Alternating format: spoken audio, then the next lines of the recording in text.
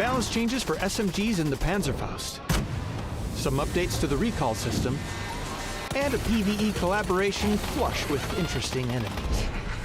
All this and more as we dive into the Update 38.1 patch report. First up, we're doing a balance shuffle for SMGs and the Panzerfaust this update. Across the board, SMGs will have less accurate hipfire, and the MP5K is also seeing a slight reduction in damage. For the Panzerfaust, players will now be restricted from running, jumping, and vaulting while wielding this powerful weapon.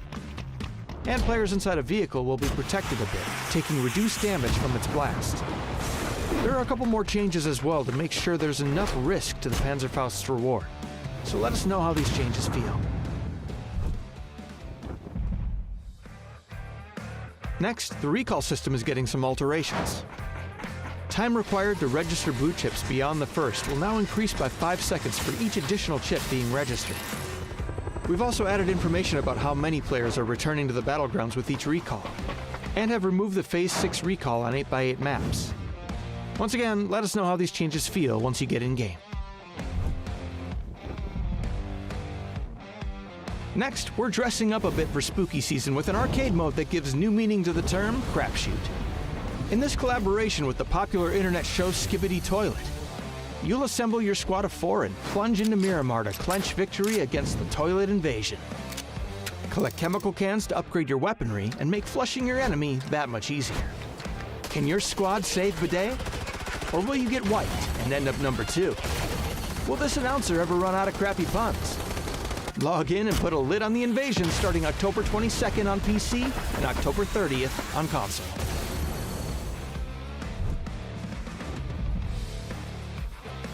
We've also added destructible terrain to Miramar, which doesn't include building destruction, and updated the pass system to allow for multiple passes at once.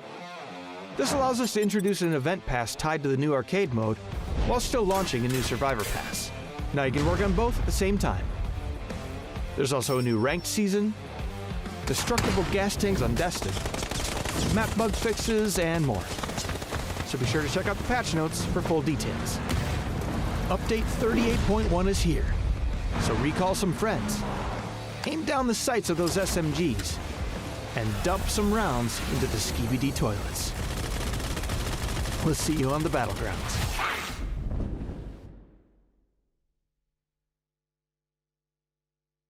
哎，切了火，我下来，完了 ，barbecue， 这真 barbecue 了。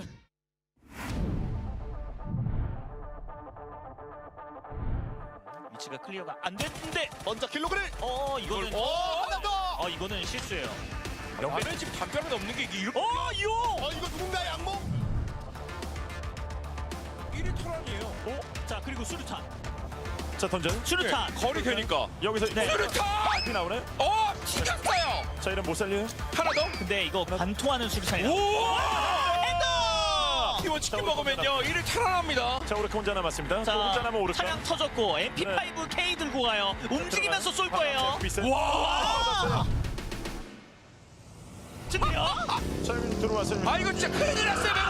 앞으로 막아버리고. 이거 말이 안 돼. 버리면 이거 어떻게 도망가나요? 오토바이가 더 빨라. 살렸어요. 感觉看他也调整脱口，距离太近了，17度。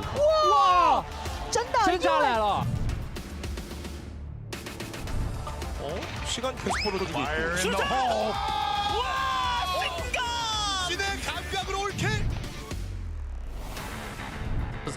You see Rock now losing multiple numbers. Looks like Flood will steal one away from Bestia. A good nade from BL will find one on the Bale Frost, leaving it all really down to Shinboy. I imagine, but here the footsteps are. BL, the longer he waits, the more of a problem this is going to create for himself. He's trying to get the angle. I think the player has been picked back up. BL will spot him out though when he gets the knock on to Shinboy, as one player who was at PNC will get a knock onto another. Now Cherry will step. Cherry. 圣南斯的，你有什么办法呢？这一幕我只有在短视频平台上面看到过。是的。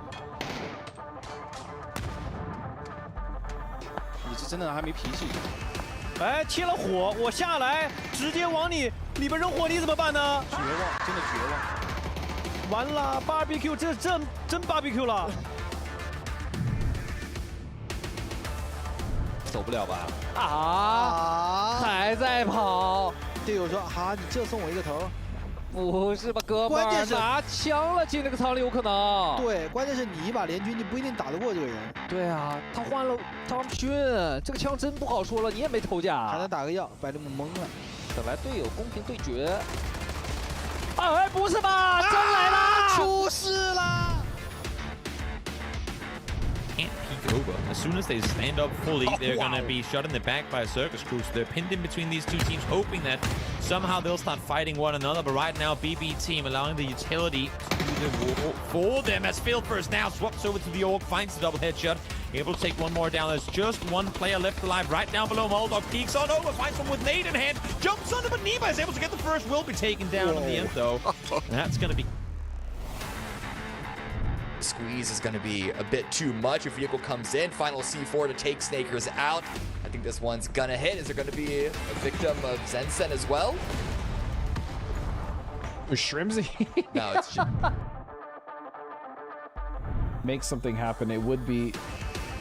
And just seeing Bonjay run away from it. Yeah, absolutely needed to come out on top with that engagement. Now they've isolated, they know where this player is. That would have been the start. He would have pulled the player away, isolate another one, and this is rough. Switches to... Whoa, wait a second. Whoa, what happened? Wait, 3 knocks? No way. 3 knocks to the gas chamber, gonna burn them all fully down to a Chris. Sets this up into a one-on-one.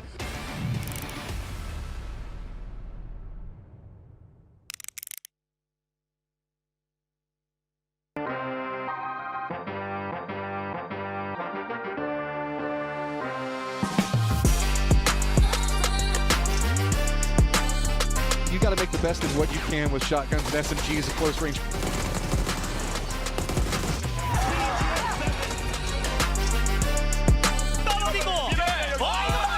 A heaven in a beautiful position. It's going to give Mir the chance to push up the Shrimsy. Stepping up as well. Vixen's caught on out. Julian Green gets the headshot. Tiggleton repeaks at Shrimsy. Not landing, that is very, very hard. Give away those triple points. Twisted Mind has made history, becoming the first team to claim the championship 3 times in a row. Really impactful, a couple grenades side of here. They lose a player, but it doesn't matter. PGC champions, the Expendables!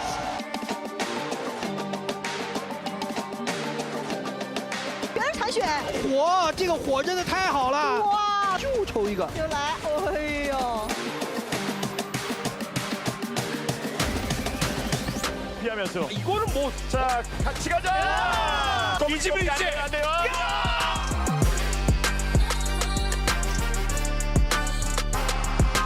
Aggressiveness for control. Overlooking over onto that stone as well, and Successful BWD making a mad dash for it. He goes. They're moving towards the middle, just onto the controller. Don't take that level up, and he's going to have to get it back on because Nader's good.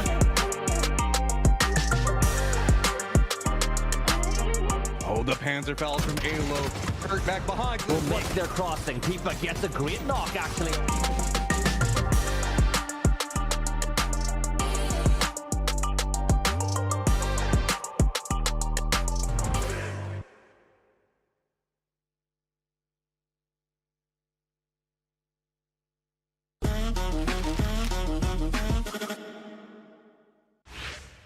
Welcome PUBG Esports fans to the PGS preview.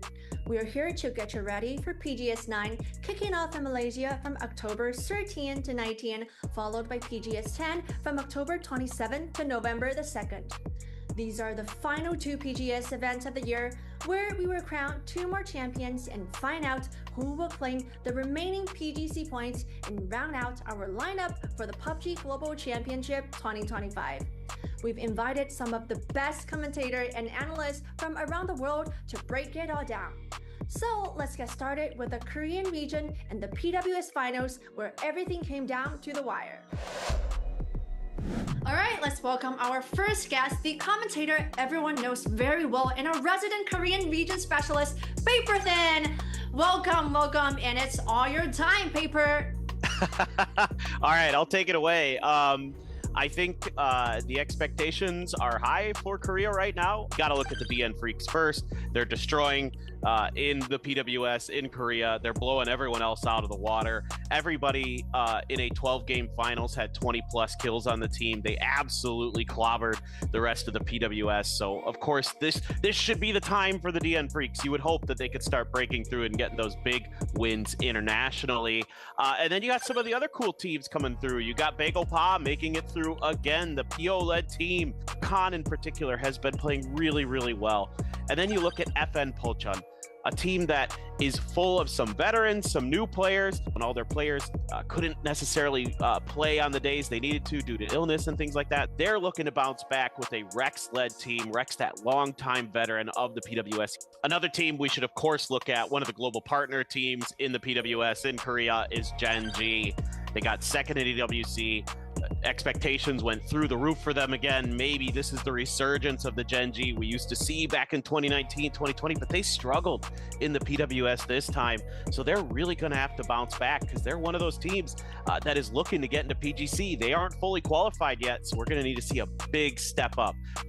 Last but not least, the Young Gun team, the team that we are really keen about right now is SGA. This is a team full of young guys. Hane in particular has been going crazy. He's one of the other 20-plus kill players in the grand finals for them to get them here.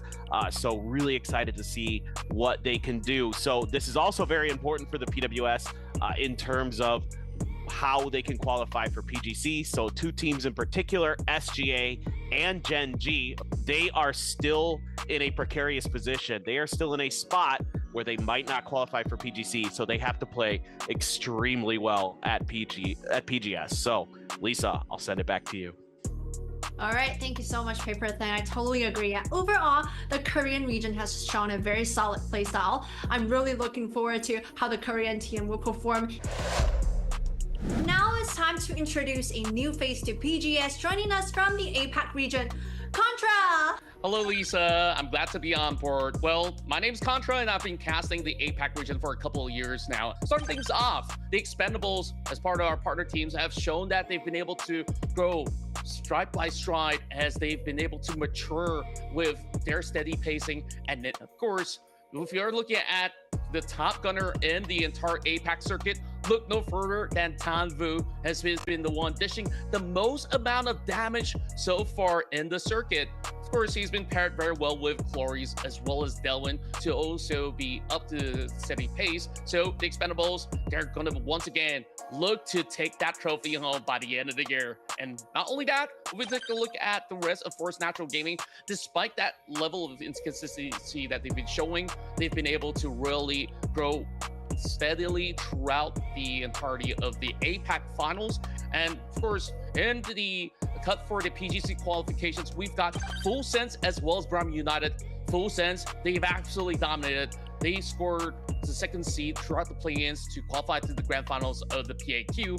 And once they made it into the PAQ, they've shined bright, scoring multiple chicken dinners in a day. And they've been able to top their entirety of the grand finals at #1 spot with plenty of points to really separate the rest of the competition apart. And of course, APAC has been the cradle of dark horses with plenty of new players emerging every other season. This time, I think we're going to be seeing some massive surprises, Lisa.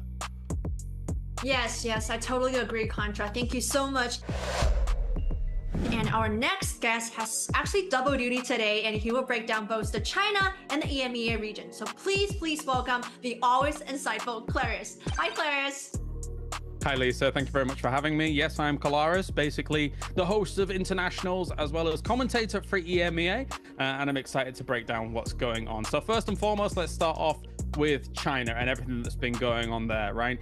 You've got your China GPT teams and how they've been able to perform. Petrichor Road, second place, really keeping up with JDG for, I would say, the entirety of the tournament until the very last day. We can break that down in just a moment. 17 Gaming in third place.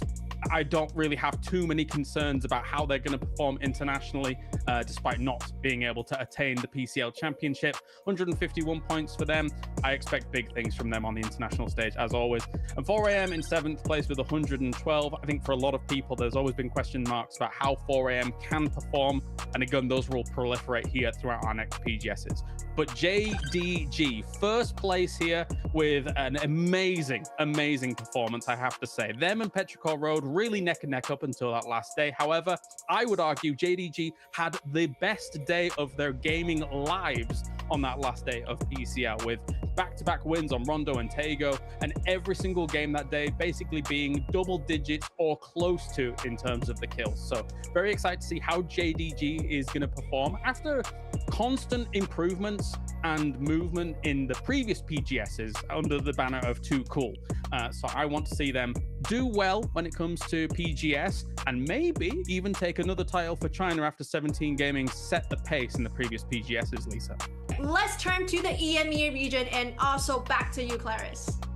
Thank you. Yes, absolutely. The EMEA, obviously, we have, I would always argue, one of the most deep regions in the world. And that is kind of exemplified by even some newcomers being able to qualify to PGS, which we'll get on into in just a moment here. But we'll start things off with Twisted Minds, the greatest of all time in my mind, being able to take #1 again with 191 points at the top. Nobody was really able to challenge their dominance. They've won EWC. We were scared for them a little bit at the beginning of the year because they weren't able to do as much as you would expect at those PGSs, but it's Twisted Minds. They're coming for more PGS wins. Let's be real, they're coming for PGC as well at the end of the year. No doubt, no doubt.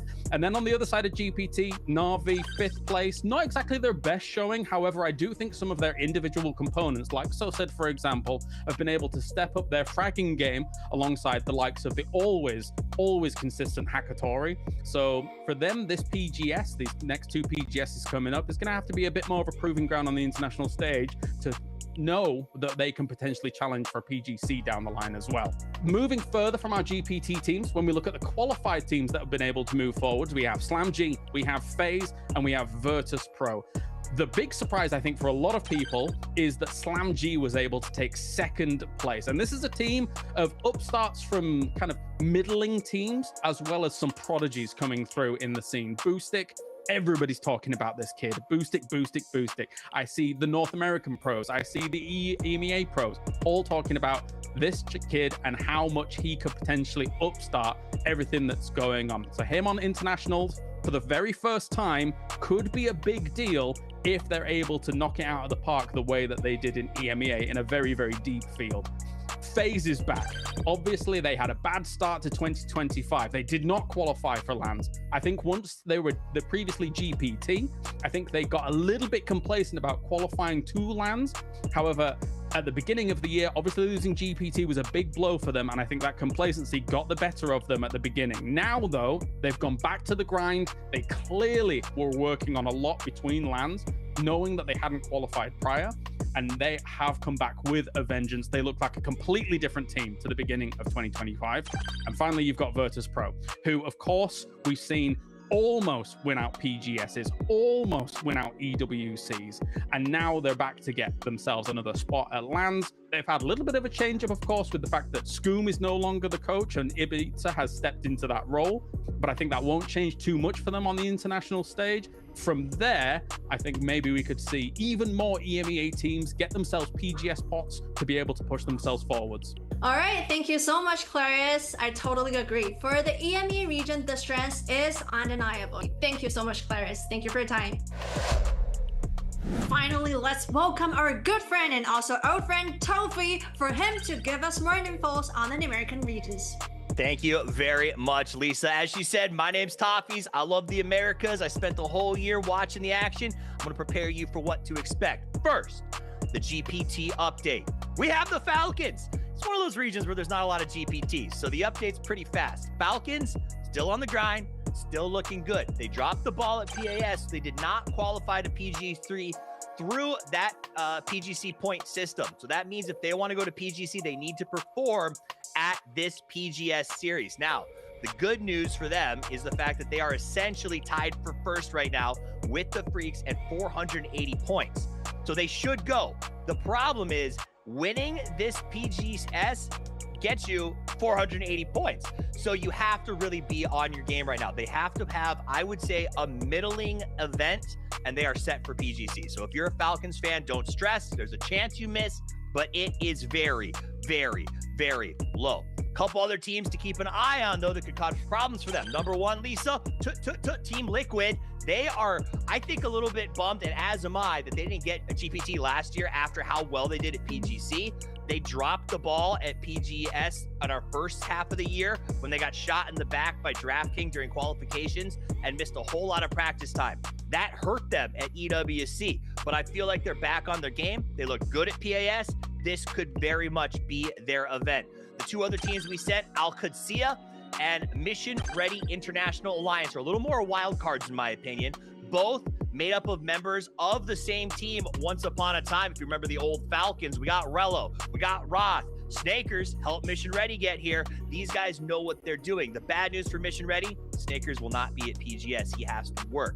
Good news for Mission Ready, they qualified for PGC already, and Snakers will be there. Should be an exciting event no matter how you slice it. My money's on Falcons and Team Liquid to really stand up and shout for the Americas, but this is my biggest takeaway, Lisa. Yes, thank you so much, Toby. Thank you for your info. Thank you so much. All right, so we've now heard about every region, and it's time for the big question. Who's going to win the PGS 9 and PGS 10? So actually, I want each of you to give me your champion predictions. And remember, we've got a friendly bet on the line. Is it cool with everyone? Yeah. Okay. Okay, let's go. So maybe we can start from paper then. What is your prediction? Oh, this is easy. This is a no doubter for me. Okay, second place at both the first PGSs. It's time. It's the DN Freaks. They are gonna win this, no doubt about it. They are ready to roll. Okay, that is a nice pick. And what about you, Contra? Well, I think like a lot of people will think that, you know, this team that I have in my hand will take it all, but no, I still think that APAC will be able to secure it. I mean, you take a look at Expendables' run last year, you may say, oh, it's a miracle run, there might be a fluke, but man, they've shown that they're not a fluke, because throughout the entire year, including the EWC, they finished 4th, and recently they have been able to really regain some tempo, finishing 2nd in the APAC qualifier. So they really want to solidify it and make a back-to-back run to defend their title. All right, still stands for APAC, and that is a good trick. All right, so what about you, Claris? Well, it's nice that everybody's predicted DN Freaks, the Expendables, etc. However, the Kings, the greatest of all times, Twisted Minds, are on the way to take even more PGSs. They're not sharing. They've already got 3 under their belt. The 3-time PGS champions, the EWC champions, the EMEA champions, the greatest of all time, Twisted Minds. Okay, back to back champions, Twisted Minds, good pick. And what about you, Toby? Share the same opinion with Claris, or you have another option? Well, it is noble of Claris to take the hard bet of Twisted Mind to win this thing. Or of Quantra to say, take the hard bet of the Expendables PGC defending champions. Or to take the Freaks, who are the top of the PGC boards right now. I'm gonna do something different. I'm representing the Americas, and I'm gonna tell you, 2nd place PGC last year. I don't need a winner, I need a runner-up, because it's time to win now. Team Liquid looked terrible at the start of the year, but it was little issues all along. Right now, PAS, they were on fire, and they have been training hard. aLOW has been in the gym, and when I say in the gym, I mean on the keys, putting in tons and tons of work, getting stronger. I think they look good. They're my pick to take at least one of our PGSs.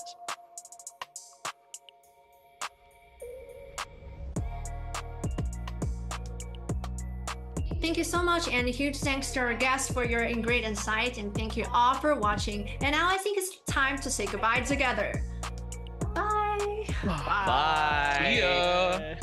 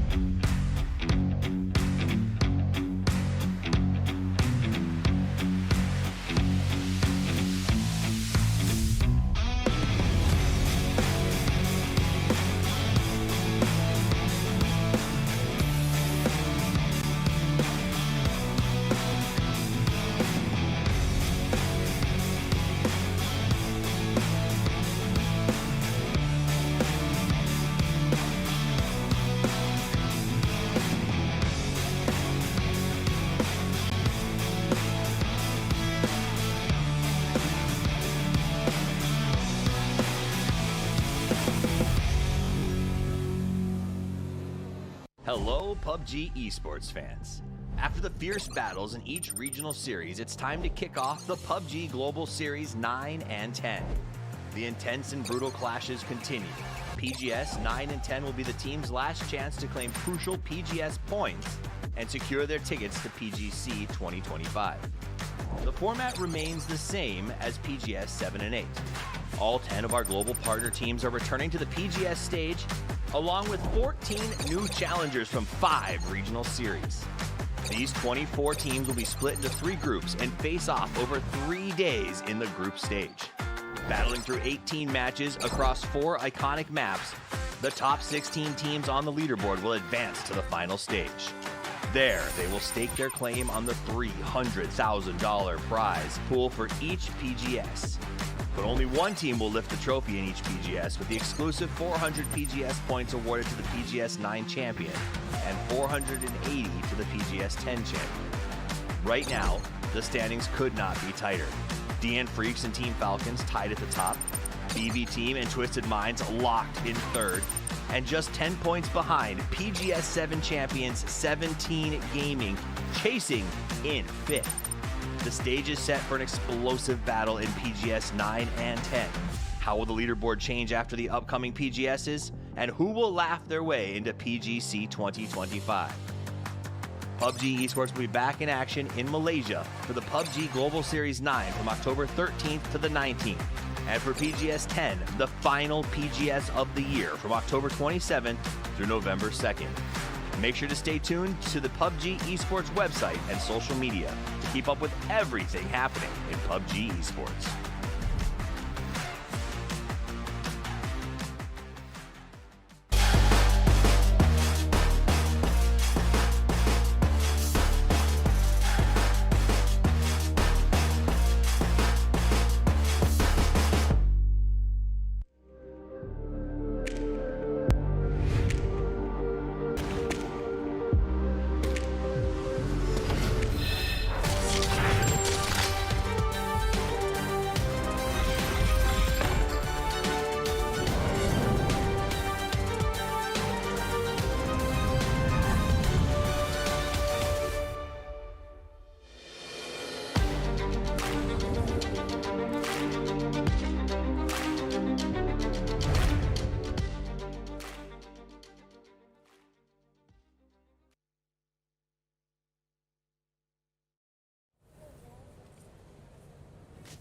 Good morning, good evening, good afternoon, wherever you're watching around the world. Welcome back, my friends. It is time for PGS 9. Stay tuned. This is the group stages. It was crazy yesterday. I'm joined now by Martin. My name's Toffees. What a wild day of games. Yesterday was just crazy. Like, it was crazy. It was insane. It was explosive, to say the least. It really was. Panzers everywhere, C4s everywhere, tons of good nades, some of the craziest nades I've seen in competitive esports here at PUBG. And we'll get more into that as we sort of do our little pre-show. But before we do, I want to give a shout out to those who make this possible. Thank you to our sponsors, Krafton and PUBG Esports, for putting this on and bringing us all together. And if you need to overpower your game when stats matter most, op.gg is the best way to do it. Now, if you want to overpower your in-game, you can do that because we have a drop event going on right now. All you have to do is watch and click claim, and you get access to these awesome sprays. Those are, I mean, TanVuu gets his own spray. That's cool. That's awesome. The Muhi, of course, of 7, PGS 7. Was, again, for him to get a little bit of like a picture and then get that spray exactly in game, that's perfect. I love that. We should do more of that. That's cool. We should do more of that. And let's do a little more of a chances to give stuff away. We're giving away G-Coin with our bingo game. So if you scan that QR code right now, you try to figure out which teams are going to win that chicken dinner. And if you figure it out, first come, first serve, there's some G-Coin on the line for you. All right, so that takes care of a little bit of housekeeping. Now let's talk about what happened yesterday, specifically leaderboards, because at the end of the day yesterday, it was shockingly close, Martin, when you look at the top of that thing. I think that was the story for the entirety of yesterday, right? We have our top right now. We're separated by 8 points from first to 6th place. We don't have any runners. We don't have anyone in the 60s or 70s yet, and I love that. Even our kind of mid-pack for the rest, from 37 all the way down to 22, it's only 15 points from 7th place down to 13th. Very doable. One good game, obviously. Some teams are not playing today. Some are coming lane. But Foreign Gyumin, Begopa, obviously at the bottom here, mission ready. They had multiple good spots yesterday where they're like, we're in a winning spot. They randomly lost one guy. They didn't play together as a 4-man. They didn't play together as a full team. And yeah, I'm really excited. Obviously, Mission Ready not playing today, but still really excited to get day 2 started because we have teams that have already played and teams that haven't played yet. So it's the most, in my opinion, it's the most difficult day to get started as Group C. Absolutely. I do think it's hard to get fired up at C. We saw some teams, I think, have some bad luck yesterday, but the problem is you're only playing 12 when it comes to the group stages. So even if you get some bad luck, you got to make your move. Now, it was a crazy day. When we talk about bad luck, it was an explosive day because over and over and over again, we saw C4, we saw Panzers, we saw Mortars, and we saw the BRDM from hell. Yeah, I mean, you get pulled up on a BRDM, you don't have a Panzerfaust. Stop it. Even though there's emergency cover. Like, and there's a lot of emergency cover here. Mission ready, you know, and the game was won from this Harry Potter, as this game is called, the tower here. The game was won from this spot. So Mission ready, I was talking about, this is one of the 2 games where they actually were in a winning spot to take things home on multiple C4s. But if you have a Panzerfaust like Perfectix did, there's going to be a lot of no.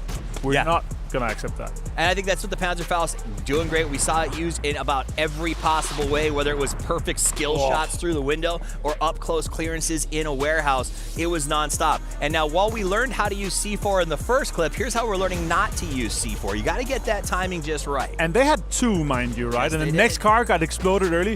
What you do in this case is you put 2 C4s and you full send it, right? Because you're going to have a follow-up explosion that either Flushy Sure kills or you knocks, or you get double the damage to ensure that some of the guys that are low, to make sure that they get burned out. This is this is the best nade I've ever seen, by the way. It's the best nade I've ever seen. That was thrown from Narnia, but it hit Nan and took Petrichor out. It's crazy. From Narnia to Nan, knocked him out. Beautiful play, and that was the story of yesterday. I think I saw a tweet from Snakers when we woke up this morning saying, well, I hated waking up to seeing that play. But then Gat's tweeting back, well, it is our logo. Like, we did it to ourselves. All right, let's talk about rookie performances. I just brought up a couple rookies. Let's look at the best. These are rookies at PGS. They have not played at a PGS LAN before, and some of them really impressive, Martin. Yeah, yesterday, obviously, both DE and Boosted getting 10 kills on 6 matches. That's just so impressive. Tons of damage done here for Boosted and Mogo.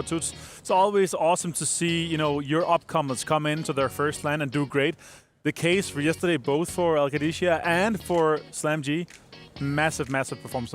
For Extends, obviously playing in he's a new guy. He still played tons before, but still coming into this here at PGS, 1,700 damage in just 6 games. That's super impressive. I think for me, when I look at Magore and Extends next to each other, this idea of these are guys who have been grinding, right? They've been working their bum off for a very long time to sort of get this cut, and to see them here, especially Extends, fitting into this roster that has been in flux since DiffX left, it feels like maybe they are on that right track. Yeah, and especially because we also heard from Ferris, right, that Extends is coming in to support kind of co-IGL, right? And if you're a IGL, having someone that's either playing on the opposite end of the team, like in the back as an anchor or anything like that, having someone that can give that valuable information from a higher ground spot or from an off angle that you don't have the info to, and to be able to make calls like, guys, we need to pull off this fight, come back and fight on me, for example. That is super valuable, and Extends being able to do that while still fragging here is massive for them. And that's what you see. Extends in this position. It's always the long shots. It's always the cover spot. The juxtaposition to that was what we saw from Boostix. It's what we saw from Cowboy, which were they were sort of cut free by their teams to go play loose, play aggressive, play satellite positions, and do whatever they wanted to do. Here's Cowboy right now. He comes in, he's hitting these sprays that were really impressive. Less kills than his teammate D, but an insane amount of damage. Yeah, he really farmed yesterday. It was good to see. Obviously, them coming in here and be able to get the jumps here. I mean, overall, the guys coming in and doing this well, it was just super impressive. Cowboy multiple times making skill shots look easy, like double jumping here, like he keeps momentum as he's running past, jumping again and again. It's just so easy for these guys. And it's awesome to see on their first day, on the first lane. You have a huge amount of nerves. I had the pleasure of talking to Rothwell King. It's like, so good to get this kind of land nerve shaken off early. So here's something. Now, we just talked about rookies. Let's talk about pros, the teams that have been here before that we're glad to have back, because we've missed them. That comes down to FaZe and Liquid. These are two teams, whether it was the start of the year in the terms of Liquid or FaZe, who has just been going through some tough pains, I think, in the last 2 years or so. It's good to see him back. 2 wake-up calls for these teams at the start of the year, right? Yep. And then the grind starts for Liquid, coming in multiple times in Brazil for the bootcamp, right? It's awesome to see. Having that benefit, also playing in South America, being close to that server, and also still being able to play, obviously, in PS and stuff. I like that. But their performance last year talks the stars, right? Yep. PGC second place. Multiple top 4, top 5 finishes. There's an 8th there, too. FaZe Clan, as you see, Fex walks by. I think these guys are maybe going to be able to pull up. Gustav, I had some experience with him at PNC. It was fun, but now he's back at a real LAN, and we'll see how he's going to be able to perform here. I think it'll be fascinating to see how both of them do. Liquid, I'm excited about. I think aLOW is making content in the back today, and if you know anything about aLOW, he doesn't really make content. So, but he's so fun. He's so fun. But him being willing to do it means they're in a really good space, and I'm excited about that. Let's also talk about something important. There have been some notable absences that I think have contributed to some of our teams struggling yesterday. Talk to me more about what's going on there. The biggest name is probably Isaac, right? Absolutely. You come in here, and this is just a star, and he carries the team. Usually, his points contribution from kills alone is like somewhere for Petrico Road is somewhere in between 30 to 40%, right? Of their total points from placement, from the kills from the other 3 guys and everything, right? So it's a massive loss to not have him here. There's a chance he could be here for PGS10, but we'll see. Absolutely. Other people were missing. So Ike's left big name. And when you say he's the biggest name, this guy's got to take a little offense. Pio also not here. He helped Bagopod get to the site, but he is still doing his military duty. So again, another team that doesn't have their ringer and is finding themselves in the bottom 2. I mean, again, Pio, a name you will probably never forget if you're a PUBG Esports fan. I would have been awesome to see him here, but hopefully we get a chance to see him later in the year. And the last one, the biggest one. I think it's a big one. You think it's the biggest one? I think so too. Mission ready. I think if you have a fragger like Snakers, to not be here. Obviously, there's some IRL stuff. He has a full-time job, and he's doing really well with that. But he is such a good player, both with making space, putting pressure, poking players, getting kills, and it's just one of the best DMR players in North America, and to miss him is massive. Also, I will say, for those of you who are fans of Snakers, he's going to be back for PGC. I think a lot of these guys are all coming back for the big show, so the team just has to sort of hold on as things advance. Now, here's where it breaks down for who will be taking the field today. A little bit of overview of our groups. For me, when I look at this, Group C, which takes the field today, really struck me as a difficult group to play in. Yeah, I think there's a full consensus on anyone that ever plays Group C that it is the hardest group to start. 100%. And B is the easiest group to play because you play the first 2 days, you keep your points, no pressure. Even though if you had a bad day or whatnot, it doesn't really matter. You're still going to have a little bit of a benefit coming in. So for me, B is the best group to start in, and C is the hardest one for group stage because you're going to have that pressure from teams. And we potentially have a few teams here with 1 or 2 good games. They're already in the finals, so they could put pressure on teams they don't want to see in the finals from their first or second game. That is a really good point. Also, I think it's an interesting dynamic that a lot of these teams that we're looking at are actually qualified for PGC through their regional processes, which means, for instance, when you talk about QAD, they're playing really well right now, but they don't have any pressure because all they have to do is say, all we need to do is get to the final of each of these events, build confidence in our rookies, and then take them to PGC. Yeah, that's the biggest thing for me. And of course, we start on Erangel, we start on Tego and Rondo. That's the whole thing for the group stage for the entirety here, but that's a big thing too. There are some teams that are avoiding hard drops on Erangel, but potentially we could see huge amount of hot drops on Tego, Rondo, or Miramar, depending on how many points we see them get on Erangel. And as a heads up, we'll keep you guys updated throughout the day. There are no hot drops as of now on Erangel. Everyone's taking those first 2 games carefully. But if those games go well, as you brought up, I think I counted 6 or 7 possible in the last 4 games, including multiple teams that are dropping on all 4 if they can push past that 50-point threshold. So that does mean 60. 60. Very chaotic day for those teams as they take the field. And if you like chaos like I like chaos, be tuned in at the second half of today because I think it's going to get wild. If you're not already tuned in now and you're watching this VOD, you're going to have fun to watch the entire thing just as you like to watch it. I think it's going to be a good time. As we look forward to this day, is there anything else you've sort of been keeping an eye on or teams that you think we should know about? There's so many things, right? We come in here and it's what we saw from the start of the year, BGS, is very chaotic. Our group stage, when you're kind of the first time back at PGS, because we're pulling the back-to-back here, it's always extremely chaotic. So try to make sure you're staying Fall Guys live. Try to make sure you're playing a little bit more cautious because the group stages are very explosive, as I saw yesterday. The group stage are going to be explosive. We have lots of new players who are cutting their teeth for the first time. We've got returning favorites like FaZe out there, which we really want to see some big moments from. We got a lot of action coming your way in just a few seconds because it's time to kick off day 2 of PGS9 here in Kuala Lumpur.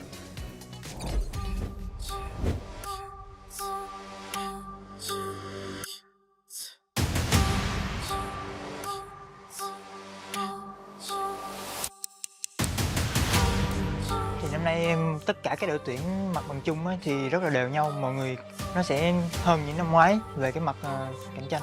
Thì đội tuyển của chúng mình sẽ cố gắng hết sức có thể để đạt được thành tích cao nhất có thể để mang về vinh quang cho Việt Nam. ผมคิดว่าโอกาสของทีมไทยน่าจะมาในเร็วๆนี้ซึ่งคิดว่าอีกไม่นานทีมไทยน่าจะได้แชมป์ในทัวร์ระดับ global ครับ PGS에서 한국팀이 트로피를 들어올리지 못해서 PGS 트로피를 더 원하고 있습니다.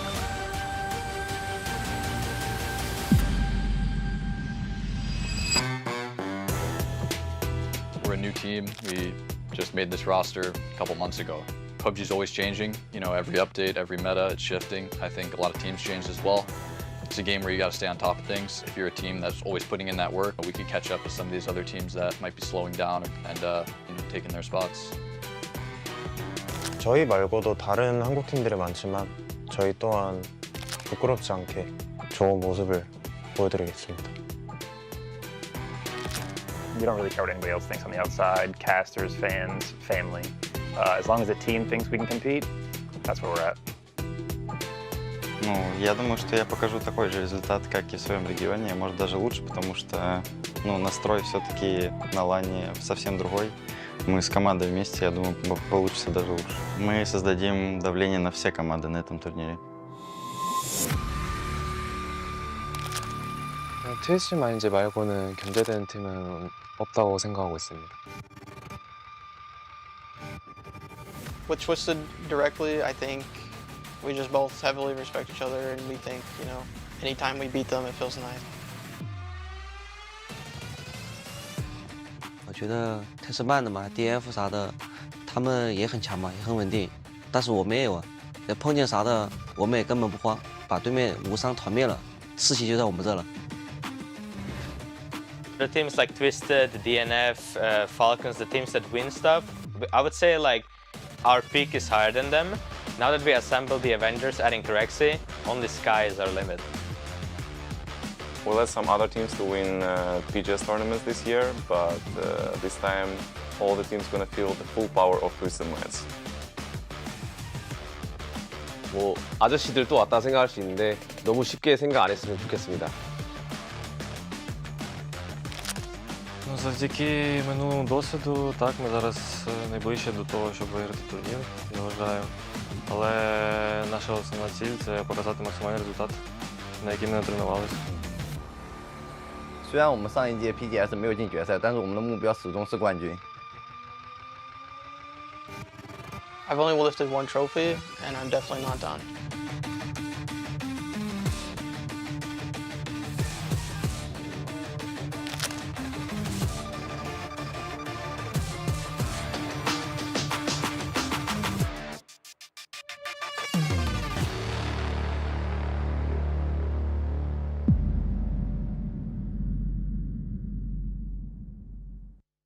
You can't speak on my life.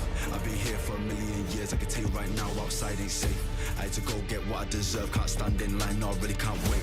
I put family first and then the money came next. Right now, they're in no third place. I don't budge, I don't bend, I don't fold, I don't break.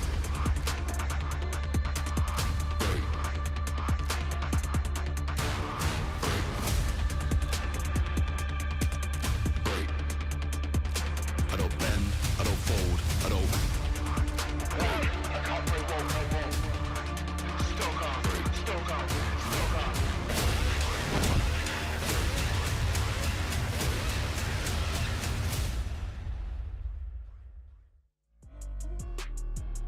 The stage is set for yet another incredible day of PUBG Esports here at PGS9, where we get to see the last bunch of players now take to the field and assert their dominance and securing their spot for the PGS9 Grand Finals. Welcome everyone back to this one. I'm Toby, joined by Poro. Hey! And Poro, if yesterday is anything to go by, as I sit on the desk, Panzers, C4s, Mortars, BRDMs, you name it, it was a day of chaos. Yeah, just a smorgasbord of everything that everybody hates, to be honest. But, and you know what? The circles, the planes, all that stuff didn't really help matters much either, because they were putting these guys in some pretty tough situations, even to start off the day.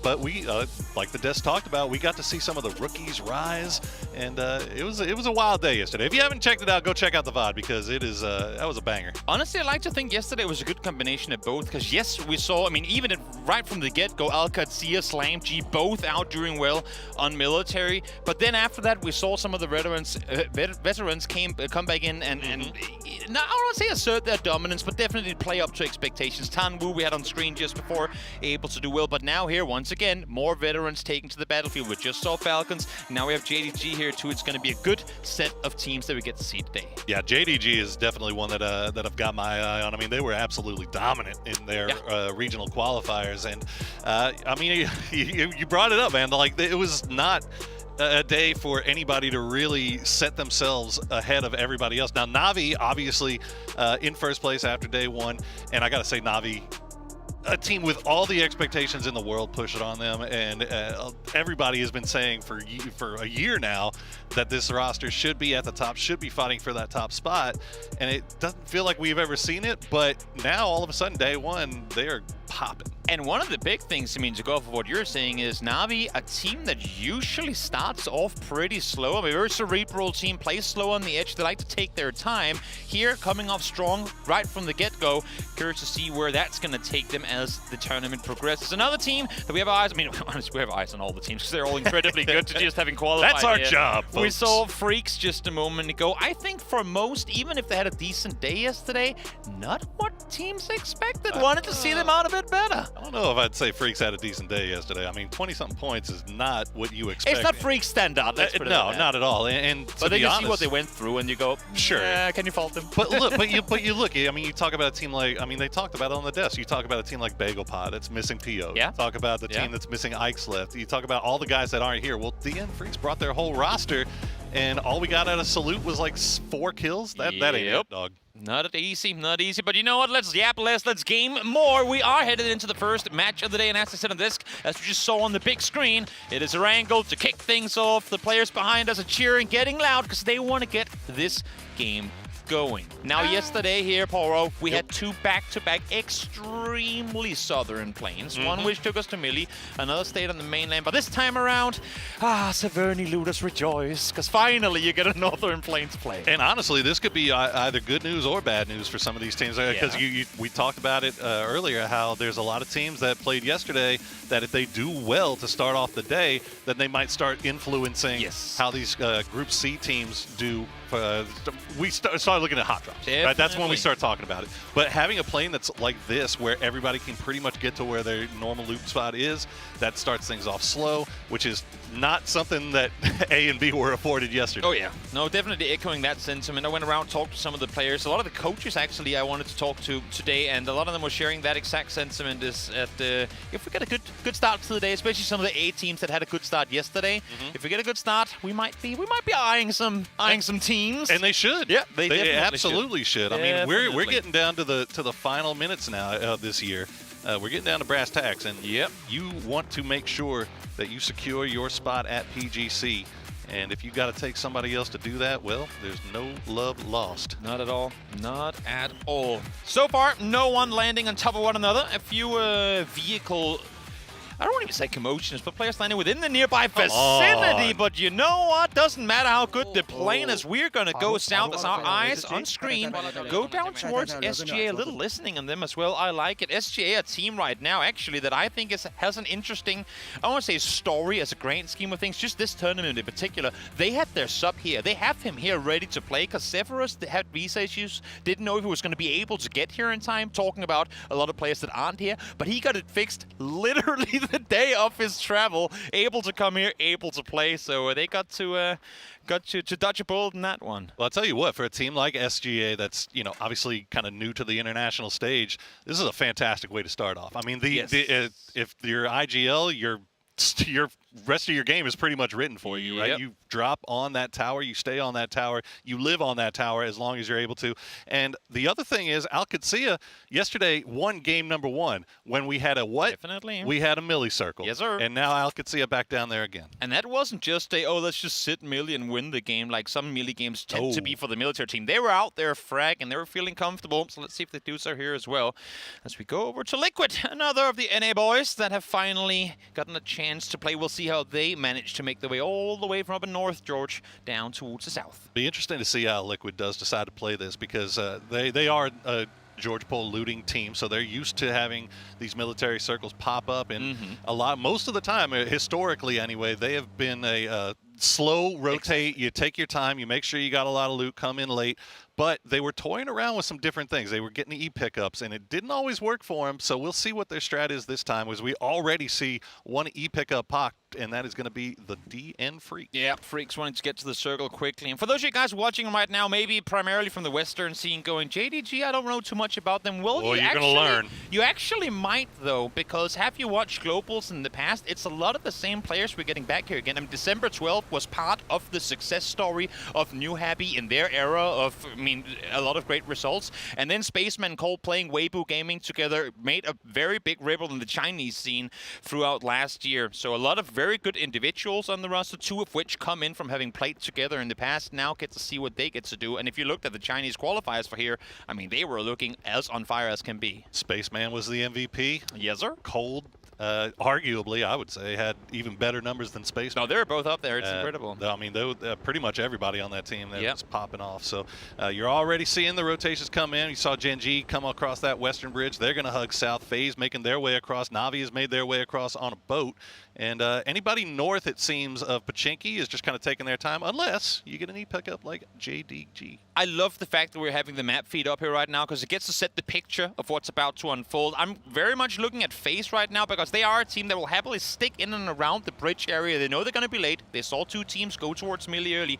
But do they set up shop here in the intersection, making that crossover a living hell for everyone? Or do they opt to try and go further center? Same thing happening over on the western side. 17 Gaming taking their time. But look, Power, at how many teams have still yet to go to make matters even worse. Let's throw a red zone down on top of all of them. Sure, why not? I've been wanting to know if a red zone pops whenever there's an E pickup underneath it. Does the helicopter explode? Could a red zone mortar or missile or whatever it is hit somebody in the parachute? I will say this, I have never seen it. I've never seen it. I don't know if it's even possible. But man, if there's a stage, for me to see that, I want to see it now. But I'm a harbinger of chaos. Well, look at DN Freaks. They're taking the long drop. Yeah, there you go. Yeah, nice circle. But Genji is already here. Genji has already arrived. Now, they don't have Orca with them, so they are pretty spread out here. So if DN Freaks drops 4 to this compound, yeah, you see Genji already get out of there. I love this commitment from Freaks. Even if they get shot at, which they definitely will, you see them leaving. They know there's no world in which there should be a 4-stack sat in that compound at this point in the game. Issue for Freaks is, obviously depending on how Genji is going to play this game, is that they now know there's 4 guys in this building. They have no vehicles to work with. If the circle shifts anywhere off that shoreline, Genji could get effectively just stick around, kind of surround that position, and take them out when they leave. But we'll see what Genji opts to do with that intel now in their position. A lot of eyes on Genji after that second-place finish at EWC. Oh, yes. And rightly so. A lot of pressure being put on those guys. But Flame, Bean, Orca, they all were just having an amazing tournament at EWC. We'll see if they can get it to transition over here, as they're still kind of hovering around those Freaks. And now JDG is starting to arrive. They have just hit that northern part of the island. We'll see how deep they decide to go. Yeah, because there ain't really a whole lot to come for. We have all of SGA, Seoul Gaming Academy taking up the observatory. And then, I mean, there's space in Novo, but if you fly all the way down there, you're exposed in air for quite a while. I think honestly, they're going for the Freaks plane. That's what I'm saying. You know, see, you would think at 6:45. And you know what the worst of this is? Freaks coming in, no vehicles. That's what you look for when you pick up. Guys, there's no cars down there. We should be safe. Little do they know, they might just be jumping straight onto the Freaks. Yep, they're going for it. They don't see cars, and for good reason, because they just flew in themselves. You see that ping? We'll see how quickly they can figure out that there's people underneath, that they can transition over to the other ping, which was on that south side of Novo, but it looks like they're just going to go ahead and go for the compound. DN Freaks playing it quiet right now. We don't see any shots taken yet, but Gen G's looking over here as well. JDG... Cole goes for the car. Look at this. Freaks actually playing this real quiet. They're waiting for a set. I mean, oh, they're coming in, Zeus. You are about to enter the open arms of the bear. And here they are, sat ready and waiting. Gyumin able to find the first on approach. Do they commit to this? They have to. There's a red zone outdoor. They have to try and make the play inside this building. Not even the red zone. It's Gen G also has angles on it. So Spaceman will go down. And that is 2 down. One more. You see Cold 119 is so low. December 12th, hugging the coastline, might be able to escape, but that might be the only hope that JDG has here, as Cold will get spotted by Heaven. And that is a nice start to the day for DN Freaks, who desperately needed something go their way. Definitely a spoon-fed on that one as can be in terms of points garnered. I like the approach from Freaks. I was a little concerned initially, like, guys, you have a chance to take them out midair. But they knew what they were doing. Yeah, exactly. They knew what they were doing. They waited for the bait, and you can't really fault SDG. It's just one of those awkward situations where another team picks up in right before you. Slam G trying to dip on this one. Seongjang is around the side. Has a chance to shoot at the last car. Here they go. Akan opens up with the MP5 nice spray boost stick. Able to find one quickly as well. Akan return. They're going to commit to this. They have to at this point. They lost one already. Oh, absolutely. And Akan hadn't been flushed out yet. Boost stick going to get spotted, though, by Gyuyeon. And now you have a decision to make here, Artix. Or actually, it's Lurex. Will have to run away as well. Park Pro, Bagopod just in a beautiful split here, and they are taking advantage of Slam G. Only one left alive here. We'll see what Lurex can do. What I love about these type of games is now we've seen, I mean, the only casualties we've had thus far is traps being exploited. Let's see for the game to come if they're going to be more conservative, if people are going to play it more safe, as here you'd have to imagine that Bagopod's gotten this one. Look at the picture-in-picture, too. You got Change the Game has now made their way up, and Slam G will go out first. So -10 for all you Boostic owners. I commiserate with you. But look at this. Gen G, Orca's taking a knock, but immediately traded back onto Hangy. It's Tosi in the right place. Nice shots there from Bean. We'll spot out Aries, but Tian will take him out. So trades all over the place right now. But Tian, the last player left up. I hate to use this word, but this is such an ugly fight, and I don't fault the players for it. It's just the area of fighting. Everyone kind of caught with their hands in the pockets on the side of both teams, really. I mean, CTG changed the game, tried to pull up on Gen G, weren't in a position to take the fight really initially. I think that's what this... I mean, the losses on both sides stems from, is that it just, it wasn't a well-prepped fight. As a circle now shifts east, else can be, my oh my, 45% land in this one. I'm sure Martin will say with the numbers out back. This ain't, this doesn't give us a lot of playable space, Poro. Yeah, we're highlighting that road into Novo, but, I mean, look at the E-picks that are starting to come through. Team Liquid has taken one. The Expendables are taking one now, 17. Yeah, they look like they're going to go for the south routing, which is going to work out nicely for them because they're going to be running into that the extremely busted Change the Game and Gen G. But this is SGA. You are on the clock right now. Oh, yes. You have to get something off of this game. Alcacia kind of in the same boat. Issue is SGA also has to be conservative with their ammunition because they ain't going to be getting a lot of loot from up there. Nox is probably all it's going to be for them on their side of the circle, at least for now. But of course, make sure to make space for yourself as Liquid now come flying on in. They could light off a powder keg depending on where they land here. So many teams close to one another, so many teams with chances to engage. You know what? Liquid could be jumping on Freaks. This could be a third team to try and go for that compound. Well, they're going to see 17 doing their rotation. So 17 avoided Gen G and changed the game. Do they call December 12s? Like out on the... I don't know. It looks like they are. It looks like they are going north. Yeah, exactly. They just might.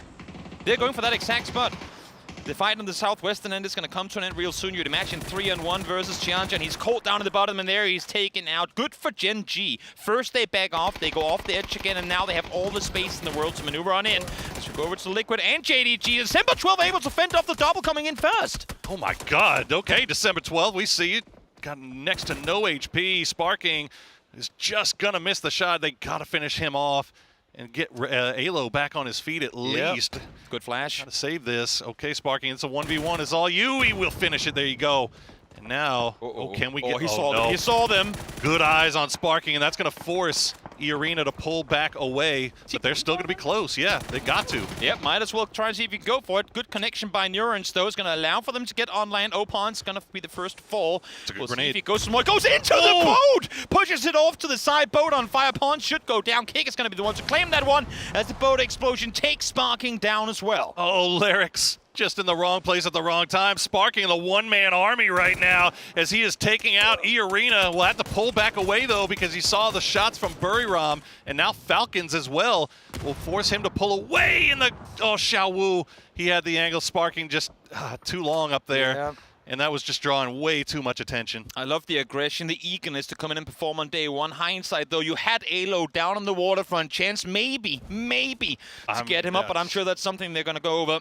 There's just, I don't even know what you do there if you're It's Sparking. a tough one. It is definitely a tough one. Arena, though, able to make landfall quite literally, take over this position at the loss of punts, but honestly, when you come in on boat that late, losing one in that rotation, you say thank you, we'll take that. That's it's about the best of your worst case scenarios that you can hope for here, and they were able to get Lyrics back on his feet as well. Purdy Curdy looks like he's going to be the last player left alive for Liquid, but we've seen Kurt do some pretty impressive snake maneuvers. Meanwhile, Falcons, our other America's contingent, playing from that south side of Novo, already 1 kill on the board, and they have nothing really to worry about coming from any late rotators coming into Novo. So, yep, whole game kind of right in front of them. Circle going effectively the only place it could, yeah. Where, I mean, even if it's not going to be forced on land just yet, it's still, though, not a whole lot more to play around as Falcons from the safety of the southern side of Novo able to find some more flushes. One of 17 players as Little Ghost taking down a big threat, honestly, knowing now that 17 is going to be short of Little Ghost coming into later fights. That might motivate you to pull up on them even harder. Yeah, this is a tenuous position here for 17. It looks like Gen G was able to get the revive back onto their fallen player Bean, so they're back up to full strength on that south side. And that is good news for Gen G as we see Delwyn trying to make his way across. I guess the rest of the team. 13 first dates. I think the rest of the Expendables arrived into Novo via E pickup, and Delwyn just kind of got left behind. But this is great for Bean here as Gen G has pretty much complete control over this southwestern side. I like Bean's jump up into the E pickup, try and see what's available. And now able to get back to safety. A lot of CTG boxes to loot around there, too. Yeah, exactly. Oh, no, sorry, not E-Pickup. Genji sent one into a military proper to get the rest onto Bean. That's what happened. He's going to land now, run back to his crate from where it fell before. Genji up to 4. And honestly, prime position for Genji to play this one in on foot. They have 2 cars to work with as well, with the ones that CTG brought too. This is a really good spot for them to be. And they have, I mean, look at how clustered it's like nothing happened. Well, quite literally, except for them getting a lot of points. Yeah. And Novo now, I mean, north side this circle, plastered with people. In the meantime, down towards the south, you have 2 Korean teams, and that's it. Yeah, we haven't really talked about FaZe since they made their way down to the military island, but they've got a nice little setup here on the north side of Novo. Who better? Trigonometry back at it once again. We'll spot out Jacob, and we'll see if E-Arena can actually get that revive. Nah. Yeah, I don't think that's happening. I think this is warning Mortis, going, guys, if you go for the rest here, I'm going to find you too. So Tiggleton's playing the I wish game right now. Some people hope and some people wish. Yep. Tiggleton is wishing you would go and try to go for that res. I like the preemptive rotation here for Falcons. They know they don't want to fight into Nova. Of course, they're waiting to see next circle, but with it having to go on land, it should go towards, center, west, southwest, exclude at least the part of Novo that Falcons are in. So they're looking to see if there's a southern rotation possible. They're going into these vehicles maybe to make some noise to see who's taking shots at them, as we get to see the first BRDM in the hands of Alcatsia. What can they make of it? They've got a pretty good setup here. They've got SGA above them. We'll see if SGA has been what's the word I'm looking for? Have been taking care of their ammunition situation, considering they have been up here the entire time. They got here pretty quick, but you can see it just right below them, and that is a pretty strong place to play. Definitely. I can see, especially now that you consider they got the BRDM. Now, keep an eye on BegoPa, though. Look at that big, wide split that they have over there. I'm not sure what the plan is, but they're staying alive, and they got 4 up. I can tell you the plan. Guys, get inside the circle. How? Well, if we just send one from each direction, maybe one will make it in. Now, it's a tricky play for them to make. I think their cast literally ran out of fuel. They were coming in from North George. Yeah. And, well, they got the 4 points off a slam. Yeah, so. exactly. I mean, this is where they've gotten to. They've been on the foot trying to chase the circle. Akan is getting close, but as you said, he's on the opposite side of the observatory mountain than his opponents. And I like where the observers are drawing up here. These are the options that they really have available. So much more space towards that west than the hill slanting down towards Novo, because as long as there's still players in Novo proper, you can't utilize those hillsides at all. See where Falcons go right now. As they're pulling up in the arena. Yeah, you saw them flex around a little bit just to kind of figure out what the lay of the land was. And they've got this cliffside that they can play. They can kind of avoid. They know where 17 is, right? They know to avoid that line of sight. But they also know that E Arena is up here, and they are broken and busted. So Keep in mind, Lyrix and Nurens, we'll see if the Wolf Spider strikes here. Keep in mind it was Kickstart that got the flush initially on Opons as well, so they know that the arena is a 2-man. So I like the approach, even if it sends them from one edge to, well, even just more edge. This is a great angle. The issue is they can't take the fight over the hilltop proper. They know they're going to be exposed to the teams up on the hillside. They know that whatever trap they run into, E Arena is going to be ready and waiting for it because they will get the audio advantage. And even James taking shots over there now. Exactly. So smarter and Falcons to say, you know what? We came up here. We have the spot now. We can't push them.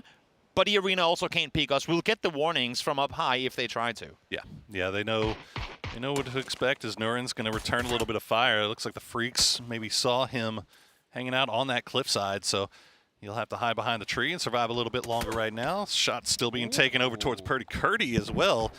As you see, everybody kind of starting to flex around on this south side. Meanwhile, BegoPa, well, the situation has not improved. The circle keeps moving. How do we do it? Park Pro, not Parkour Pro, at least not right now, stuck down this hillside, trying to make his way further forward. But not easy, and he has, I mean, again, Sephiroth sat here, bolt in hand, just one tap to literally anywhere in the body, and that's Park Pro done for. He's got the cat ears on, so maybe he doesn't crawl like one, unluckily. Maybe it'll be a little sneakier. Who knows? We'll see. But Seongjang is way off to the north right now. He's nowhere They're just trying to get a guy in. Yeah, they're just. It's. I mean, what else can you do at this point if you're BegoPa? But SGA taking a little bit of heat up there on that radio tower. As Gen G found an angle, but it looks like everybody's kind of set where they're at, with the exception, obviously, of BegoPa trying to find their way in. But FaZe starting to flex a little bit more towards center here. I like it. They're waiting for the next circle. That's going to pay off, too. Everyone's waiting. Everyone sat there holding their tongues before the next circle goes. While FaZe see this, they go, wait, if no one else is trying to claim more real estate while they're waiting, we might just. And they've just found their landing zone for this next circle. Uphill push. Everyone, as we can see here on that southern side, they're having to fight their way across, and it's going to be brutal. Same thing towards the west. Na'Vi right now are the single defenders of anyone pushing down towards the road proper. Is this a... I'm telling you, you couldn't ask for a better circle shift for Na'Vi than this one. I mean, they are in great position to kind of gatekeep everything that's going to be happening off to the west, and nobody really off to the east that has angles on them. The thing is, Na'Vi has a priority to make. Do we look north into the city and see if FaZe comes out towards us, or do we hold our eyes west? Issues, they can't peek up over the hillside, because once they do, they're exposed to anyone looking at them for the east. So, position-wise, yes, great. In terms of kills, it's going to be... Well, it's gonna be greedy to try and go for anything. Well, they don't even really have to do anything. They're just gonna pretty much dictate everything that Alcatia and SGA have to do at this point, because once they both know that Na'Vi is there, right? So that's gonna force Alcatia to get involved in this fight with SGA and just kind of hopefully get some points off of that before turning their attention over towards Na'Vi. Now, SGA and Alcatia doing what they need to do and trying to get that fight going before the blue zone arrives. Eventually, BegoPa, we're gonna lose somebody. It was going to be Park Pro falling to the hands of Hane, as Zephyrus now trying to make that bolt sing even louder up from the hills up high. Falcons, same, have to make a rotation. Them, yeah. 3 teams with the rotation to make E-Arena, Falcons, and DN Freaks, and they're effectively looking to go the exact same spot. And Purdy, I'm sorry, all these boys are coming to you. Oh, that grenade prep for Purdy Curdy. Falcons trying to send it through. That grenade's going to come out. It's going to get H-Win down. And now, oh, Shrimsy had to go somewhere. Yeah, that was always going to be a very, very difficult rotation for Falcons. But fortunately for Purdy Curdy, he is on time with the grenades, defends his territory.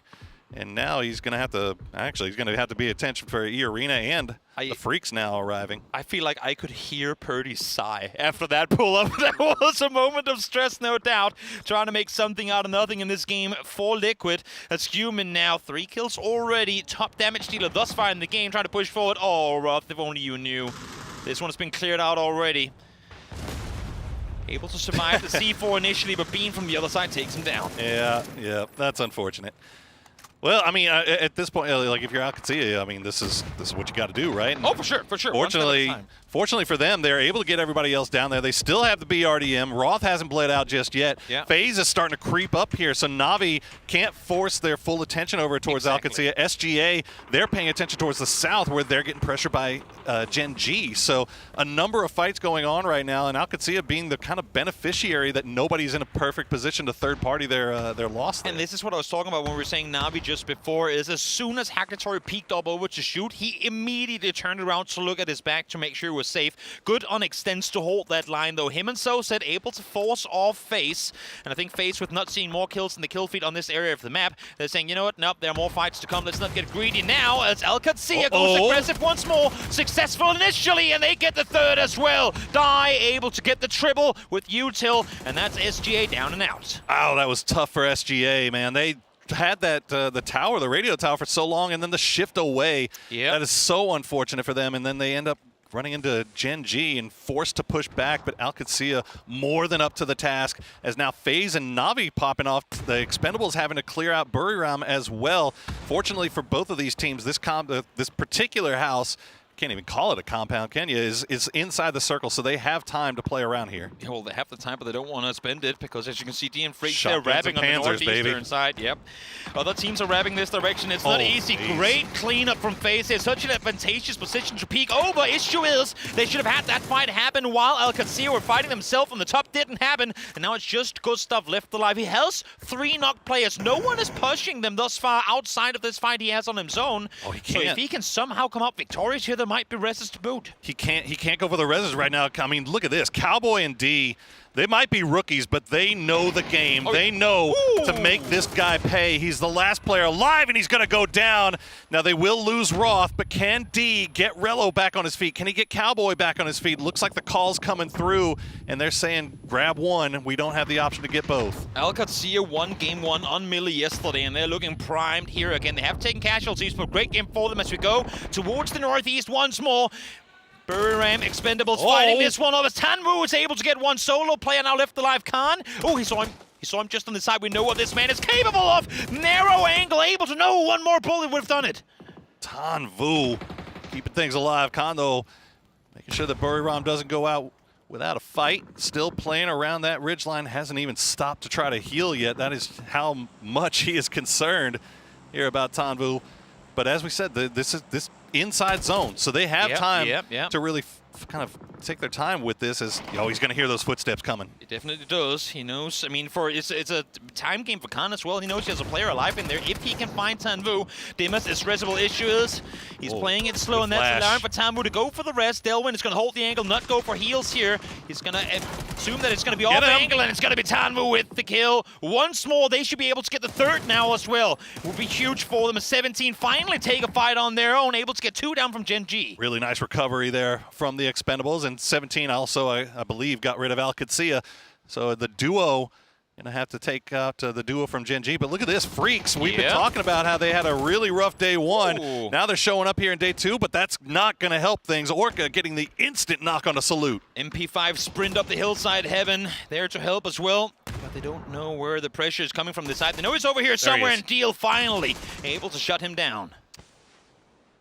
All right, Bean kind of torn between a rock and a hard place here. He did get the knock on the Xiaobei, but now 7700 starting to come over in that direction. Might have the option to go for the res here while Bean is being pressured from the south. Expendables have a perfect opportunity to wrap this northern side. And hey, thank you so much, guys. That's exactly what they're doing right now. They saw the knocks. Look at Bean! What? Now it might just be too late, but Bean is doing everything he can to help. 745 damage done thus far. That nade that's a good nade. isn't going to be enough to get him down. So now we have it here, a 3v4. Freaks, the first team to pick up in early on. Forced off one team, took out another, and now they're set here 4 guys strong with a hilltop to work with. And look at the Expendables, man. They are spreading out everywhere, but they need to be careful. They have to have a read on exactly what's left here. I think they know that they're in a 3v4, but they're sending TanVuu and DuckJuice essentially to 2v4 while they have Delwyn off to the south with the low angle. We'll see if Delwyn finds anything, but DuckJuice has been spotted.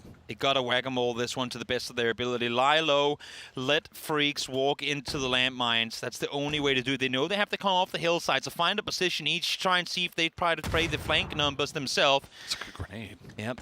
I mean, all the Expendables are doing is waiting. Yeah. They're forcing Freaks to peek. They're forcing them to make mistakes and expose themselves in open angles.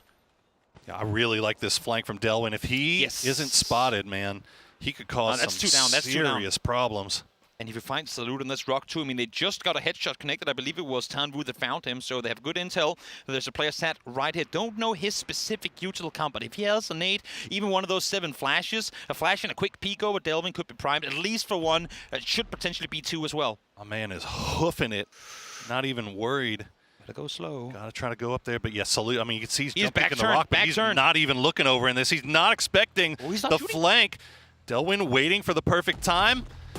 And there it is. He's going to take the first spray. Gets 2 immediately. Delwyn, job done. You get knocked, but now it is a 2v2 for the win. He has done what he had to do. Now you leave it in the very capable hands of TanVuu to go up and clean this one off. DuckJuice doing his best to try and force the angles, try and bait them to peek the other direction. And there comes TanVuu with a peek immediately after. What was a 4v3 is now a 2v1 in the favor of the Expendables. What an incredible understanding of the situation and how to play this one through. 2v1 deal. MP5 in hand, goes for the peak, doesn't find one because TanVuu strikes back once more. Expendables out victorious in game number 1. And don't even look at the scoreboard.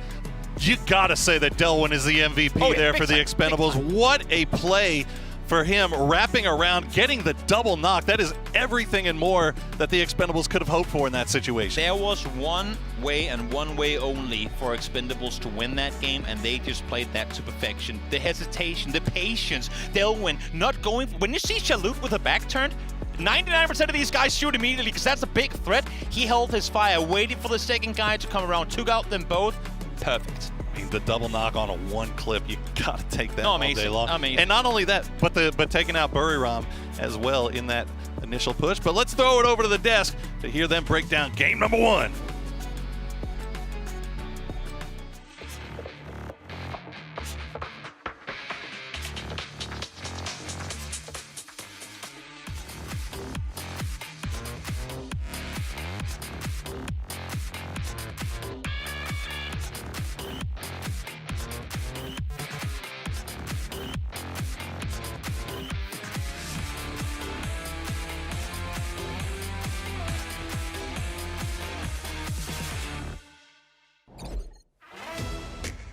They prove themselves to be anything but expendable as they come out with the Delwyn. TanVuu looking phenomenal for a 2nd day in a row, Martin. And this game was just exactly what we expected to see, right? The teams that already have points on the board, playing with confidence, playing with space making, but the pretty clutch here in Falcons, I like that. They got points that they shouldn't have. Yep. I would say, in this case here, Al-Qadisha though, again, another team that's playing with confidence because they have these points, they have this space.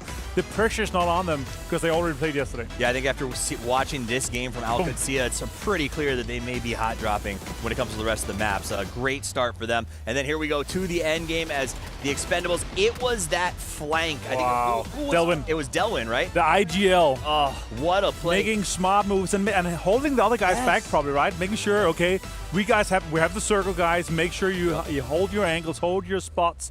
Even though it's a 4-man, we can still make this. And the 3x spray, he got 2. He got Salute down. That rock peak from Salute was insane. He was putting pressure onto TanVuu as well. So what a fantastic map to start things. But the amount of military games here already. Yeah. 2 out of 3. That's insane, man. Well, it's crazy. So the plane path started on that map, and I thought, oh, good. It's not as crazy as game 1 yesterday. And then the shifts happen. And the fact that it shifts over second to Novo circle, and man. goes crazy. That's, I think, this like a second circle in terms of the amount of water you can still contain in a circle like that. It's more than 65%. Like, it's insane, right? So effectively, that second circle was already, in terms of playable space, was already circle 3, right? So it makes it extremely difficult. That's also why we see so many teams trying to come in from the western side.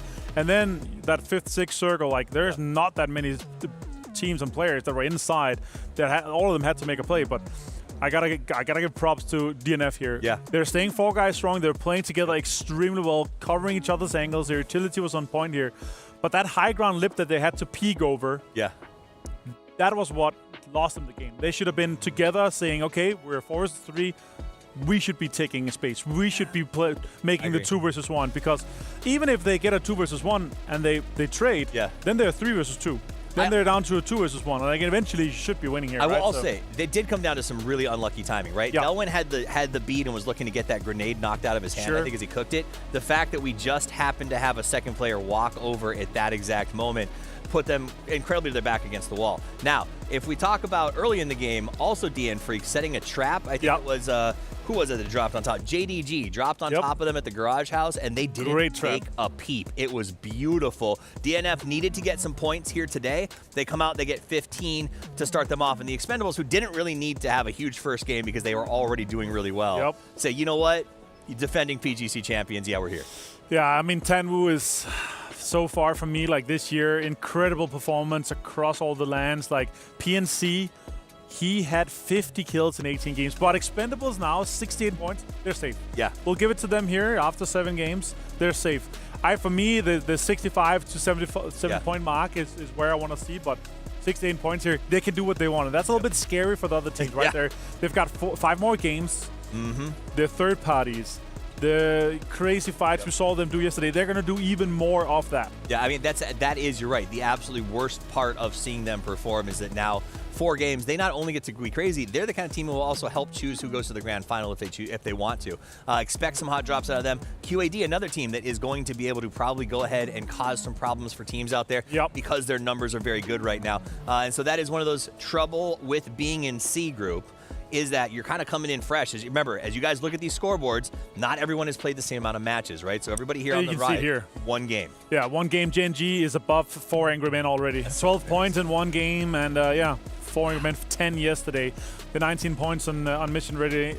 International Alliance, obviously, the 19 there is not going to be enough. That's why we see the mid-pack there, especially for Freaks here. That game was massive for them, but they need to continue fragging. They need to continue stepping up because you got to get points here now. It's their last day to do so. Also, you know, Freaks was great, but their regional countryman, Gen G, who is having some sort of like a renaissance over the last couple of months, again, comes out game 1 playing out of their mind. Did they do anything specific, or was it just the way they were approaching the fights? I mean, overall, again, a military game, right? The first game, it's so hard to take like an overall thing from them, but you have clutches that's coming in from all of the guys. Bean is a fantastic player in my book, right? There's situations where, okay, they should have maybe not gotten 12 here, maybe they should have gotten 8, but you're getting 1 or 2 kills where you shouldn't have. You're getting more placement points because you're in the right spot at the right time, but again, 12 points in game 1 here for them, with 11 more to go. Looking great for them. Great averages. Early on in the game, a team that we watched a lot yesterday, had a lot of hopes for, Slam G,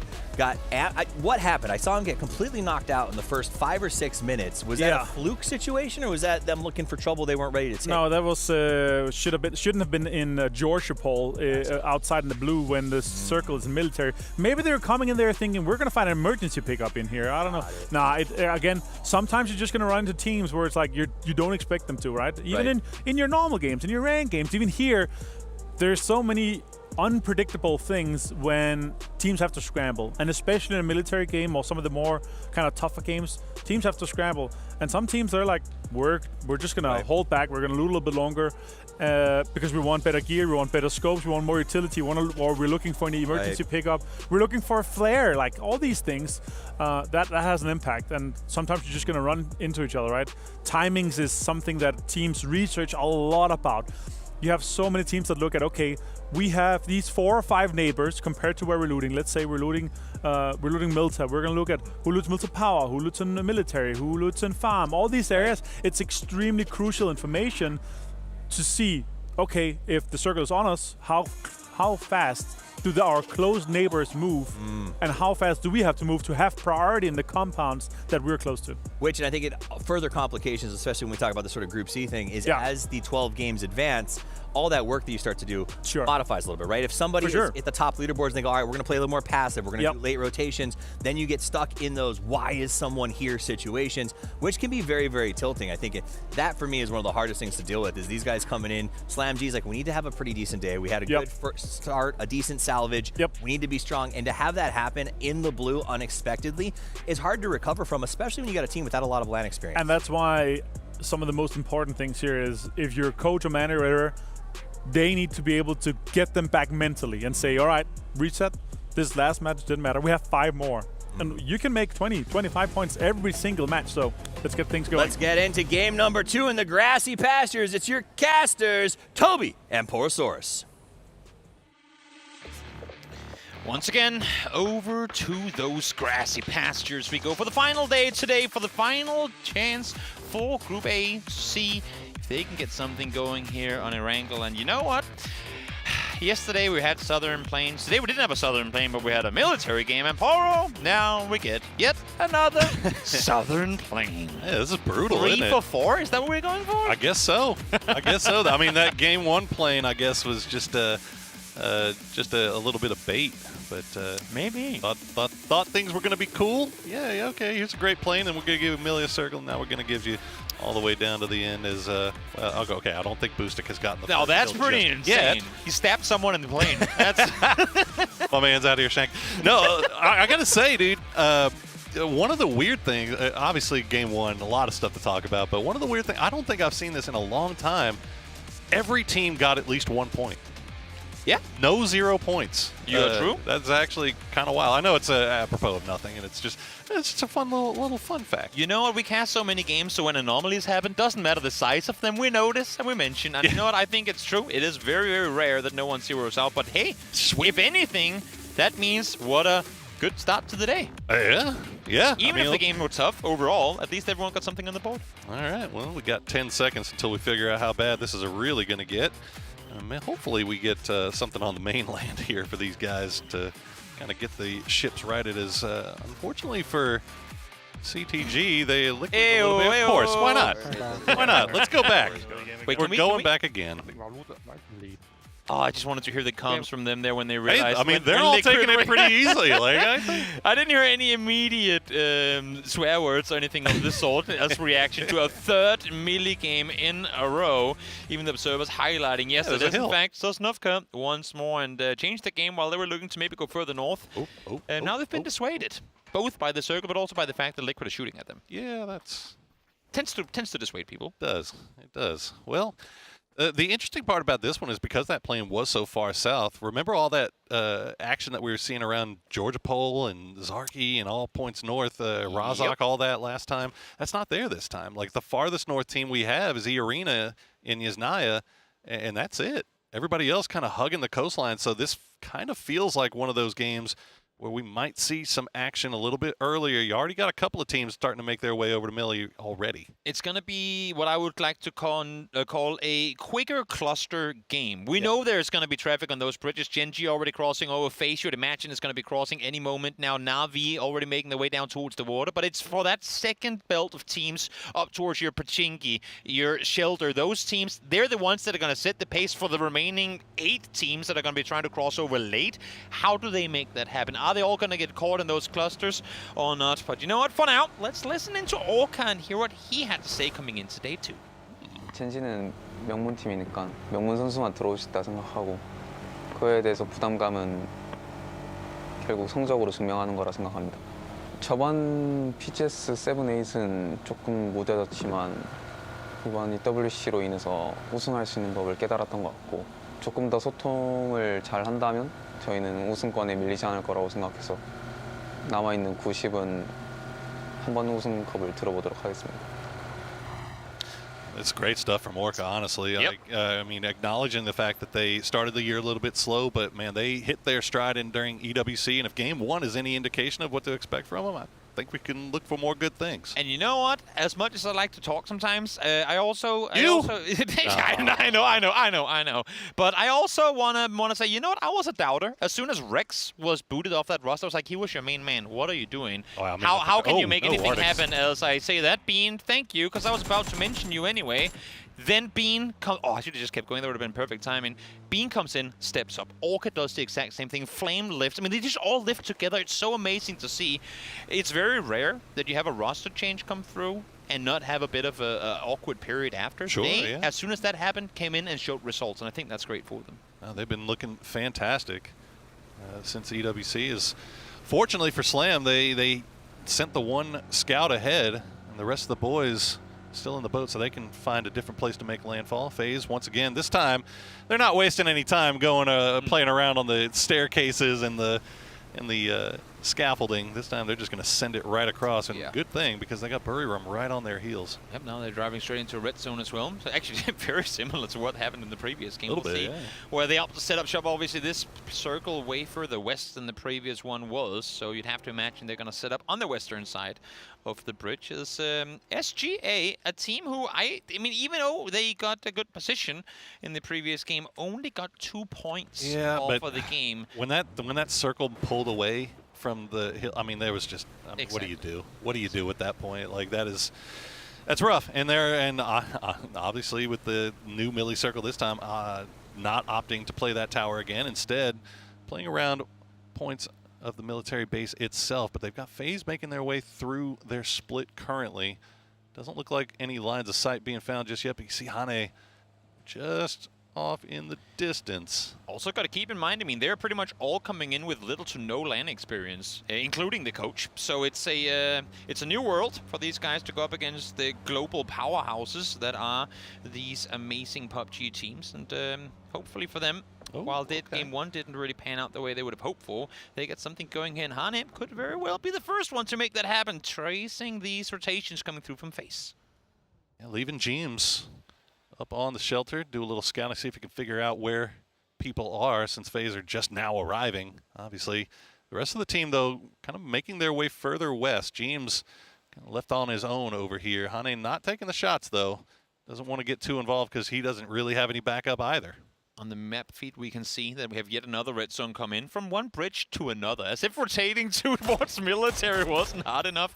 If the red zone's going to keep bouncing back and forth between bridges, that's going to make things even worse. Oh, there we go. The shots come through, and that's going to be enough for James. Yeah. He'll go ahead and dip on out, go rejoin the rest of the squad over by the plains. Is he, though?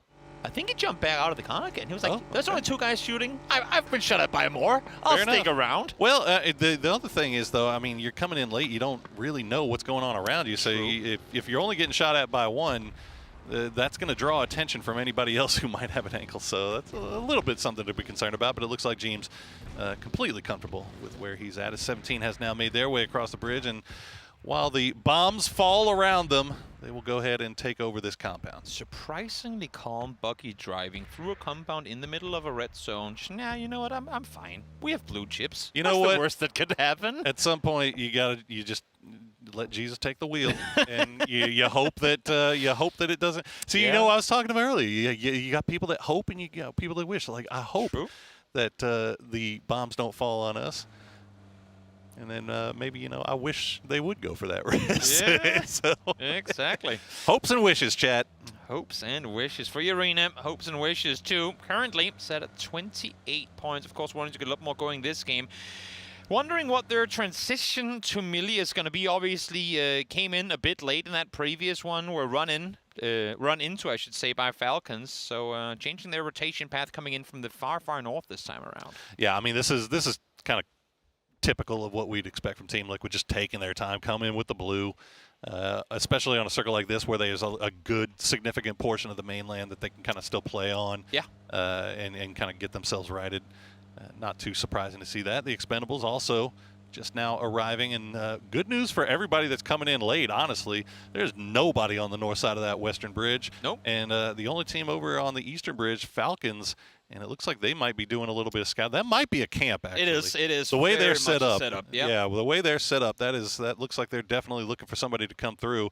And the it looks like JDG might be their Huckleberry. Yep, that is looking extremely intentional, and also, I mean, A, because they can shoot them as they come on in, but also B, for any team that comes in from the north, where Falcons is set up right now, that's where that team would normally stop to scout the bridge from. Sure. So they might actually not shoot on approach. They might do what we saw from Freaks in the previous game, wait until they're all the way on the doorstep before they reveal themselves. But as I say, that take is jumping around on the roofs, so you'd imagine that maybe, just maybe, it's shoot at a distance. And that's a confidence play too, isn't it? Oh, for sure. I mean, like if you're feeling a little bit unconfident, like if you're Freaks and you got 4 deep in the compound, and you're feeling a little bit sketchy after having a rough day one, you take the shots, right? You try to scare people away. But if you're feeling good, you're feeling like you can take the fight, you go ahead and play that wolf trap, the wolf spider trap that the DN Freaks did. And what maybe Falcons might be doing is we see the Expendables have arrived to Ferry Pier, and they can afford to sit around and wait this one out. I think any and all boats may have been taken. No, is that one? Do they make the ferry, though, is the real question. Oh, get there. Get there. Get there. Easy. 2 on board. Well, where's the rest? They drove into each other. Oh, I'm hearing the horn. Uh-oh. Gotta go fast. Duck Juice, will he make it? Yes, he will. Then. Easy. Easy for the Expendables. Well, it worked great for him last time playing out of Novo, as they got the game 1 win. But this time, get off the ferry. The hard west shift gonna pull away as Falcons. The trap has been sprung. Yep. And they will get at least cold. And the rest of JDG, they're gonna head off for points west. Exactly. Circle swinging west. Those are very bouncy arrows. Those arrows, compounds, guys, compounds. They're free. Go along the shoreline. Just in case they will see the empty compounds. They will if they can get there. The mass migration towards the west happens here as DN Freaks sat in the intersection right now. Saw them come in, but it's on the opposite side of the hillside's face, trying to take on Baco. Papa, they've been spotted in the open. All right, it's getting a little spicy already as everybody's trying to make their rotations off to the west. Park Pro and Econ already down, but Gyuyeon and Seongjang more than up to the challenge, and they will find another one as Gustav will go down. Only one left alive for FaZe, and that is going to be Young James, who was where? Nowhere near the rest of the team. He is on the south side of that military base, so it is going to be a salvage game for Young James. Not an easy one, and unfortunately for James, not a position here that's going to be given up anytime soon, so can't really go for those chips and get reses. He's going to have to lay low in this bowl and hope that maybe placement points are about. Well, Gen G hurt him, though, and that is... well, that is Bean feeling spicy with the MP5K in hand. He's got nobody with him. You can see support from Tosi starting to arrive, but Bean doesn't need it. He'll find James, and that'll be FaZe Clan going out in 16th place. Not too much to do on that one. Caught by surprise, MP5, they will shred, and does exactly that here. As LKC obviously hearing that, seeing FaZe eliminated as well, means Relo will crash his glider down. No more need for that. Millie is confirmed at this point. Let's just play it slow out of military proper. Look at that. There you go. Goodbye, car. That's not going to be making it any further into this game. Well, Buriram is on the other side of the bridge, and I don't think Falcon spotted any of this, as H-Win will maybe get a hint of something, and he's going to go low. Khan, though, you can see where he's at. Yeah, the shot's coming through, so I think Falcons are onto it, but Shrimzy's going to get taken down by Khan. Tiggleton now next on the list, but Khan will pull back away and go for the support of his teammates. Awkward position for Falcons now as well, because they had all of them commit to the same side. Normally you split either side of the bridge and getting underneath, but they're all caught towards that eastern side. And you can see Buram now trying to get into position to try and see if they can get some off angles on this. But also got to ask yourself, how worth is this fight outside circle right now? Do you let them in instead? I think Buram is trying to leave this because the circle is already closing in. I don't know if they are. They sent Rios off to the coast on that eastern side. Yeah, you see the angle he's got. He's got this side angle now, but can't see the Falcons for the trees, as it looks like Shrimzy may be able to get back on his feet. So Buriram, I don't know if this was an intentional camp or just a camp of opportunity, but they didn't really have a way to kind of finish this off, as it looks like 17 Did they lose somebody? They must have. Yeah, they lost Lil Ghost, and it looks like they're going to get him back. Yep. Via 770 will. Did he drive across? He did. Oh, he sure did. Unfortunately for him, both Liquid and JDG has just come down towards the bridge, so maybe he's going to go for a swim and trying to get back over towards his teammates on the other side of the water. As the new circle will pop, of course, can still go water. We'll see how much stays in it. It's going to go north side up towards Na'Vi and 17. Good news for Falcons. Buriram did pull away from that camp, so it looks like they'll get Shrimzy back on his feet, and they'll be able to get back on the move, despite a little bit of blue damage taken. But that is a rough circle. Yeah, you can see so much coastline is open there. The more I looked at this, I was also going with, this is an absolutely horrible shift. We have 3 compounds left in play. And outside of that, I mean, Millie is effectively completely shut out just exactly. You have so much water up top. Everyone's going to be fighting for the hill just north of the S in Sosnovka. Yeah, that's the hill that I'm looking at. We're talking 8 teams. Half the server is going to fight over that hill. There's really nowhere else to go for all the southern teams right now. Yeah, I mean, 17's kind of on the clock looking at it as we see Opans getting knocked a little bit early again, but he should be all right. You know, we had a big segment talking about the rookies, Opans, kind of being one of the new ones, and definitely didn't have the great first day. So the lights of the international stage proving to be a little bit bright there.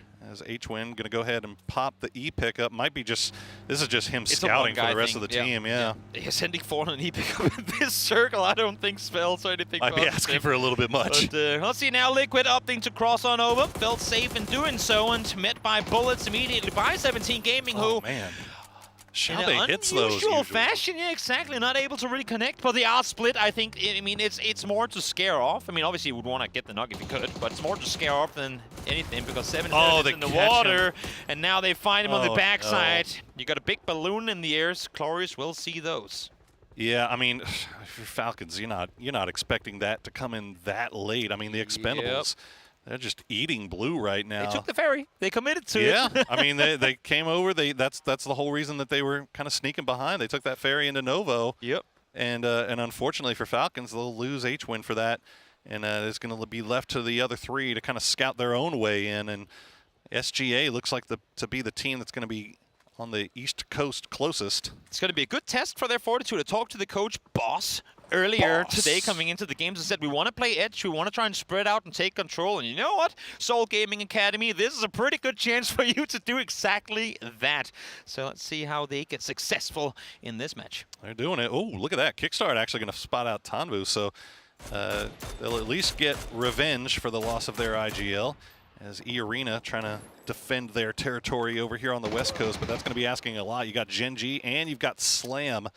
And now it looks like Magore will spot out Bean, but won't be able to do enough to get the knock. So awkward. And this is what we're just talking about. And it's all in blue. Exactly. When you have 8 teams fighting for one hill, this is what's going to happen. Everyone's going to slow down, wait for third-party opportunities, and when no one is able to or wanting to make that play happen, this is exactly what ends up happening. As we see Circle goes the only place it can go. As we now see this amazing graphic just on the top of your screens. Slam G versus Gen G specific damage done right now. It's Magore up really good right now, but down as well. Oh boy, there's a number of fights going on there as Gen.G, E-Arena change the game, Slam, all involved in a fight on the western side. Meanwhile, the Expendables pushed right into the SGA split, and it looks like it's been a trade of mostly, well, a number of them there. Zephyros, though, the last player left alive, but he'll be able to flush him out. And that'll be SGA. That's a big win for them to start things off. This is half the server saying, guys, we're not going to get inside the circle anyway, so let's just try and see how many kills we can get on the edge. And the pacing ends up like this because no one opted to engage early on. Everyone tried to hold their fire, and now they're fighting at the exact same time. Flame able to heal through that one. Bean there to try to help out too. Jian first one to fall in the off angle. Gee, it might be a salvage game, but boy, they are salvaging right now. Gen.G, okay, they do go down, but they collect 4 points on the way, which is pretty good considering the position that they were in here. Sure. Meanwhile, I mean, looking at the circle, Na'Vi in a great position once again. They do have an issue with Buriram. They're going to be coming in from the west. Falcons down to just Tiggleton, playing from the south side. Alcatia, they're kind of face-to-face with Bago Pop. Meanwhile, JDG, they I mean, they've lost one, but now they're getting a really nice little area here for themselves. I mean, JDG, the last team to cross the bridge, might reap the rewards of no one actually being able to take that center spot we're talking about. We talked about half the server trying to claim it, but everything, all the fights we just saw take place were down towards the south. JDG, they crept over the bridge. We're like, wait, it's free? Okay, I guess we'll just go up and take it. Yeah, I mean, between JD. Oh, here we go. All right. Beep. Look. Beep. Oh, they're going to double up. Beep. Okay, I see you. Beep. Can you accelerate up the hill fast enough to take out Bago Roth? Are you sure that's going to work for you? Let's see. I mean, look, I appreciate that Roth is the one.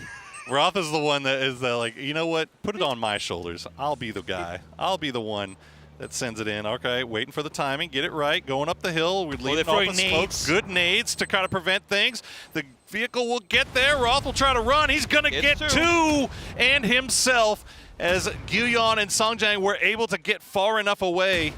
So job done essentially here for Alcacia. Now if they can get up there and clear the rest of them out, get Roth back on his feet, that would be absolutely huge. Yep, definitely would be. But look at JDG. JDG. Peeks on over.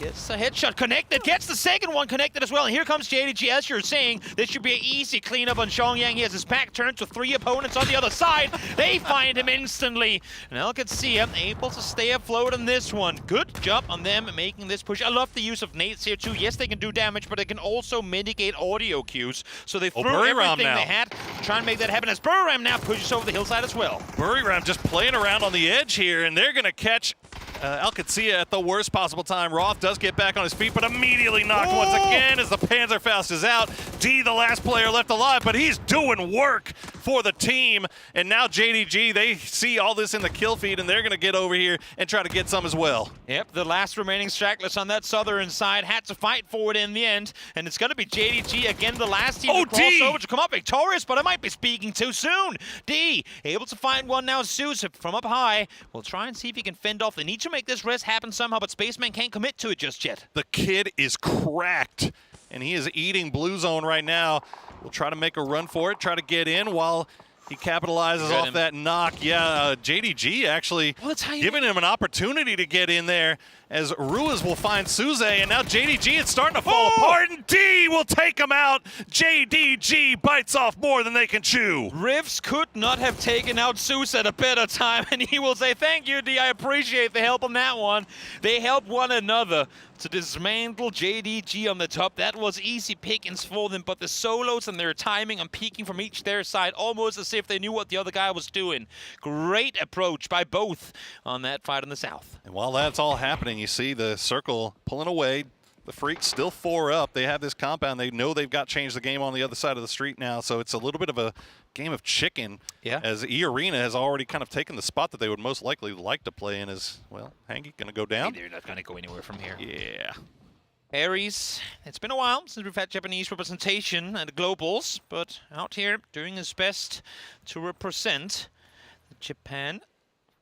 And unfortunately for him, I think in this case, not too much to represent in terms of extraordinary mechanical skill, because he's probably just going to be out. Yeah, DNF doing a good job, actually, of kind of keeping track of Aries and also keeping eyes over towards E-Arena and kind of forcing E-Arena to stay on us here. Nurens and Jacob looking down here, but they can't hold the peaks. They have to keep pushing back down because of the good shots coming in from those Freaks. Na'Vi, meanwhile, have pretty much the entirety of the East. They did lose one, but they are in a great position. Team Liquid just north of them, and it looks like Na'Vi might be starting to creep over in this direction. I mean, these are the teams that have been sitting around for the last 3 circles going, oh, I guess the South is on fire. Now it's finally their turn South to make and West, something right? happen. Exactly. Now it's finally their turn to do something. Freaks as well was sat here waiting for any survivors to come their way, but they all died up on the hill south of that compound, so now they can push up, all 4 alive. And honestly, if Ares peeked out the window with that Dragunov he has right now, there might be 1 or 2 knocks waiting for him if he dares to go for it rather than just tank the blue. I don't know if he's got the time to do anything but heal at this point. This circle doing some damage. E-Arena will find the knock on a Gyumin. That's going to open up a door here, and you can see them rushing for the top of the hill. That's opening up the door for 17, though, to make their way across. Change the game will go down. That's going to be it for Ares. And nice spray from Lyrics. Will find the opening knock. Deal will trade. And 3v2. Deal goes down, and it's all down to Who is the last player left for DNF? It's going to be Heaven, hiding in the smokes. And it's actually Aries that ends up making an impact because he did go for the shot. Salute had to turn around, find him. Good job at that, but that leaves him with his back turned. So a bad turn of events for him as the arena gets taken down. 17 Gaming were waiting around in the north, but didn't want to wait no more. They wanted to take matters into their own hands. That is the experience of 17 coming out to shine in a big way. Beautiful timing on the third-party push. Heaven will try to stay alive for a little bit longer. The grenades are coming, though. 17 knows he's there, and they would absolutely love to clear him out. That's going to fall just shy. Oh, the bounce going to take it. There we go. Okay, Lil Ghost will hit it. And there you go. 17, they're down Xiaobei, but still with 3 up. Looking pretty strong, and now it's down to a 4-man Na'Vi. Yep. Versus a 3-man TL and 17. Keep in mind, Liquid lost Purdy just moments ago to 17 Gaming, as I believe he was trying to cross from the shack on the northern side towards his teammates in the south. So a bit of a, we can call it unforced error on the side of Liquid, and I'm sure they wish they were 4 up right now, trying to make this uphill play against Na'Vi. This is tough. This is really, really tough here for Liquid. And they just stay up on the downhill? I think they do. I mean, that's they're basically, that's the only way they can kind of play safe. Now, aLOW has the wide angle and has a nice little spray there, but good shots from Sosid will take down TL's Luke. Extends will get traded, but now Sosid has been caught out, and he's going to go down to Sparking. So good work from both sides here. Sosid with a beautiful flank, but TL up to the challenge. Oh, the 100-0 from Hagatori comes in. Nate right at the feet and 17. I mean, they couldn't have asked for better third-party timing. They even got Salute off of Salute and the boys and Freaks as well. Now they come on over 3v2, but let's see if he has it in him to do something. Varus finds one. Varus finds the second, and just like that, it's a 2v1 in favor for Na'Vi. He absolutely needed to get something there, but the Xiaowu seat swap will take him down. It's 1v1, or actually 2v1, but it looks like 17 should get him back on his feet. He has the entire hillside. He knows he has the space and the time to go for at least one. Oh, Na'Vi is hauling right now. They are trying so hard to get there as quickly as they can. Xiaowu will keep eyes on that hill while Lil Ghost goes for the res on 277-0. They're collapsing on this. One more nade to work with. If you can throw it well, right at the feet of Xiaowu, you might be able to get a double, but you see that as soon as the first nade comes over, they instantly spread out. Spread as thin as you can. You have util to work with yourself, and that's what they're going to do right now. Spread out. Xiaowu is going to lob nades over while his teammates are healing. Try and bait the attention in his direction. The heals come through for 17, and they are spreading out everywhere. Na'Vi, they have no idea where they are, but they do get Ferris back on his feet and immediately retreat back down the hill towards the center of the circle. But good grenade from 7700 will take him down almost immediately. From a 2-1 into a 3-3 once more. What a great reset on both sides here. Peeks on over. Xiaowu, that is, instantly met by a hail of bullets as Extends connects well up on the top side of the hill too. It's almost all down to mechanics at this point, you have to feel, and you can't really ask for more in the terms of mechanics than these two teams as they trade knocks, trade sprays. Ferris will get back on his feet, so we'll bring it back to a 3v3 once again. Still 3 nates on the side of 17 as 7-7 goes for a wide play in the vehicle. Finds Hagatori, no chance to reload, though has to commit to the push here. Lil Ghost up on the hillside high, able to find one. What a great off angle. He's going to get him, but he can't go down, and he does. Extends, head on a swivel, able to do a 180 and find him. A huge play from 7700 to get the knock and the flush on a Hagatori, but even bigger from Extends to take out the flanking man. Yeah. And now it's down to Lil Ghost and Xiaowu, but Xiaowu has so much room to move around and reposition to where Na'Vi has no idea where he's going to be peeking from. The idea was so great. 7-7 even committing to, I mean, effectively sacrificing himself, but Lil Ghost and Xiaowu just weren't in a position to peek over the hillside proper when Na'Vi had their backs turned. So a little miscommunication, literally 1 or 2 seconds, that could have been game over. But this is happening. So risky for 17. They're basically, I mean, for all intents and purposes, they're giving Na'Vi 2 1v1s here. But what do you do? I mean, no, I think for right now. But they've also got him pinned. I mean, this is still like the best possible. It's a stalemate for now. This is the best possible play that they have, really. You wait final circle. No way Lil Ghost solo peeks this. I mean, you know what? He's a brave man. He might just do that. But you have 2 nates on the side of Xiaowu. Lil Ghost, he might jump for info, pin them, and have Xiaowu throw some dimes. That's the best case scenario I see. But one doesn't peek that solo. We talked about this is coming down to mechanics, but this is... They're looking towards the northwest. This is they don't see him. No, they don't hear him best. either. There you go. Lil Ghost will find the knock onto Extends. Ferris, do they have an idea of where he is? The grenade will come through, but it's not going to find Lil Ghost, and now TanVuu will try to make his push. Ferris has a little bit of a hill to work around there, so TanVuu has to be careful. Lil Ghost, though, this is a 2v1. This is going to be very, very tough for Ferris to pull off. Also, TanVuu, I mean, and Lil Ghost, between the years and years of experience in this game, and they don't throw a situation like this. Now they know exactly where they have him. Lil Ghost knows he connected a headshot. TanVuu wants to come over and help, but Lil Ghost don't need the help at all. He will find it in 17 Gaming, out victorious in game 2. Give him another win on Erangel. 17 have come in looking hungry. And that was a fantastic endgame that they pulled off. Great patience displayed by them after 2 military games in a row. Once again, what is going on, Toby? These guys don't have any time to get comfortable. I just love the fact that we see 17 do this. You get baited by their passive approach to the early game. They say, no, we don't need to go aggressive. They wait, but as soon as that fight takes place with the Arena and DN Freaks, from there on out, it was pedal to the metal all the way to the finish line. And you could say the exact same thing about Na'Vi. I mean, they had nothing going on their side of the map. I mean, I think when we got into the late game with 4 or 5 teams remaining, they had 0 kills. So fantastic game for 17, and we'll throw it over to Toffees and Martin to break it down.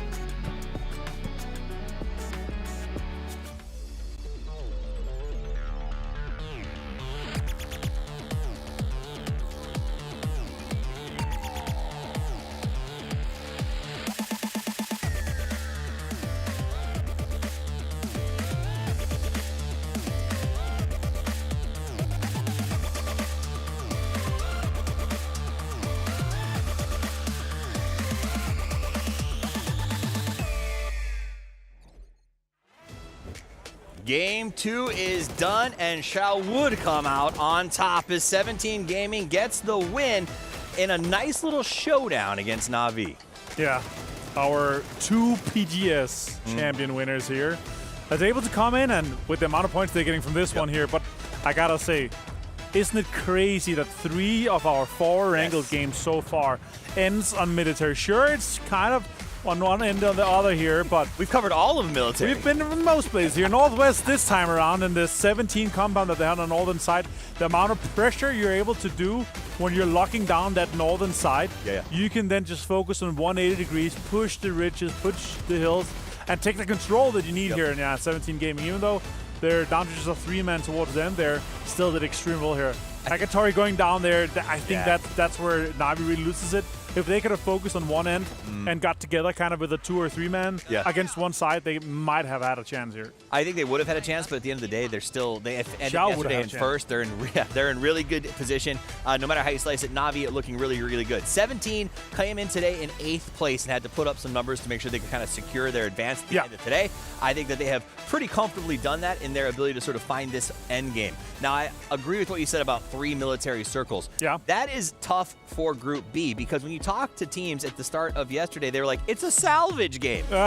3 of those games have rapidly become salvage games, which means that if you are in Group B and you are a North Drop team, you've only got a couple games left, and you are going to have to find points doing things that you probably wouldn't normally have done. I think for me in general here, like, military games are, sure, it's statistically 16 to 20% of the games are ending in military, but here, but teams are prepared for it. You can still see, like, there's plans for, but it's usually contingency plans. Here, 18 points though for 17 Gaming.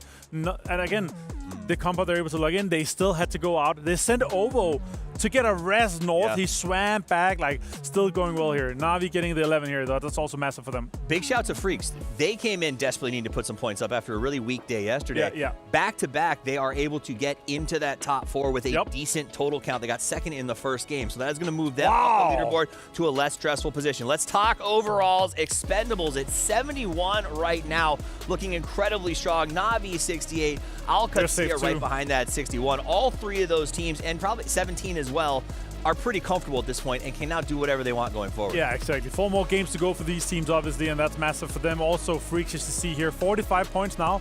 We're looking at that 65 to 70 points mark to put yourself across that. And then again, down here, some teams obviously only have played a few games, but You need to get the ball rolling now, because once you get into tomorrow, there's going to be coming in teams that have already gotten tons of points or are looking good. So, yeah, really have to get the ball rolling here for the teams here. Let's just change the game 3-4-4. Like, it's been very sparse. But then again, that's really the talk that we always have. Yeah. Once you're the team that comes in and plays your first games as a Group C, it's difficult to come in against teams that have already played 6 matches on this setup. They're warm. Well, and a good example of that, JDG is about to face off into a hot drop against QAD potentially. QAD said we're going after them if our first 2 games go well. JDG with 4 points on the board, almost they not only have to essentially give up the spot, they're giving it up possibly in perpetuity for the next PGS, possibly for a PGC, right? Like, this is like pushing them out is a very big deal.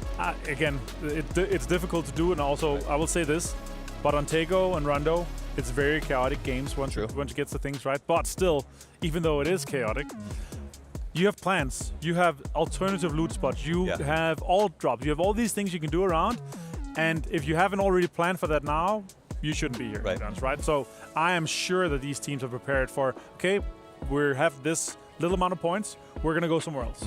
Well, I hope that you are prepared. We're going to be headed somewhere else. Tego, in just a few minutes, a quick break while our players get ready to head to the battlefield. Don't go anywhere, because we'll be back in just a few minutes.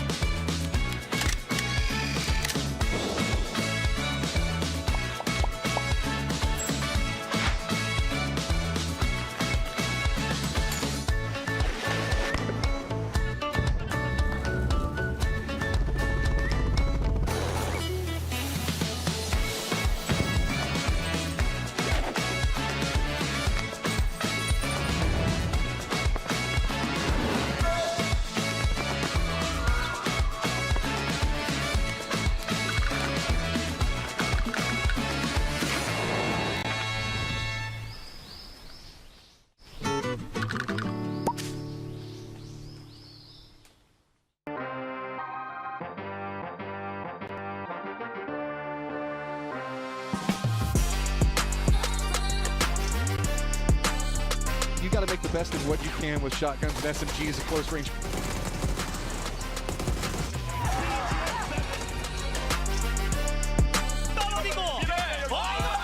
A heaven in a beautiful position. It's going to give Mir the chance to push up the Shrimsy. Stepping up as well.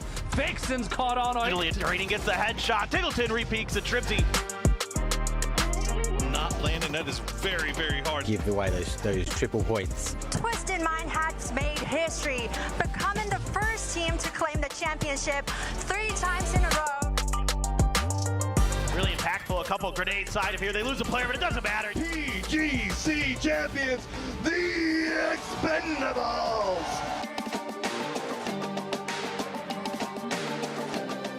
原长雪，火，这个火真的太好了！哇，就抽一个，就来，哎呦！피하면서 이거는 뭐, 자, 같이 가자! 이집을 이제 안 돼요.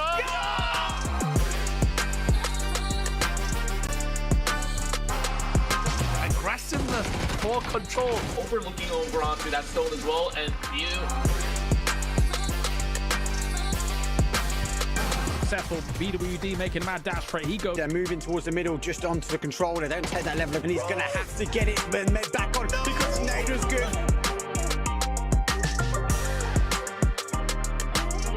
Oh, the Panzerfeld from aLOW. Kurt back behind. Will make their crossing. Pipa gets a great knock, actually.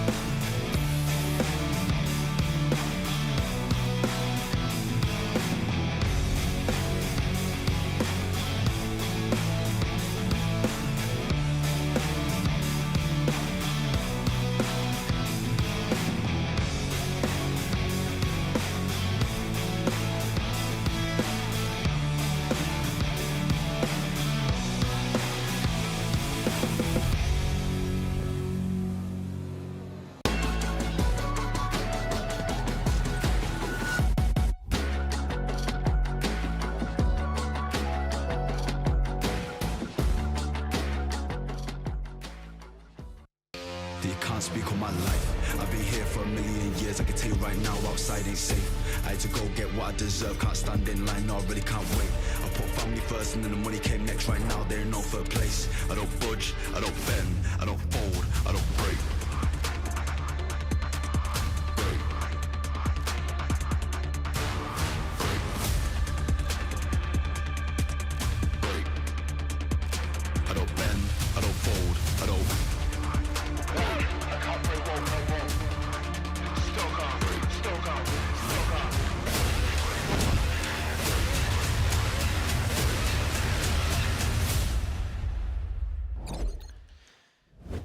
Erangel is done for the day, and it's done for Group A as we head on over to the next following 4 matches of this group. NC matchup. It's going to be, it has been, I should say, Poro, a good time thus far, despite 2 millies in a row. What do you think on that one? I mean, I got to tell you, this is the first time I've sat down in like 2 games. Like, we've been standing this whole time because it's just been nonstop action. 2 milli circles once again on Erangel, but the grassy passers are now behind us. We're heading over to Taego, where Full Sense got a win yesterday. We'll see if they can do a rerun on that. Yeah, they wouldn't mind that, no doubt. For sure. Or are they even playing today? Nope. They're probably not playing today, and I'm an idiot. Don't worry about me, folks. I'm just checking my papers once again. I didn't know if I should just throw you under the bus on that one, if I should try and... Hey, nobody can throw me under the bus better than I can throw myself under the bus. But thankfully, we're already to getting into the game, so I can't screw up again. You know what? I'm sure you'll find a way, Paul. And with that, let's hop on over to Taego. Playing timer has hit 0. It's in the air. I don't think Boostic is going to get any kills in the plane this time around. You don't think? Listen, nah, I would imagine not. But you know what? Speaking of planes, what a fair one we've got to kick things off. We all know the game is going to end in Gangneung anyway. It always does. But outside of that, great rate is not the day. I mean, it could have been better, right? I mean, all those teams that like to loot up by... The one thing I can say about this plane is hopefully, we're not going to get another one of those wild shipyard kind of circles. That is very unlikely. Feels like we've been seeing a lot of lately. Yeah, it is unlikely with this plane, Beth. But hey, I mean, global stages, that's where we get the anomalies thrown out. Not wrong. One thing, though, to look for, hot drops potentially could come through. Of course, half the teams jumped out already, and not really anyone going the same directions per se. So I don't think we're going to see any. And so far, the prayer's proving me right.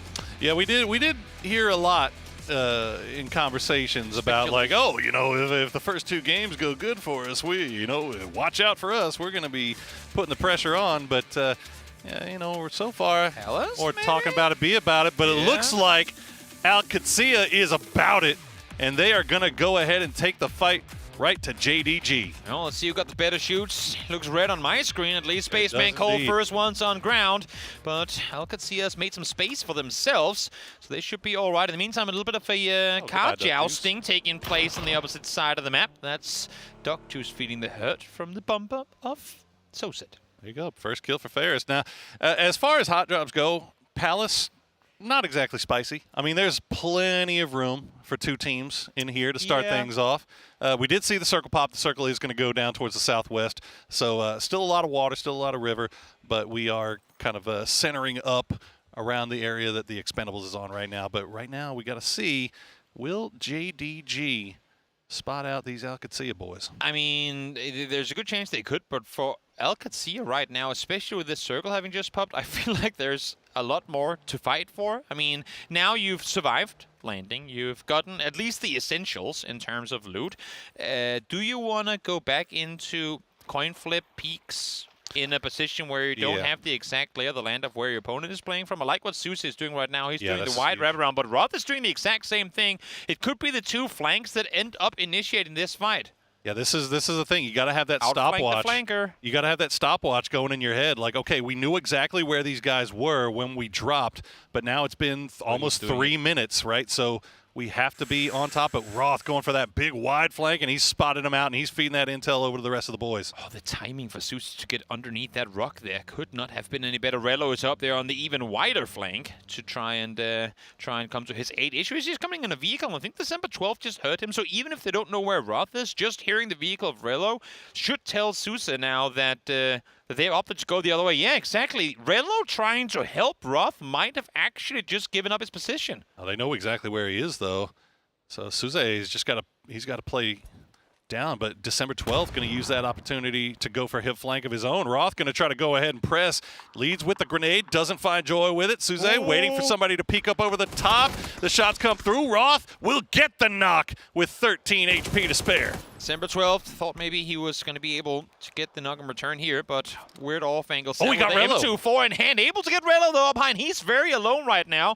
So Roth got to make a run for it. Also, I think that's their only vehicle. In the meantime, Cold is going to be found by, Cold's going to find Cowboy. So nice response on this one for JDG. Keep in mind, there is a rest beacon in the very heart of Palace, so whoever comes out victorious here should effectively take no casualties in the end of it. As I say that though, DN Freaks, they have smelled the blood in the water, and they want a piece of this. Oh, and somebody who could definitely use having a few more kills going his way to start to get the snowball rolling is Salute. And he's looking over at that spot where Relo is. Nobody there. December 12th, though, his spidey senses are tingling. I don't know if he heard an engine or heard something, but he is repositioning. He's hiding behind that rock. He's waiting for the peak to come through. Deal not going to spot him. And December 12th will get the opening knock. Oh, I like the angle of heaven. But right now, December 12th is doing a great job at trying to keep this at a 1v1, but you're limited to only so many angles. And in the end, Heaven, had he not connected that last bullet, Gyumin could have been down as well. So what looked to be a somewhat cleanup from JDG was DN Freaks coming in and shutting them down. And just like that, the Palace teams are both now down to 2. December 12th causing problems there for DN Freaks. That looked like it should have been a pretty clean and easy cleanup, but Freaks... they'll get it. Yeah. It was a rough sled, but they'll get it. They'll get their man back. It looks like they'll go ahead and reposition. Meanwhile, I could see it down to just 2. They're playing inside the Palace still. It looks like JDG going to be playing on the outside, so they have to be careful. They know that these guys are still here, right? So they just kind of. It feels like we're doing some sheepdogging right now. We're herding them into one place, trying to figure out where they are. Definitely. I mean, and again, even for fans that don't know JDG, I just think it's so amazing that we can have players come in on new formed rosters and impress to the same extent that we've seen them do in the past. I mean, December 12th, in that time on the first iteration of New Happy Esports, arguably, in my opinion, one of the best Chinese teams of all time when they played at their prime. They were completely unstoppable. And, well, here he gets to show that still a little nostalgia in some of the performances he can put off, even as a solo. Little tower defense here for the Akatsuya lads. As JDG, they're just wrapping around the south side. They might be... well, I'm wondering if they maybe were able to get the tags, the blue chips from their fallen players, but Hello, we had an interview with Delwyn. I am Lisa. I'm here with Delwyn from the Expendables. So they really had a very exciting game in Game 1, and especially during the 3 versus 4 against DN Freak, your godly flank paved the way for the chicken dinner. Can you share with us what was the communication between your team by that time? Trong trận 1 khi mà mình trong tình huống 3 cân 4 với DN Freaks thì đó là một tình huống thận sầu và mình đã giành được cái bữa cơm gà. Vậy em có thể chia sẻ thêm là trong pha đó thì team của mình đã call với nhau như thế nào hay không? Trong pha đó thì team của mình thì bây giờ 3 vs 4 thì mình cần đột biến thì mình con team thì lộ sai để giữ cho mình, để mình móc sau lưng để mình giết hay là đột biến gì đó để mà có một chiến thắng. I can't tell if they got the chips. Can you? In that 3v4 situation, I thought that we needed a breakthrough. So I asked my teammates to kind of bait the other team with the car being revealed so that I could flank from behind, so that I could take the breakthrough and get the chicken dinner. Ooh, that was really a smart move with both strategy and your own ability. Thank you very much, and we're back to the game. I mean, he explained exactly what we thought was the thought process of the team at the time. Such a great communication between this formidable reigning PGC champion team of the Expendables to come out and win that first game of the day. As we look at the stats from the previous game, also a military game, where 17 came out victorious. So, beginning of this day has had Asia written all over it. Yeah, I mean, that was an extremely high-risk, high-reward play for the Expendables. If he doesn't pull it off, they lose, essentially. And Delwyn, I mean, obviously, TanVuu gets a lot of the pub, and but Delwyn, I mean, he has stepped up in a big way for that squad, and that was that was him guaranteeing them the win, essentially, or at least giving them a better shot at it, turning a 4v3 into a 2v2. And you got 2v2 with TanVuu on your side. You're feeling pretty good about things. I mean, here, 1v2 is enough for him to win games. We saw on day one. So yeah. When you get even numbers, you're feeling even better. You ain't lying. Yeah, we didn't get to talk too much about the circle, but as you said earlier, a lot of water, river, and play, of course. But we're forcing people out towards the Hapo Peninsula, and you can see it's making some of these rotations pretty uncomfortable. We're bottlenecking a lot of these teams in these pathings, and right now it's the patient, ever so patient Team Liquid waiting here, and eventually, well, yeah, the arena would come, and for the arena, they just got to get out of here. Yeah, Realize this path is closed. You got 4 up. You got to be RDM. You're feeling good about things. You got the south side. You can easily avoid all of this, and it looks like that's going to be the call here. Is Purdy Curdy and aLOW will hold the south side of the 2-2 split, and Nurens just continues to make his merry way in the big old cow. You know what, Poro? If you had 1 year ago told me that one of the best weapon lineups you can have right now is an MP5 and a Panzerfaust, I know, right? I would call you the biggest troll of all time, but you know what? Here we are. I know. Here we are. Well, it looks like the answer to the question is that JDG was not, in fact, able to get those blue chips, and instead they are going to go ahead and take that 2v2 scrap with Al-Qadsiya. They know exactly where Roth is, but I don't know if they've got a bead on D. The utility not landing for Spaceman, though, but that one might be, again, just too far. Yep, they're fishing with nades right now, wanting to clear out Roth so they can focus on the last play. But as you're saying, he might have gone unnoticed. He's running around right now. I think Colt has the info. He's looking that way at least. Roth trying to buy some time. Loves the smoke on himself. He's able to find Colt. Now it's up to Roth to find the other one on the opposite side. Not able to do so, though. Spaceman out victorious in that one. He did. But he's not able to get the flush just yet. He was leading with that Panzerfaust as well. So big 1-1 trade. So far as the hot drop goes between these two, it is all even Stevens. As you see, the new circle will pop. It is going to cut south of that river, and it's going to pull away from the water on the west, and everybody on the move once again. As you see, a number of E-pickups already popped here. I think that one from the north may have been Gen G. Yeah, that was just Gen G getting everybody back together. And look at how they're 4 deep in the middle there. As you can see where the fight in Palace is going on. That 1v1 will eventually finish up here. D has looked like an absolute monster so far. Can he finish this one off? I mean, this is this looks like a fight for 2 points, but effectively this is a fight for 2 points and resting all your teammates. No one is around up here, unless if Freaks took all the blue chips, which I don't think they really bothered to spend time doing. I don't think they did, yeah. This is a pretty important fight to get your entire team back in the game and maybe swim across coming in on the side of fishing camp. This is a man that is really enjoying having the opportunity to play on a LAN server right now. For sure. Just jiggle peeking left and right. Big shots, but the trade as well. Look at how much damage both of these guys are just absolutely taking it to one of each other as the smoke will come down. That is a good molly. Takes Spaceman down. He's going to have to stop to heal. D considering going for the res, but I think Roth just telling him, look, this is all you, big dog. We believe in you. You know what? He can get back up alive with a little bit of help. Should he come out victorious in this fight? What a great nade to start the fight. A lot of damage done. Forces him into hiding because now he has no audio or footsteps to go by either. His ear is going to be ringing at least for the next couple of seconds. Gets to reset though. Yeah, this is smart from Spaceman. He realizes that this smoke is actually working out in D's favor, but he's going to continue laying him down to keep himself alive just as one goes away. The other one will spawn, but D, that smoke going a little bit too wide for Spaceman, I would say here. He's going to make the run for it, but D sees him. Oh, able to see him again. Missing a few shots here, of course, can't really blame him. It's a very nanosecond reaction time. He needs to come through with it. Once again, these peak battles. This fight has been going on for so incredibly long.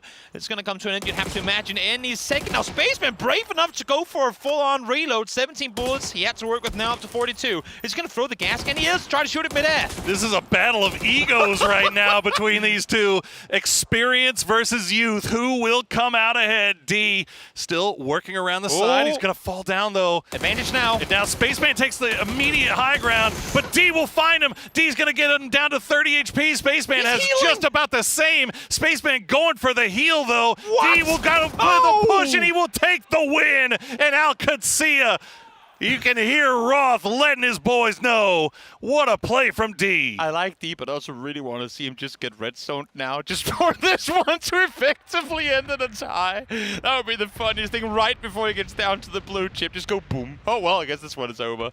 What a fight. Oh, my lord. That was exhausting. Jeez Louise. Neither of them wanting to give up on that one. You know what? Respect to Spaceman for committing to that first aid there. Had it been 2018, he would have got the heal off. But, of course, now that they take it a little slower, not going to happen. And with that circle as well, 4D, not only is he going to be able to get his teammates back up, but they should be able to cross over as well if he's fast enough. Of course, phase 3 now, soon into phase 4. It's going to be difficult. Yeah, we'll keep an eye on Alcatsia. See how they get back everybody.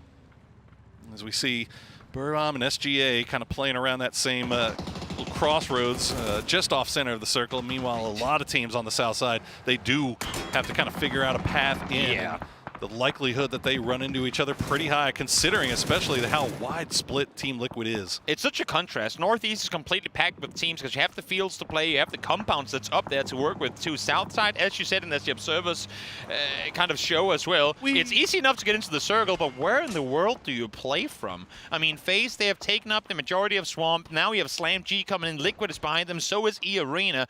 As soon as that first fight pops off, the Swamp is going to be lit ablaze, and then you're going to have one potentially wounded team remaining there for the for the remainder of the time that circle or that area is in play.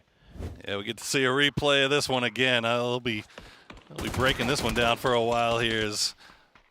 I mean, Roth, this was just a straight up hot drop. Was that hollow? Oh my gosh, December 12th. Just letting them know. But look at that grenade. Oh, Cowboy almost escaped too. Yeah.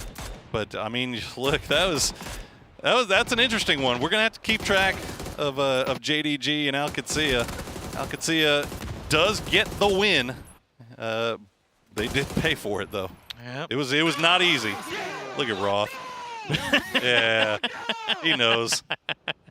If there's a hype man out there, we have a guy right there trying to claim the title, Hype Man of the Year. As again, Swamp, you just can't fight over it. And for Arena, they realize this too. Slam G as well, going for a fight in a compound outside circle. Still a better play to try and fight your way through the Swamp. Navi kind of, we haven't seen Navi get involved in early action in a while here. They've just kind of had good positioning and avoided the early fights, but now they're taking it right to the Expendables compound. Yep. They'll lose Sosa to start off. Hakatori very low, has to stop down. And basically, I mean, you can see he just extends, just sending every bit of utility he has over the side to see if he can spare some time here. Oh, the car! Oh, get out there. Oh, Sosa. But look at this while this fight is taking place. Gen.G have just come inside the circle too, and they too are trying to engage in this one. Shooting from the north side, coming into it. Hakatori Oh, what a able grenade to find hack. TanVuu on the rooftop. TanVuu gets extends just before that happens though, so a trade 1-1. And the real team to reap the rewards of this is Gen.G, who just found the flash on Sosa. Oh yeah, and Orca is just in perfect position on the side there, and it's going to force Hakatori to push into those smokes, but Delwyn, he's going to go right for it, and yep, he'll find him. And now Na'Vi down to just nobody, as they will go out in 15th place. And make matters even worse. And there's Alcatsia. For the second time, Na'Vi taking casualties while trying to make something happen here. Gen.G should be able to come in and clean up. We're looking at the south side fight, outside circle as well. As both these two southeast side fights are just so incredibly difficult to make something happen from. Yeah, Slam and E-Arena, I mean, that's the rough one. They're still in the blue here. Glory's now the last player left alive. He had to take on Na'Vi. Now he's having to take on Gen.G. That Panzerfaust's not going to fall where it needs to. E-Arena will get eliminated by Slam. So that fight comes to its conclusion on the south side. Glory's now just waiting for the inevitable push. Hopefully he can maybe take one with him. Didn't get a whole lot going yesterday. Trying to make up for it here today, but Gen.G is going to shut him down. Good initial. Not got some damage done to Flame as well, but simply too many buddies coming his way for him to be able to stay alive. Gen.G, good cleanup, nice pull-up. I'm telling you, man. Speaking of pull-up, 17 here now, able to do the exact same thing. It's actually going to be Hung Yi able to take down Roth.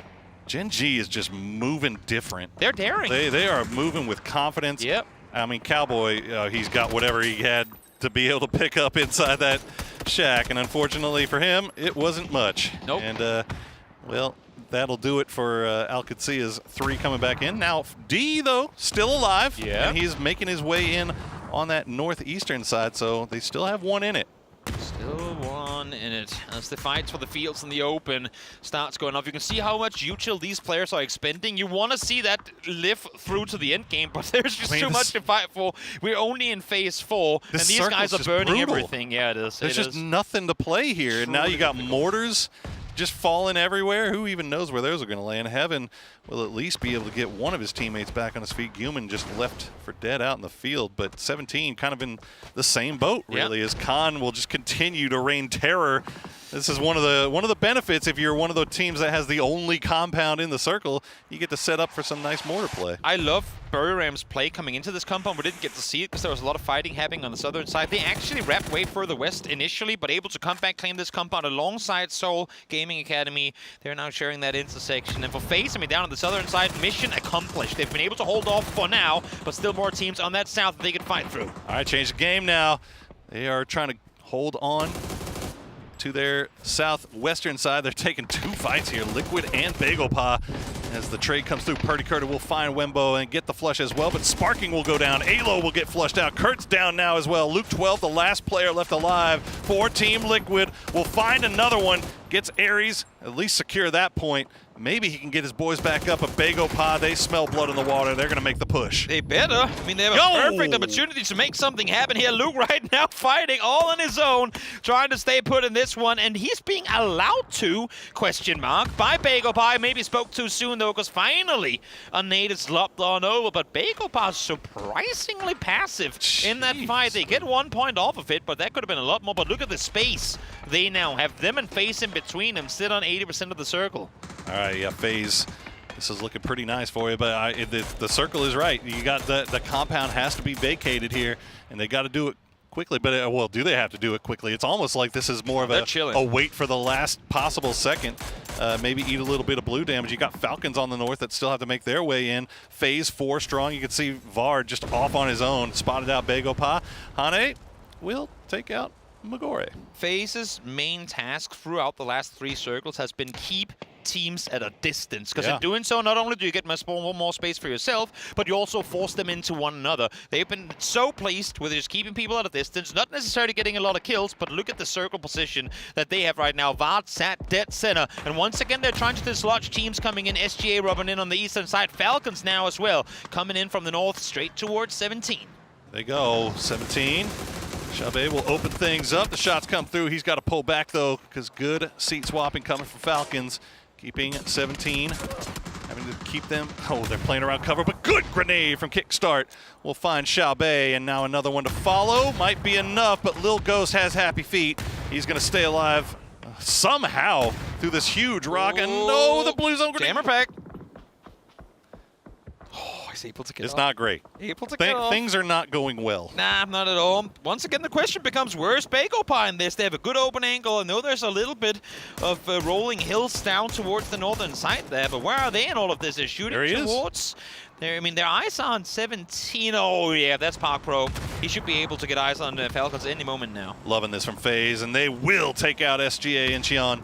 And Buriram, though, they're starting to creep out. It looks like they won the waiting game of who's going to leave the compound last. So Buriram starting to make their way out. Demastery still left behind, though, so it's only a 3-man push from Buriram, but it's only a 3-man hold from FaZe, as they've got Vard covering the south side, making sure that BagelPa doesn't wrap on them. And FaZe have absolutely no threats, I mean, from from anywhere but these boys ahead of them right now. They have done such a good job at forcing, as I said before, everyone off their back. So they just sit here and say, Buriram, if you want to come to the circle, you're coming to us. If not, then you're running into Falcons.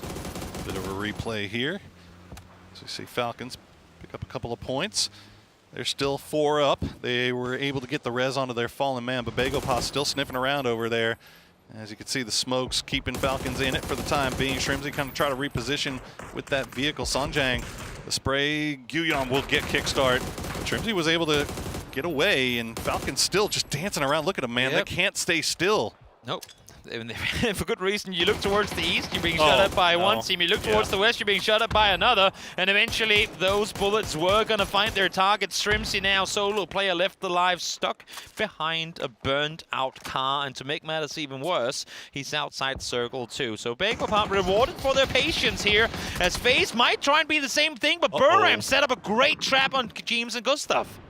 Wow. Okay, Buriram. It looked like FaZe had him dead to rights at the beginning, but Buriram kind of pulling back, resetting, and then they retake the fight to FaZe, find 2 instantly, and it looks like Fex is going to go ahead and join Vard towards the center of the circle, and that is great work from Buriram. But where do they go now? I mean, it's just wide open field. My read on this is that FaZe thought all of Buriram committed to looking towards the west, and when they peeked over the side, Revs and Eaddy were there, just line prone, ready and waiting. So good job on Dimas and Khan for making enough commotion on that northern side of that split to make FaZe think that that's where all the attention was. Good job on them. And for FaZe, they get punished for their aggressive play. And they're going to try to set up a little bit of a vehicle for it here, while Begopa, they've sent Park Pro down here to kind of scout out what's going on. They've left Seongjang on that northern side of that high ground. Keeping eyes on Shrimzy. That's a free point that they would not want to give up easily. And Buriram, they've got 1 vehicle. It looks like they're going to put 3 inside of it and leave Khan behind. Yep. Oh, that's a good nade. That's a good nade. Nope, going to be a little bit short. Bounce is short. Here comes Buriram. As you said, 3 in a car pulling up on this one. They lose one. It's actually going to be Seongjang from afar, able to get the knock and the flush with it. So where Falcons were before, now that's where Buriram is sent. Forcing Begopa further up the hillside, though. Seongjang with 6 kills. Oh, yeah.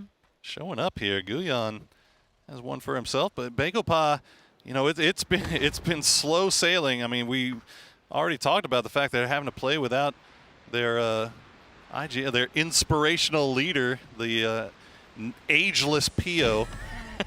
But it has been slogging for them through the first day or so, but finding a little bit of joy here in this Tago here on day number 3, or day number 2 rather, match 3. Buriram, after losing 1, they're still kind of pinned up against the wall. They go for the kill onto Shrimzy. They get it. It gets stolen away, and now they're kind of stuck out here again. Yep, up on the hillside. I mean, we say stuck. Where do they go if not Well, here? I mean, yeah, you push I guess, downhill yeah. into Just the open. I nothing. think right now, I mean, they're taking full advantage of the high ground and hoping, of course, that this next circle has a hard western yoink waiting. So you can see the pins they've put up, of course, a little outdated now as they marked what was behind them in their pathing on the side of Buriram. That is, they know at this point. I mean, pins not really needed. They know exactly where they have their remaining opponents. I love that Khan is this patient, expecting a potential push coming in. We see on the other side too. Begopa is like, guys, everything west of this is our line. This is where we're set. So that makes me a little nervous. Do they now not know that FaZe is down here? But you see the markers too from Park Pro. I think he's aware. No, yeah, Park Pro, his job has been watching FaZe as long as he can. Now Vard's going to kind of go for the reposition. Fex gets left behind. But fortunately for Vard, it looks like he's got Rock in a little bit of a ditch to play behind. Begopa, I think the idea here is to focus south and try to get rid of FaZe if possible, and then try to make their way into the circle and just they're kind of giving Buriram everything they could want. And that's really lucky for Buriram because they were very much pinned up against the wall. I mean, Begopa is just saying we don't want to be in the middle. Yeah. We will happily have blue on our back, but we don't want to have to look 2 ways. We don't have the manpower. We don't have the helmets and vests to try and do that. As Park Sneaky Pro, boy. sneaky man, rabbing forward, spots Fex, goes for the nade now initially as well. Vard gone down, found 1, but trade in return. This is just working out perfectly for Buriram on the receiving end of it, and that's FaZe done for in this Tago match. Buriram and Begopa, last 2 teams left alive. Knock on to Seongjang, but it doesn't look like Buriram in a position really to capitalize on that, and they might be able to get that res, and it looks like they will. Gyuyeon going to go for that high ground, but you see that P90 in the hands of Ruse. That's a late game devastation right there, just waiting to happen. But Seongjang back on his feet. I mean, next impact player here could be very well end up being Eaddy. You saw Gyuyeon send his car as fast as he could up that hillside, try and reclaim it. While that was taking place, Eaddy has been creeping up that hillside of his own, up on the northern side of it. So if they spring the trap right, having all the opponents outside circle, Eaddy could have a perfect opportunity, similar to what we saw with Delvin in Game 1. Yeah, and don't disregard the impact of Khan right now. Khan with that long position, he's got the scope. He's letting them know where the smokes are, where they're moving around if he spots anybody. And unfortunately, actually, never mind. Right on top of Park Pro, so Ruse will overthrow the first one, and then Eaddy will strike, find Seongjang. It's down to Gyuyeon. Beautiful work from Buriram. Clinical stuff. Yet a case of everyone knows exactly what they have to do to bring that one home. You said it, Khan, great job at keeping the vision throughout, but most importantly, not getting knocked. Had he fallen there, that's a completely open angle for Buriram to wrap the right side. He played his role to perfection. Eaddy peaking at the time of perfection too. Great game overall. And just all just exercise and great timing on the part of Buriram that whole late game. Like they came in. I was worried a little bit when they went for the Falcons' old position and put themselves kind of right up against the wall, but fortunately for them, the timing worked out again and they were able to get a 3 in. And you saw in the face of Gustav and the boys there as well, they knew that they could have gotten a lot more from that match. Not to be though, but that is going to be a Tago done for today. So let's hop on over to Rondo next. Let's do it.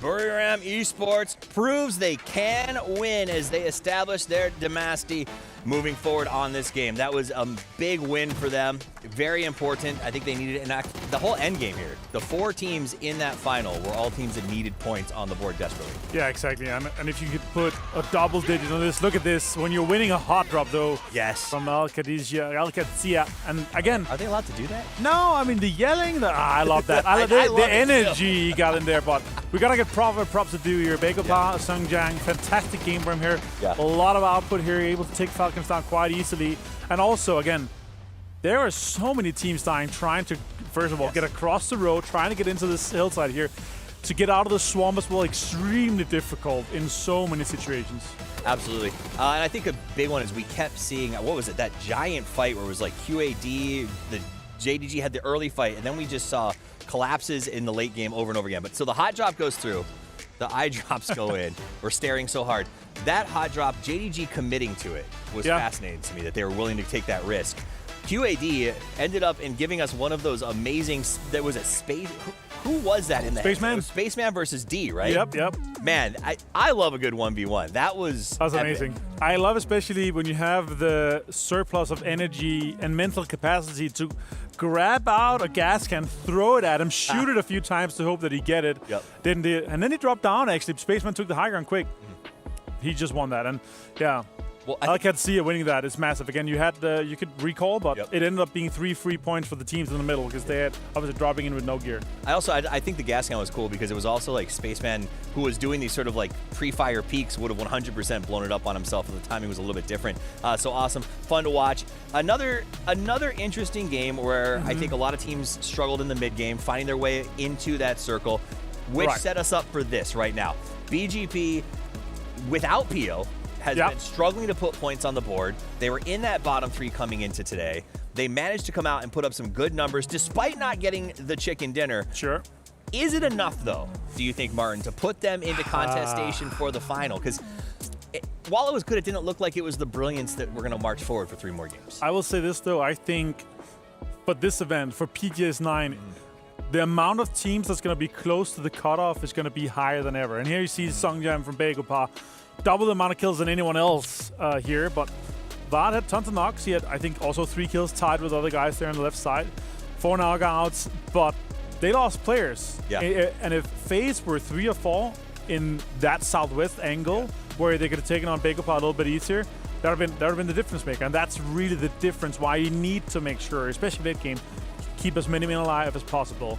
And Buriram United proved that 3 guys alive had the upper hand, had the advantage. 18 points for them. But Bagopa also getting double digits. FaZe with 11 is going to be a huge impact for the overall leaderboards. Absolutely. And nice to see Falcons. I think they just doubled their points off the back of that game. Good for them to get a little extra on the board. Let's look at the overalls. Expendables still strongly sitting up at the top with 73. Na'Vi behind 17. And Al-Qadisiyah all looking very comfortably qualified as they continue to put up points throughout the day. Freaks on that climb as well. As we move down, start looking at the matches played so far, because that is going to come into play. Not not everyone has had the same amount of numbers. What I love to see, Buriram United, with only 3 games played, has managed to make it all the way up to 13th place. Persevere. Obviously, off a win's gonna put you up there, but again, this mid-pack, man, it's gonna be so close. Some teams, obviously now, only played 3 games. Falcons, Liquid down there.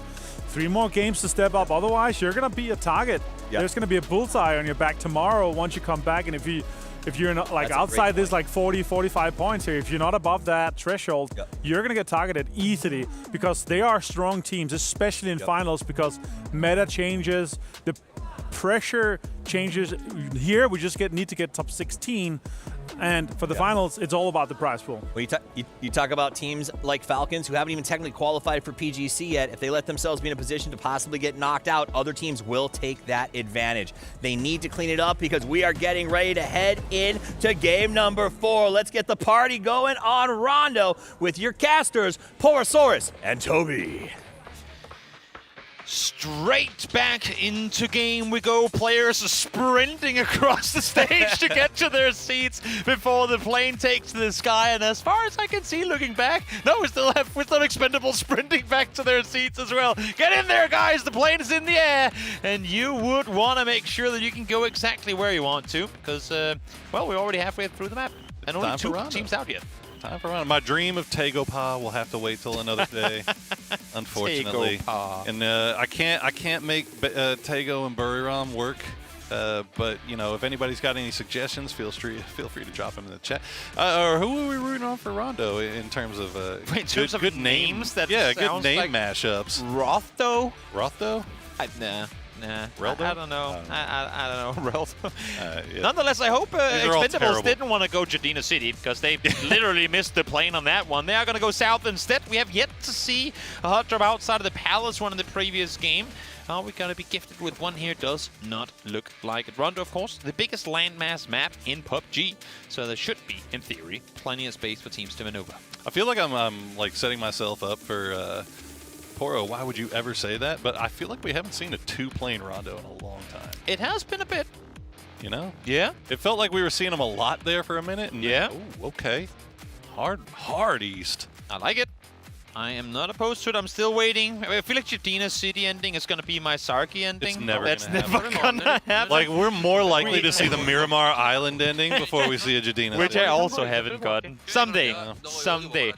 We are getting closer. I feel like we're creeping further and further away from Stadium and over towards Jadina City. So maybe, who knows? I just want an escalator battle to finish up the 2 solos going whee past the each moving other. walkways, Exactly. just jiggle peeking while you're moving slowly to the left or right. That'd be awesome. Exactly. Moving walkway finish. Now that's what I'm asking for. Will it happen? I highly doubt it, but maybe someday. Look at this. So Navi and 17, they share that test track Neox factory, but right off the bat, Navi looking like they found an angle onto Xiaobei, so taking shots. So not as peaceful of a duo drop as we've seen in the past, but looks like 17 will survive for now. They'll take the open shots, but they've also sent 2 guys immediately into vehicles, sent them further east. I mean, again, they followed the trail of this plane, saw where teams were dropping, and with this circle, they know full well that the entire east is up for grabs. Oh, yeah. So smart on Navi. Sure, take a few shots towards 17. You know, gotta keep them humble. But outside of that, go east, because that's where the space is to fight for. Alcacia doing the exact same thing. They've already set up the E-pickup. So with that, as they fly into the sky, let's get a listen in to Cowboy how he felt coming into day 2. Honestly, I wasn't very composed the first game, but I will say I was very confident, and I think that confidence derives from my team, especially Roth and Rello. They're confident boosters, and they just make me feel like I have leaders I can follow and trust in. The best advice they gave me to feel confident and feel good going in the games was that it's the same game I've been playing, and that I don't have to be anything else besides myself, and just know that I have them if I need like a shoulder to lean on. Farming, man. He just looks like that is the face of confidence right there. Yeah. For a kid who's just his first land. I mean, he is just having a time for himself, and D right there with him. So Rello and Roth, they found themselves with some gold here with those 2 youngsters. The ability to not look past your monitor in these LAN environments is something that many players, even with years of experience, have still yet to figure out. And it's tough, man. Well, could see. I mean, for the most part, especially in their early games on the days, have been looking like they have mastered that very, very quickly. That is, I mean, I'm honestly, I'm putting a lot of that onto Relo and Roth. Oh, for sure. Like, for sure. You need your veterans. I mean, at this point, I mean, I swear, I've known Relo since he was like 17. But at this point, like, he's an old head now. Like, he is the experienced man that's been around forever. And Roth, obviously, right there with him. So, I mean, if you're Cowboy, if you're D, you could not ask for two more experienced, if you know those guys' personalities, you know that they are going to be the most patient, the most understanding, the best coaches for two young guys that are coming in here to a LAN for their first time. Definitely. We saw the stats there for E-Arena and their performances in the PGS thus far over the last 2 years, and it hasn't always been pretty. And well, to make matters worse, usually it's caster curse. This was a graphics observer curse. So haha, production, that's on you, not us this time around. Sparking able to get not his first kill of the day, but one of. It's been Luke. That's been the success story for the results that Liquid has been able to put on the board so far. Yeah. But this time around, Sparking able to get something going. Yeah, pretty average start. I mean, you're not upset about 15 points in 3 games, right? Like that's you'd hope for more, and but you know, given the fact that you had 2 back-to-back Millie games, especially when you loot up in North George, South George, that's rough, right? Like that's a hard way to start your day for anybody, let alone Team Liquid, who has those far loot positions. But still 3 games left to play, and we'll see where they decide to go as we see Roth all by himself, nobody anywhere near him. He's got tired of dealing with the kids, man. He had to take a break. He had to take a vacation. No, you're reading this completely wrong. The rest of the team are like, bro, you're too loud. Can you please just go somewhere else? We can't hear what we're thinking here. You're blowing out our eardrums, and he's just going, yeah, the whole time. And you know what? I love him for it. Keep doing you, Roth. Keep being loud. Keep getting that team hyped for the fights to come. Absolutely. You got the arm coming down, and more importantly, the muzzle break. Love a good muzzle. At least it's not a tech stock. Yeah.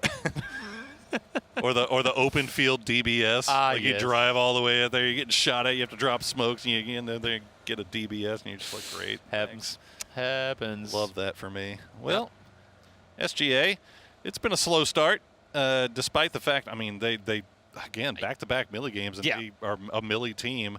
You would have hoped to maybe find some more success in those, but 6 points so far today.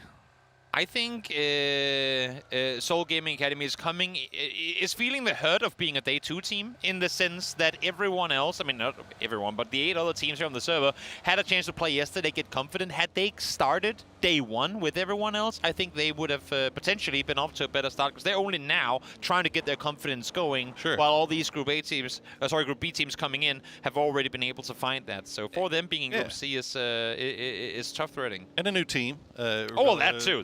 With the international set, I mean, I guess a bigger shock, bigger surprise, really, to me, and I imagine a lot of people. JDG, way down there in 23rd with only 7 points. That is obviously the Alcatia hot drop situation from Tego, contributing to that a little bit, but that's one game. Yeah, but then you also have double military and a South George looting team. Yeah, I don't think. I mean, you don't want to. You can't just keep saying, "Oh, we'll write that game off," you know, because eventually that's your entire group stage done, and you didn't make finals. But I think in their particular case for this one thus far, it has been tough for them. I will say though, they had a good chance to make something happen in that second Erangel game down on military, because they got that center hill for free, but got a bit eager for points and paid the price for it. So maybe that has humbled them coming into this game, where now they're once again playing it slow, but with plenty of space to maneuver on the west. Yeah, this should be good for him to kind of get kind of back on level. I mean, and who's to say what would have happened in the previous game had Spaceman won that fight against Daiwa? I mean, I have to imagine that they would probably be in the same boat. I mean, they were C3 dropping into the Who's to say what would have happened, Poro? I'm to say what would happen. I mean, Alcatia, we saw what happened there. They just kind of donated a few points to whoever happened to be near the middle. I believe it was 17 at the time. But looking at actually, SGA is getting real close to 17, actually. So keeping an eye over there as DN Freaks coming in from the north. Nobody further north than them currently, although it looks like Falcons maybe making the long trek. They are migrating towards the east for the Heat, the Falcons, that is. Trying to see if they can make their way in way late. I mean, and I like the idea of them going north on this one. We know that the plane was south, so no reason to try and become part of that cluster, because how many times have we seen Falcons run into trouble in the early game where, not that it could necessarily have been avoided in those particular cases, but now that you give them the chance to avoid it actively, go north. You know there's going to be space. Play it slow, play it smart. That's what these boys are known for. So why not just play to the best of your abilities? Yeah, that's an easy call for an IGL. Yeah. As, we see a few gliders in the air. Rello going to be feeding that information over to his team, letting them know that they've got Begopa kind of rotating right down in the middle of them. And Lurex doing a little air racing here. Oh, he's doing the seat swap. Go for it. Shots coming through. Danger zone. I tried. You got it. I mean, but then they left. They heard my singing and like, no, we can't. This is not. You're killing the mojo, bro. Just nah. Not doing it. This circle is going to be an impactful one. Look at the river coming up from the southern side. Are we going east-west or straight down the middle? We are going down towards the south, keeping as much water in as we can, while also having that very central bridge now up for grabs. Liquid, do they opt to cross on over, or do they not? Thank you, observers. Great timing on that one. This bridge is going to be pivotal for this circle to come. Well, that's if any of these teams on the east side of the river decide to even go that far. I mean, you still have the land bridge off to the north that Navi is kind of rooting around at the moment. And JDG on the move, they're going to get a compound for themselves. And now this is where you're in IGL. You start kind of, where do I want to shove my chips? Are we going east right off the bat, or are we going, do we stay on the east side as long as we can and just assume that the west is already kind of full and just kind of take our time, play edge? Or do we try to go for that push on the west and see if we can get a compound? It's a tough call. My short answer, if you are east and you have a chance to go west, you go west. If you're east but it feels dicey, you stay and cross your fingers. And say, come on, Circles, you've done it before. Let's do it one more time for the boys, shall we? And to make matters even worse, everyone rotating in their Pico buzzes right now are going to go. Oh, no. Because we have a double EMP zone on the western side of the circle. 17 expendables. Face might be able to weave through just exactly, but for 17 and for expendables, they are going to be slowed down. And to make, I mean, for the worst part of this is 17 being slowed on the rotation. They have got both SGA and Falcons backfilling them, so that could cause commotion. Yeah, that's, you know, you don't usually talk too much about the impact of those EMPs, but this is a big one. Yeah. Right now, Bean's got bigger problems as he got Slam G right on top of him, but Tosi will spot out Arctics from playing the wall. He sees Boostic as well. Maybe, oh yeah, get the flush onto Arctics, get the point. Mogore will try to spot out Bean again, but Bean able to run away. Yep, they're trying to come in and fortify the position now, but they're a little late on it. Good thing for them is that Toshi and Bean have been doing a great job at it kind of baited the attention, making it look like they were more than just two players here. Slam G couldn't really hard commit to it early on. Orca now forced back into cover, but he has his entire team in. Okay, Orca able to pull back into the hard cover, try to reset, get the heal up. Bean still just a problem as Boostic going to continue just sending all his utility over there, but that door just not not cooperating. Nope. Lurex with the high ground, trying to feed information over, and Begopa, we saw them be very, very cautious, very not wanting to get involved in fights last game, and it kind of bit them a little bit. Yep. So maybe they learned their lesson. They try to take third party here. The awkward part of trying to engage in this fight from the north, where they currently are, is this compound doesn't really open up any windows from that angle. I say that, but Akana is able to find one in the air. Mogore now going down to Flame as well, and that's going to be Slam G done for. Slam to the ground, and Genji now fully aware that Begopa is set up on the northern side, will probably just hide in this compound and wait for that next circle to pop. Man, Slam G, they started off so hot yesterday. Yeah. And they were looking real good, but reality has come back, and the reality now for them is they've only got 2 games remaining to try to add to their point total. Currently 33 points, 12th place. You got to imagine that's not going to be anywhere near enough to make that cut line for the finals. Yeah, slow backfill here now on the southern side of the circle to one more EMP to slow rotations down as the circle swings towards the north. Jeez. We're going from, yeah, I guess we have something to play around to. Okay, good luck, have fun, guys. Everyone on the southern side is going to be playing into the open. Freaks, I mean, observers say they might stay on the eastern side. They probably will. Issue is, You know what I said? I was going to say next circle is going to shift west. I'm not sure it will because you have unplayables over there as well. Water, of course, main factor here, but this could really go anywhere. Yeah, I mean, hard shifts are one thing, but a hard shift in one direction followed by a hard shift in the complete opposite direction is another thing altogether. JDG, they've got good position right now. The 2-2 split on that western side, but there's a lot of teams on that south side that are having to make their way back up north. Let's just cut up the river. We have 4 teams still set on the eastern side. The remaining 11 are all trying to find out which part of these open fields they want to be playing from. If you have a compound right now, you better lock it down. And I'm getting a little scared now because I'm seeing JDG split 2-2. If they know the amount of pressure power that's going to be coming in from the south in just a moment, this might be a bit too greedy for my liking. It's greedy, but right now it seems to be working out. Suze and Cold have been kind of keeping eyes on things to the south, and look at that, they're actually going to force 17 and the Expendables to fight each other. Meanwhile, Gen G running into the Freaks. They're going to spot out Salute. He's down. Heaven now kind of in no man's land. Gyumin, good spray, will force them back as he's going to turn his attention over to Flame. Deal will be the one that gets him. Tosi down to 5 HP and just has a rock and nothing else. DNF, great rally there by Freaks to stay alive. It was Gen G initially to set up a trap, but they get completely shut down by Freaks. Now fights happening on the southwestern side here. Face the ones defending the compound, able to stay afloat, breathe for a little longer with that utility usage from both Vex and Gustav, but they need to get these reses now. Jeem's down already. Shrimsy take the only 2 players on the side of Falcons to try and make something happen here.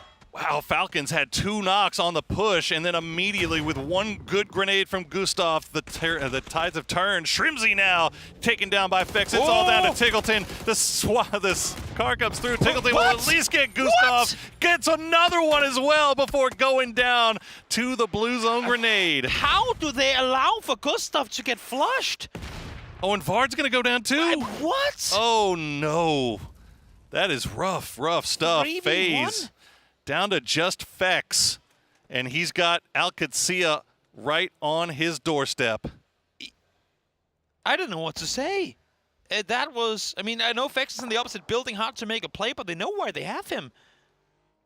A bit of a head scratcher on that one. But for Alcatsia, I mean, again, the timing, the push on this couldn't be better. They know, I mean, at least should know they're going to be up for a 4v1. Of course, they want to play it smart and safe still.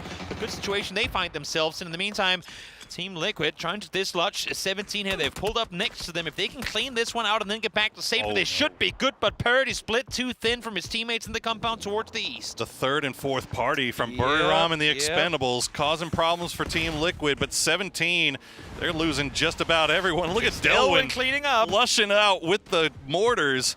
So Team Liquid, they still have 3 up, but all of their kills, or all of their knocks that they just got on 17, rather, get stolen away. Definitely did. Fex is still alive in the compound, as we see. Everyone out towards the east, having to come west now.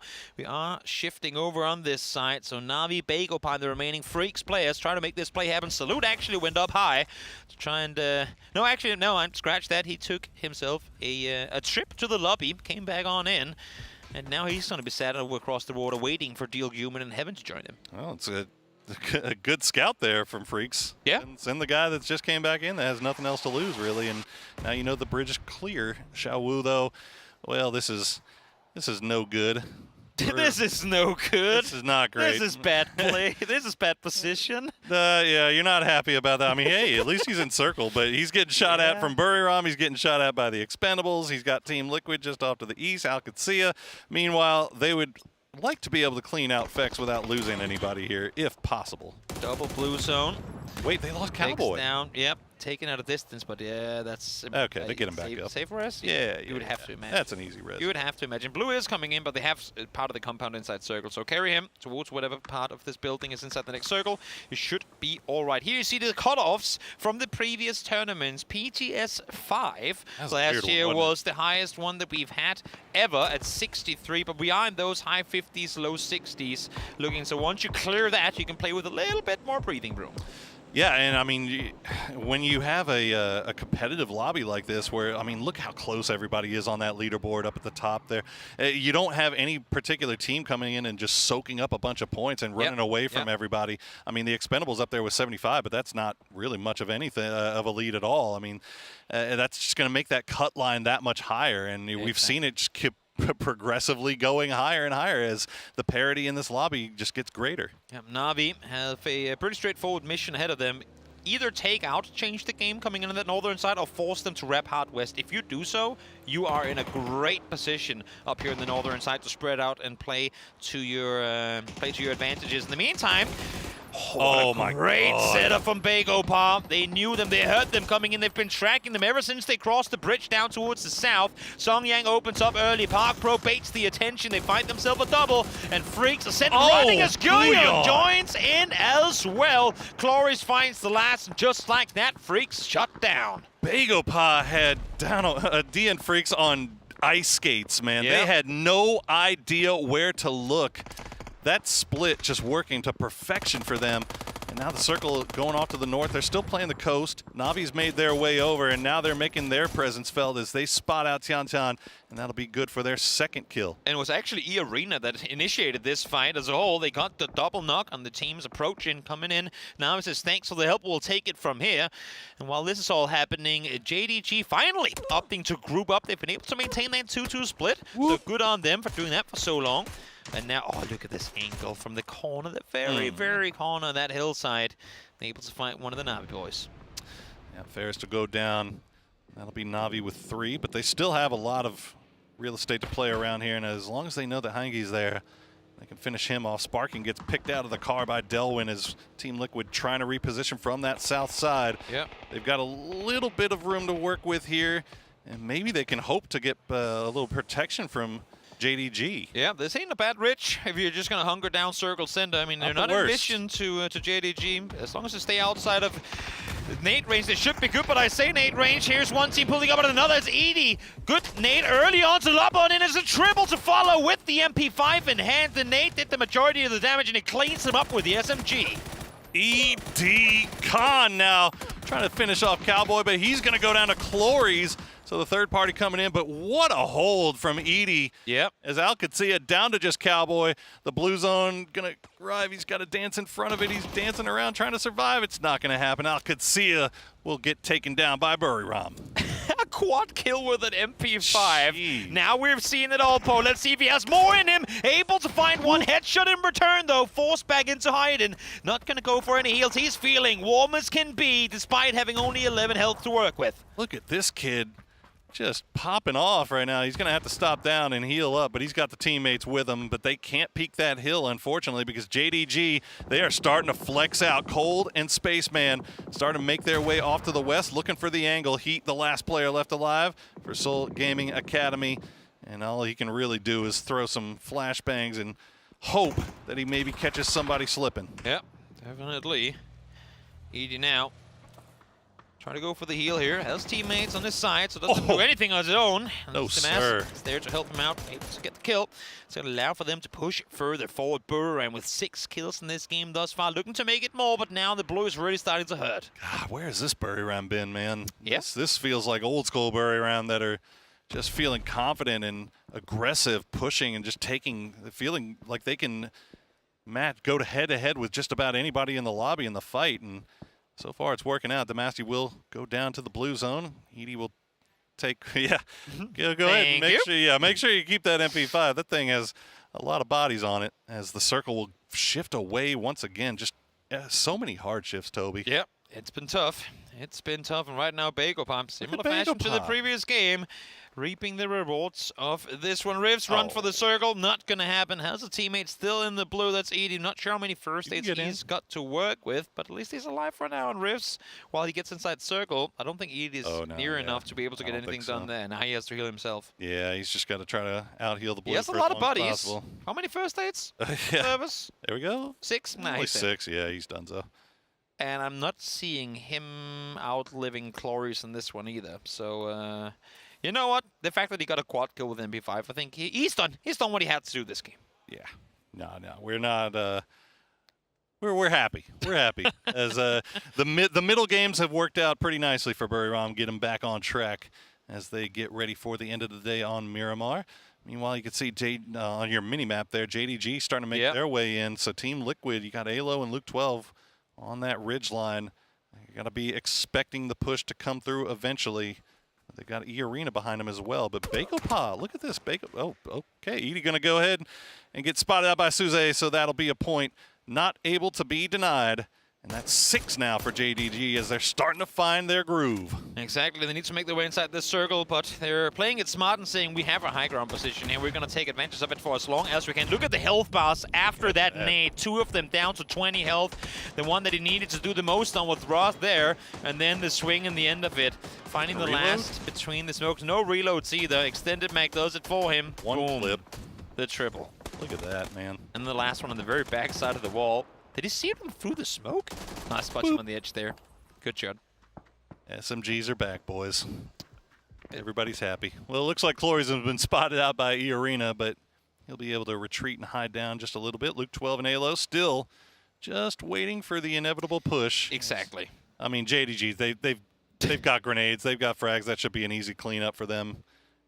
The Australian making the ostrich move, digging his head into the ground, going, if I can't see you, you can't see me. Isn't that how it works? Exactly. That is Issue is they know exactly where they're prone. So it's going to be up to JDG to decide whether or not they want to commit to clearing out Liquid. Issue is, even if they do peek over, shoot at Liquid, they're exposing themselves to the remaining other 2, or make that 3 teams in this circle.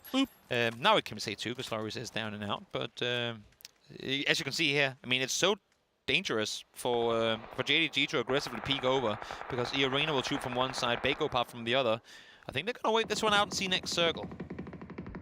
That's the thing. I mean, they would love to be able to just throw these grenades over here towards Liquid, but as soon as they get to somewhere, they also just don't have a really good read on where they're at. Yeah, and they're fishing. I mean, you can see they're going far, just too long.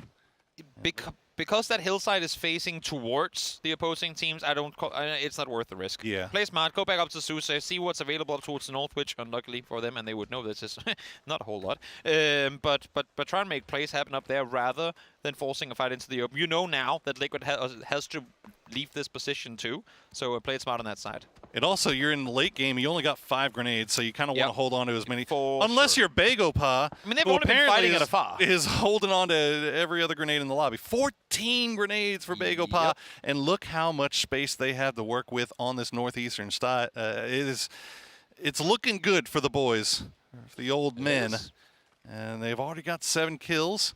Can they get some more here? As JDG will start to, I mean, how do you even push into this? I mean, you know you can't go to the south because E-Arena, and there's not really much to the north. I guess they have vehicles. That's the one good thing they've got going for them. You use some of those 13 smokes you have and try and see what you can make happen. Fair, There is a bit of a ridge line and a rock to work with. Are they actually hard committing to the fight on the eastern side? I don't think they are now. They're going to sit up behind these vehicles. And that's where I'm a little afraid on the side of JDG is I'm lacking that spark, that aggression. Not saying they should just hard pull up on Bagopa, because that's also a death sentence. But the willingness to pull kind of an APAC move every now and again is something I think could help JDG push further up on the leaderboard. I think if JDG had a better read on where Bagopa was exactly, but the problem is Bagopa's so spread out that it's really kind of difficult to get an idea of what's going on there. So really, I mean, this is probably the best play that they had available to them. Just keep 4 alive. You know you're running a little bit low on util. You still have 10 smokes. You still got cars. You still got everything you need. So just wait it out, and once they kind of leave their better positions, maybe you'll be in a better position to get that W. And this is not so much, I mean, this situation right now, it's more just their playstyle in general. I'm waiting. I'm lacking that extra gear. I mean, they're turbo mode fraggers, right? To go aggressive. And that's exactly the thing. They're all very capable mechanically, but not always putting themselves in the best positions to take advantage of that, as aLOW able to find Jacob, the duo of Liquid. Still not done for just yet. Able to get the knock. The rest, I would imagine, could be possible. But for E-Arena, I mean, they're playing with an inch behind that hillside. And with every single sec that Blue closes further in, leaves them open to aLOW and Luke. Yeah, and that shift not helping them either, is it? Not at all. Well, Luke, you see the Liquid boys, they're going to be losing their tires here. But yeah, Bagopa still in fantastic position. But they've got eyes all over the place here. That's the one thing, is they've got a lot of things that they have to keep track of. And if JDG gets a wild hair to try to make a push over there, Bagopa's got to be ready for it. So they can't over focus on any one particular part of this map right now. This is a perfect case of nothing to claim in the center. Yeah. Players would have sent one guy if there was anything. There is a rock, but that's also nade bait, so you're not going to go for that. Everyone is waiting. Nobody wants to be the first move. Everyone, again, trying to be the kind Canadian, saying, no, after you, sir. By all means, you want to go first? Please, please. Well, look, I mean, if you're Bagopah, you're sitting on 14 grenades. You're not pushing anything. Oh, hell no. You're waiting for them to get in range of you. Yep. And I mean, right now, things are looking great for them. But we'll see what Arena decides to do. Hopping Somebody's got to move into first. the car, but Opan's going to go down to the blue zone. Oh, that is brutal. Deny. And yeah, I think Arena. They're leaving. They're saying, nah, hell no. There's nothing to come for. They read the tea leaves and determined that this was the better play, which is crazy with 3 alive. But I mean that just goes to show the circle. There's just no play for them. It was 3 alive, then it was 2 alive, then it was 1.5 alive, and that's the point at which they said, you know what, I've just been headshot. Our teammate is down. There's nothing for us to do. I still think with 3 up, you could maybe try to make just a crash and hope. It's point fodder. Yeah, I guess so. Well, now Team Liquid have managed to make 3rd place, and they are on the south side, and it looks like JDG and Bagopah are starting to pay attention to each other, and Liquid, they're kind of surviving they here. Have no smoke left. That's no the last smoke left. one. That is the problem. They have a busted. No, they're done. Oh, there's nothing they can do. They're gonna fall, and to make matters fair, right. 1 point apiece. And finally, now the 4v4 Bagopah has a chance once again to bring it home. All right. Well, we see they've already halved their grenades. They went from 14 to 7. And they didn't manage to really find anything with the 7 they've already used. So hold on to those. JDG still holding on to their 6, or 5 rather now, as it looks like they're trying to do a little bit of probing. But nice shots there from Park Pro. Will find December 12th, and he gets the flush. That's huge. Perfect angle on that peak as well, using the smoke to his advantage. No one else had a chance to contest that peak, and in that sense, a bit of an error made on the side of December 12th to peek it from the angle which he did. Now double blue zone comes in, forces Spaceman off this angle down to half HP. He's going to have to commit to the heals here, but he's inside the blue still, so this is taking so much time off of him. What an insane timing for Bagopah. No casualties on their side. They should know exactly where they have Spaceman any moment now. 4v1 looks to be a 4v0.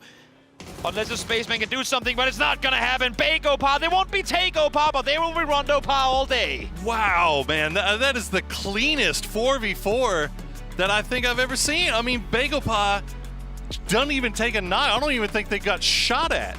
Pio, you can stay in Korea. We don't need you for PGC. We're actually doing pretty fine right now. So just do your thing, and we'll see you next year. What a late game there. I mean, you want to talk about wildcard maps. We can't really call them wildcard maps at this point. They've been around for so long, but the middle maps have just been huge for Bagopah, and now they get the win. They've climbed up the leaderboard, and JDG, man, they got 4 up to the late game. They have to be kicking themselves. Great game for some of the bottom teams to crawl up that leaderboard as we go on over to Rankle next.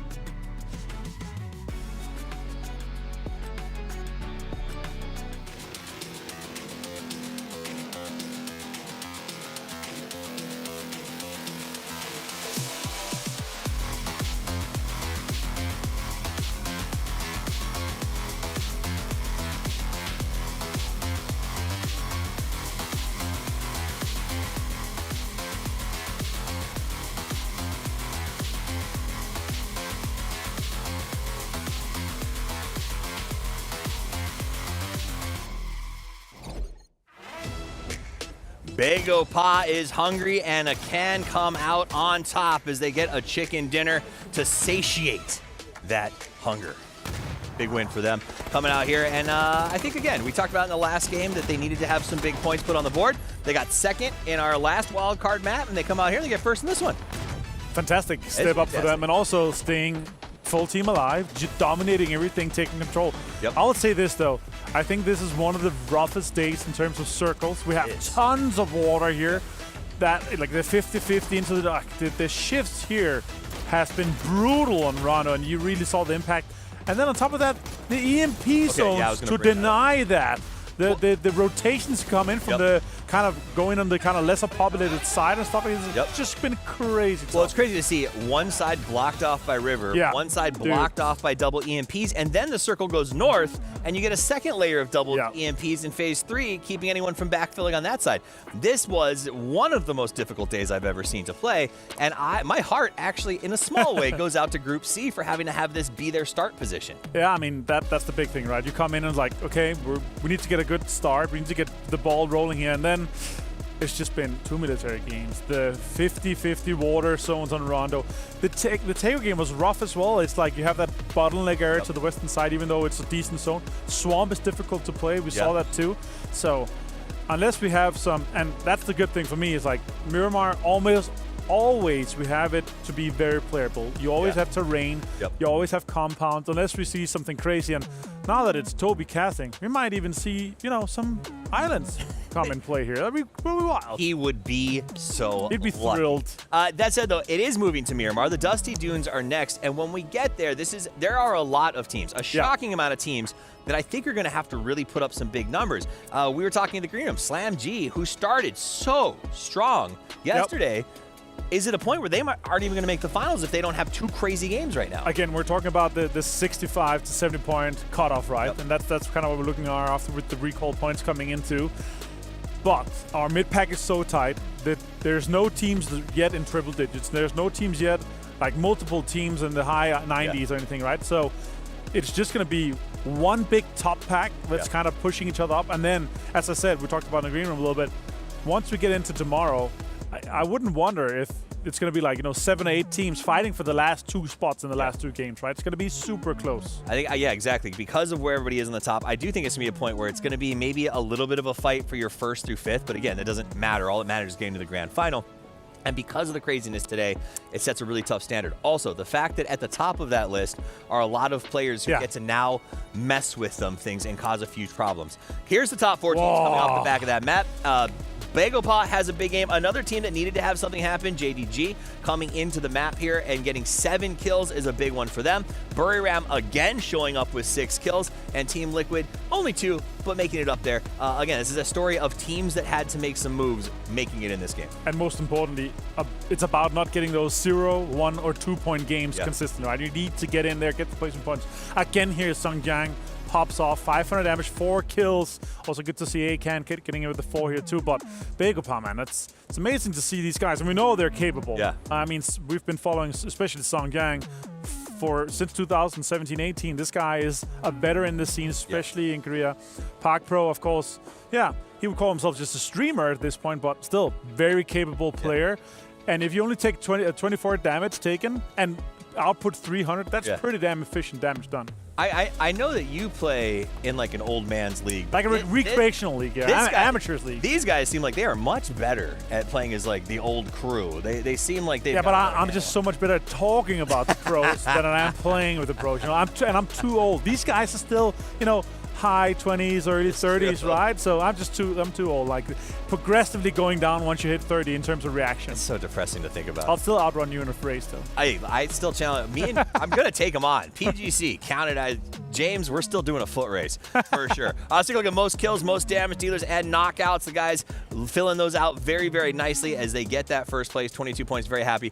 That's it. Both back-to-back. Buriram and Bagopah. They basically swapped spots for the most part between those 2 games. Having 2 massive games for each of them is going to propel them up that leaderboard when we get to the overall. Again, we're going to be looking at that shift. Not everyone has played the same amount of games. All right. We are rapidly closing on that. Yeah, and here we see, of course, the arena. They are on 45 points with 2 games to go. They need to hit this 65-point mark. Other teams, obviously, it's good to see them. Virtus Pro Twisted Minds only playing 6. They're playing tomorrow, but there's teams right now, say Bagopah with this, 2 more games to go. They're going to hit 65 plus potentially, right? And then the bottom here, look at Slam G. The lowest team right now in terms of having played 10 matches, 33 points. We need to see that double in 2 games, Toughies. Otherwise, they're not going to be playing in the final. I think there's a very good chance that they are not. But you know what? They are a young, fresh-to-land team. It's not unexpected. They started strong. Maybe they come back bigger. Also, a big shout out to Buriram again. You saw that on the previous screen. They've only got the 4 games played, and they've already managed to get themselves 20 points out of what we would call qualification comfort. So they could be qualified by the end of day today if they keep playing this way. Yeah, I would love to see that. Like, especially not having your star player in PO. In Begopa, yeah. And Begopa. I mean, I would love to see them come in and do that. Again, in group stage like this, when you're having curveball games thrown at you like this, it's just so hard to determine. And as you said, we really feel for Group C, right? It's so hard to get the ball rolling on such difficult games as we've had so far today. Especially if you're one of those a northern team that drops on a wrangle, it becomes almost impossible after 3 games at the military circle. We've got 2 games left to play. When we come back, it's time for the Dusty Dunes, where chaos is all but ensured. So don't go anywhere. We'll be right back.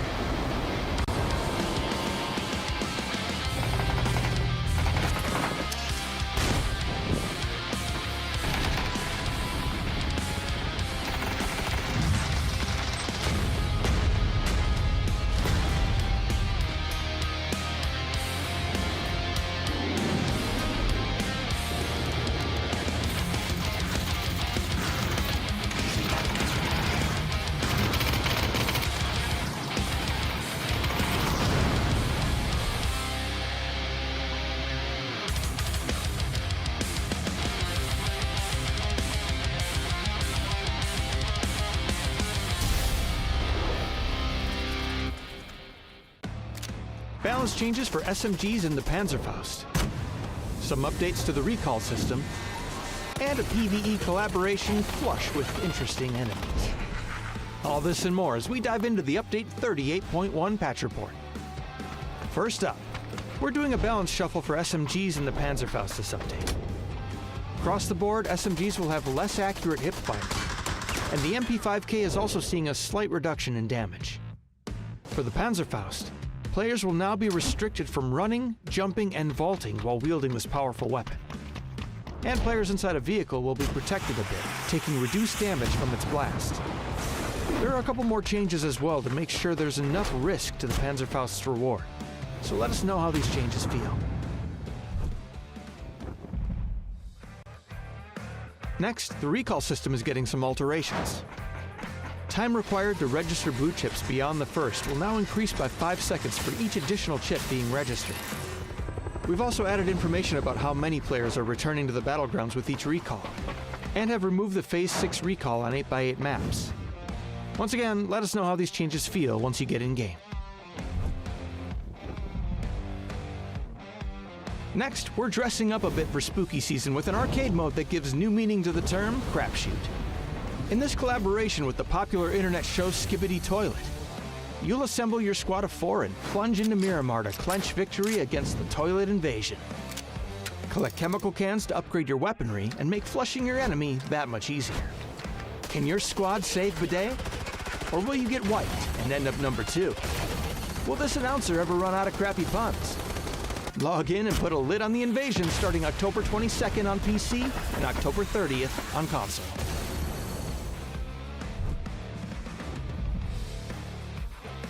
We've also added destructible terrain to Miramar, which doesn't include building destruction, and updated the pass system to allow for multiple passes at once.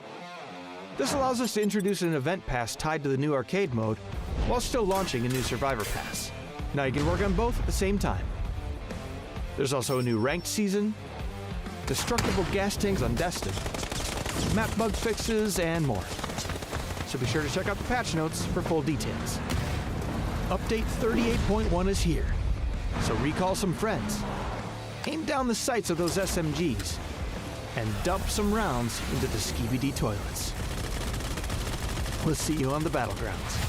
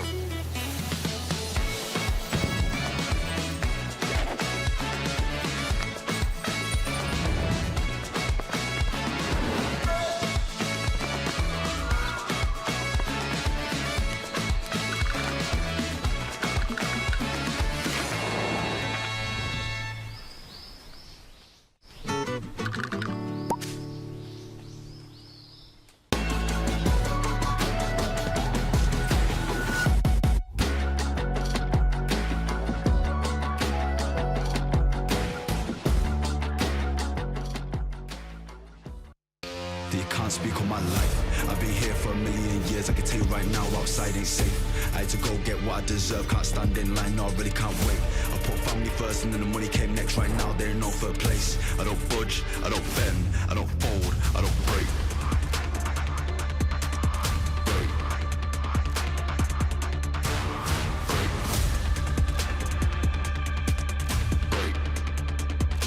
I don't bend, I don't fold, I don't.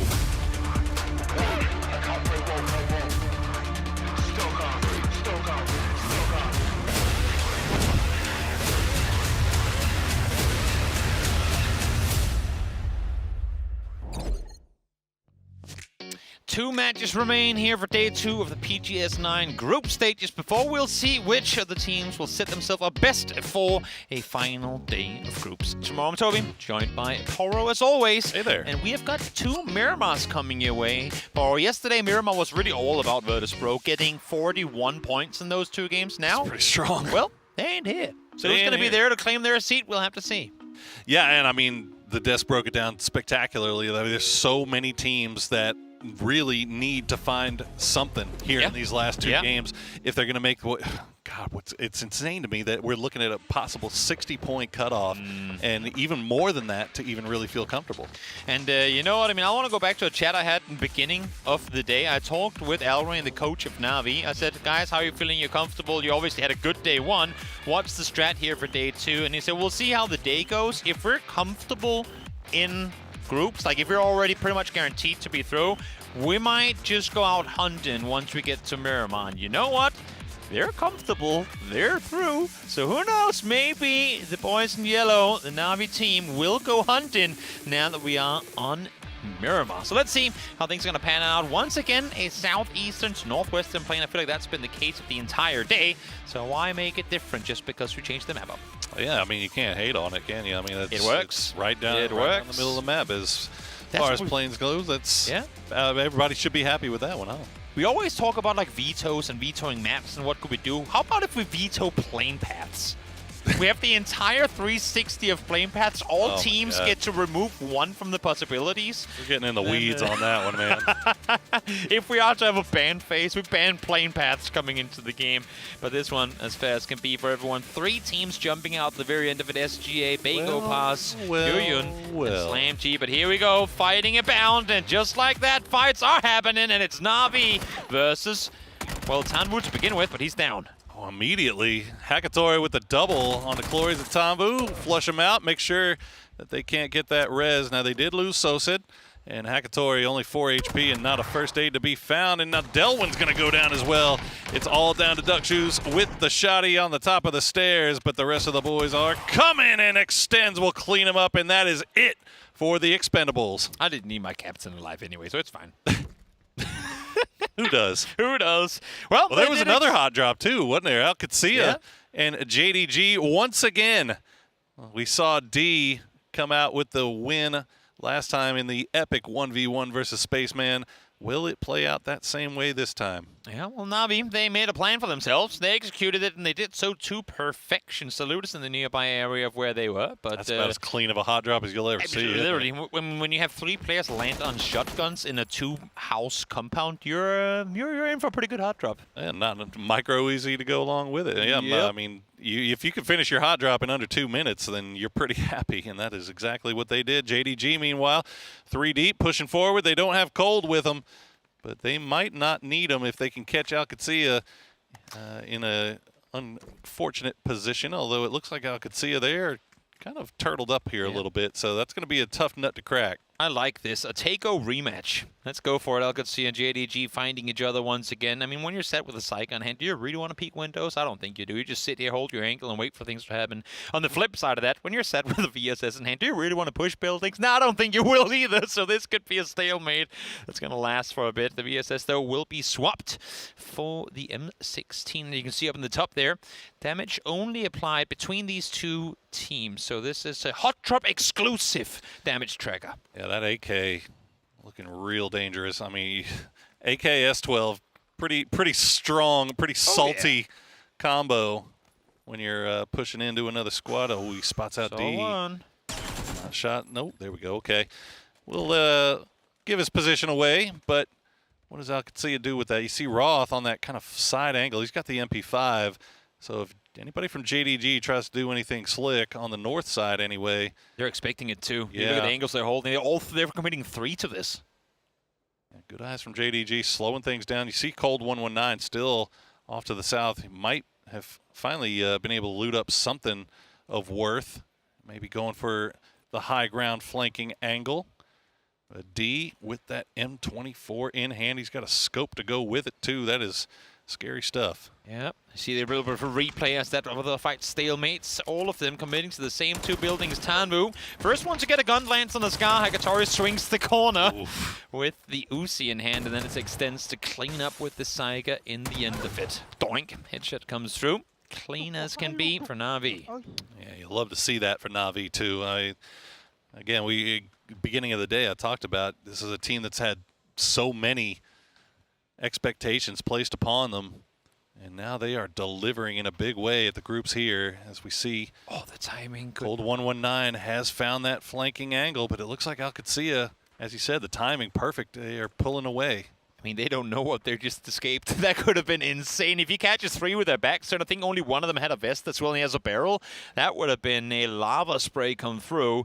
Them just being melted away, but no, able to get off the hillside. I don't think he has a scope on either, not just the red dot to work with. So, I think he had the Cold had the scope on the M16. Oh, he does? Okay. Yeah. So he's got something to work with there, but it's I mean, you see the rest of his team, they're kind of moving around and pulling away from this. So Rello with that 6X M4, not spotting anything out. And Cowboy in kind of a dangerous spot here if Cold 119 does peek.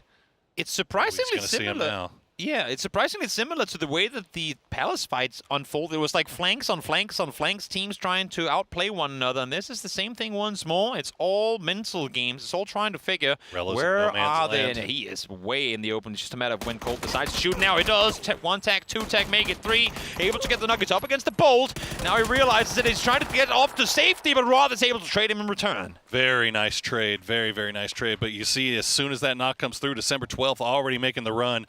And more importantly than the knock, JDG actually getting the information fed over to them that Alcatia is pulling away. So they make that push. Cowboy still holding the fence line, though, as he's going to spot out Suze trying to go for the res.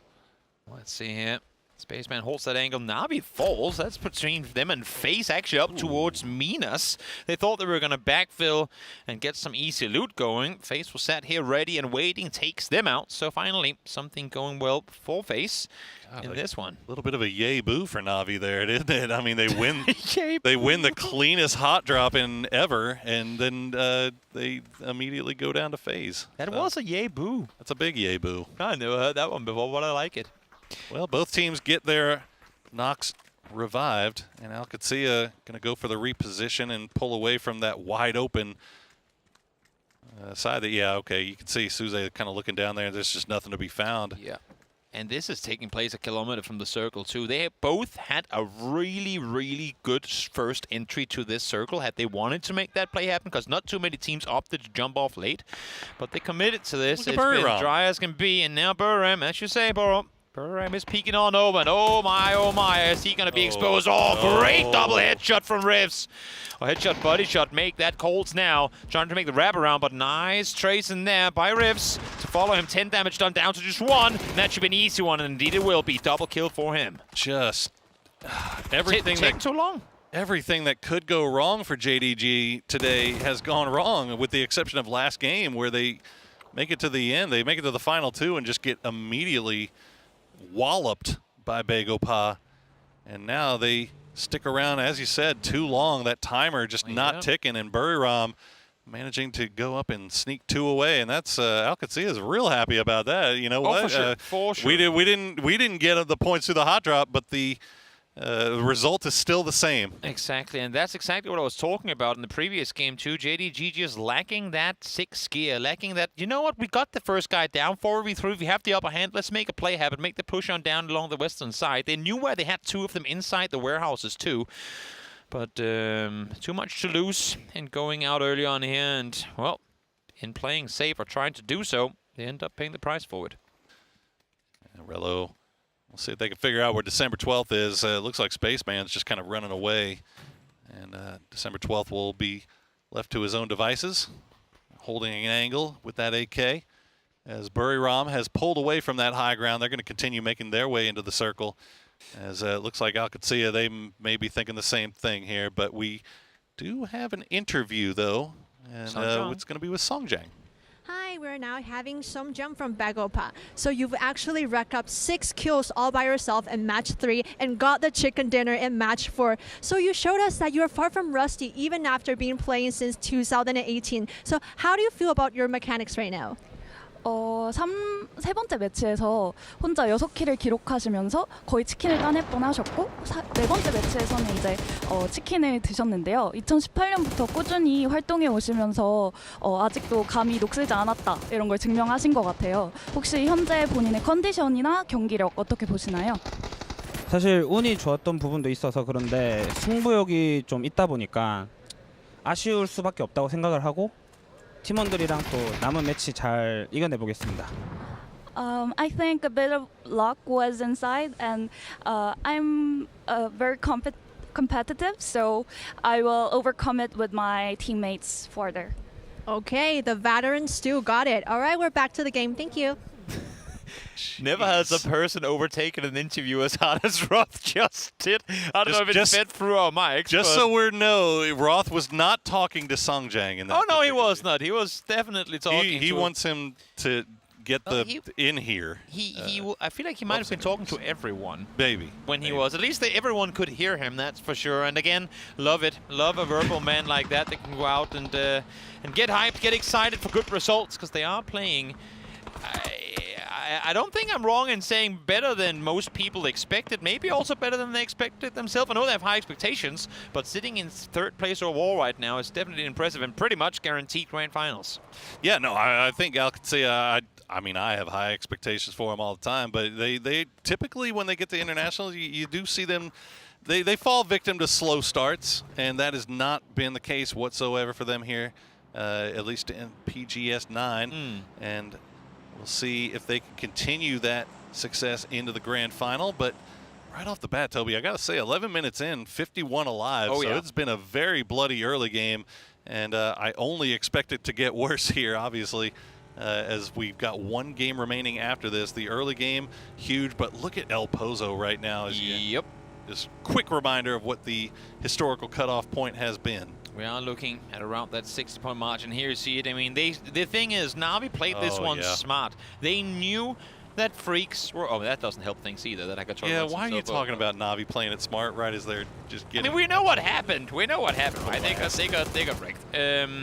But it's just a timing thing. Couldn't be any worse. FaZe were backfilling as well. They too saw Freaks leave. That was really good by FaZe. Yeah, I mean, they saw FaZe leave. They go, we're just here to pick up a gun. And then, wait, there's a car coming in. Oh, wait, it's 4-1. Oh, wait, he ran himself over. Guys, there's points over here. And then, you know what? If they come as free as that, and it's a team like Nav you get to eliminate coming in on your edge of the circle, you're pretty pleased with that. Absolutely. Well, not pleased is 17, as they have lost Xiaowu. But, I mean, at the end of the day, they've got 66 points already. They're fine. Like, they're vibing. They've got 2 more Miramar games here as we see Alcatsia after winning the Battle of Chumacera, get everybody back on their feet. And they're going to take the high ground off of that E pickup. So we saw they had scopes. They could make some waves here. Definitely. Watch out for any other helicopters coming your way, and maybe a mortar shell or two. But overall, this looks very good for them. As Freaks, oh no, that's a spin out in the arguable worst position possible. Dance and weave, touch and weave, prone down, act like you ain't here, but not gonna work. SlamG rewarded with at least the knock off of that one. SlamG, a team who had great success yesterday, haven't been able to get anything going at all. But just like in EMEA, when things go well for SlamG, it usually starts with this man right here, Boostic. An incredible mechanical player. One of the young guns coming into the EMEA scene. And here, able to get one as well. I guess Heaven didn't get the memo. He saw the wheels got shot out. He hopped out, and Gyumin said, "Peace, I'm out." Well, unfortunately, Freaks will lose 2, and this is just continuing for Freaks, man. It's just, I don't know. They just haven't looked right. Now, I mean, they're sitting on 53 points, which is, you know, okay.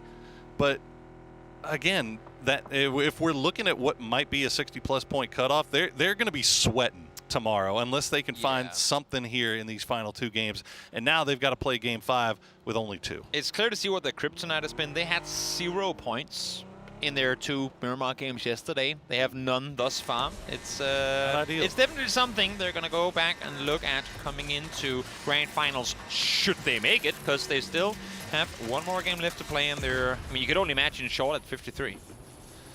Well, this is an interesting one. Okay, Lil Goes hits that revive station, and immediately Xiaowu back in. So the timing on that, perfect. And Xiaowu going to send it into El Pozo. Now, what he doesn't know is that there's about 5 or 6 teams already in El Pozo, as the circle has kind of favored that and kept it in, as we see Buriram.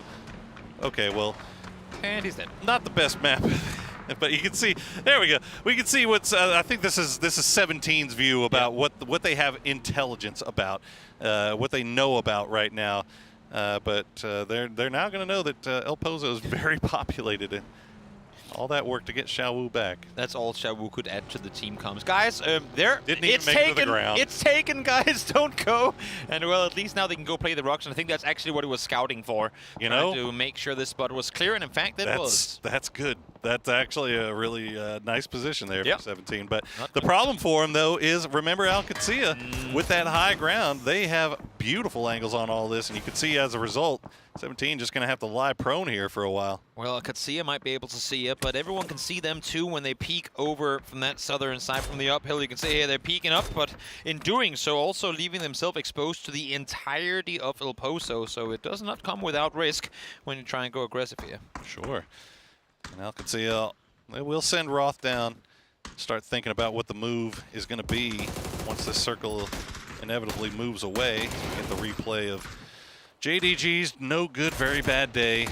It's a little bit of a slow start for sure. Yeah. Fortunately, the one thing they got going for them is that they have 6 games left to play, so we've seen this team pop off and put up 60 points in a day. That is not outside of the realm of possibility.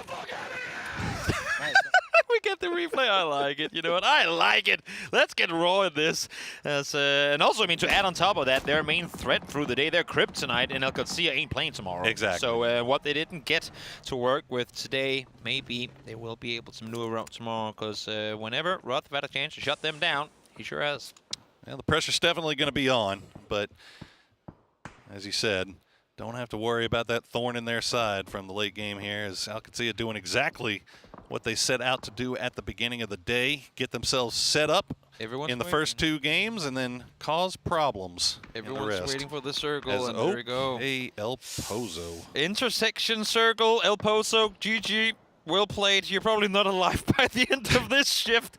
As Gen G now decision to make, yeah, they're going to fortify the West. That makes perfect sense. Even if the North is in and could be in for the circle to come, that compound is going to receive so much heat. Rather back off, say, no, we're not going to get all those kills. This could be a 20-game kill if we survive the North. We could also just get south and get top 5 guaranteed. Yeah, also going to be interesting to see what FaZe decides to do here. I mean, True, you see they're the true. westernmost team. They've got control over pretty much everything, but they've got to go somewhere. So, meanwhile, Team Liquid, here's what happens. You have to leave El Pozo eventually, and unfortunately for them, Roth coming down. That is he came down early, and it pays off as he finds a couple. There's Deal with the seat-swapping Panzerfaust onto aLOW. Sparking will try to get him. The shot's not landed. There we go. He'll get him in the end, and Team Liquid will be down to 2 as Alcancia. Blood in the water as they come to try to find Luke 12, and he goes down. Perfect timing for them to jump off the cliff side as well, and the northern side swing around the west. But you can look at this, the ammo count No they have ammo. rail down to 29. They expended all of it up on the hills up high, but luckily for them, they have some corpses for Liquid to pick up. Also, I mean, you talked about anomalies earlier today. I think I've seen Purdy get killed coming out of a shack 4 times today. So I don't know about that one. It's just rare that you get to see it on repeat.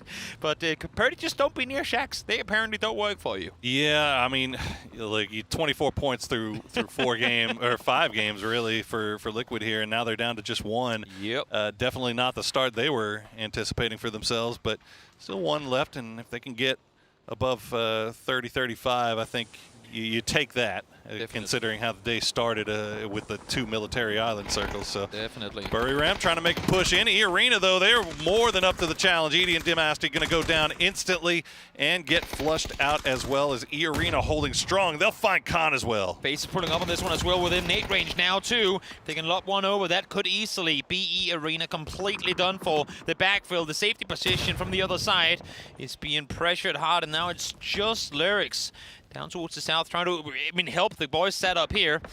Riffs finds himself on an island of his own, trying to fend off against the duo. Oh, it was a bait all along. I like the idea of going for the molly, but in doing so, left himself exposed, and that's Buram down in 12. There we go, the C4 Bronco coming towards SGA. Are they ready for it? Oh no, he didn't go all the way there. No, he missed the turn, the smoke.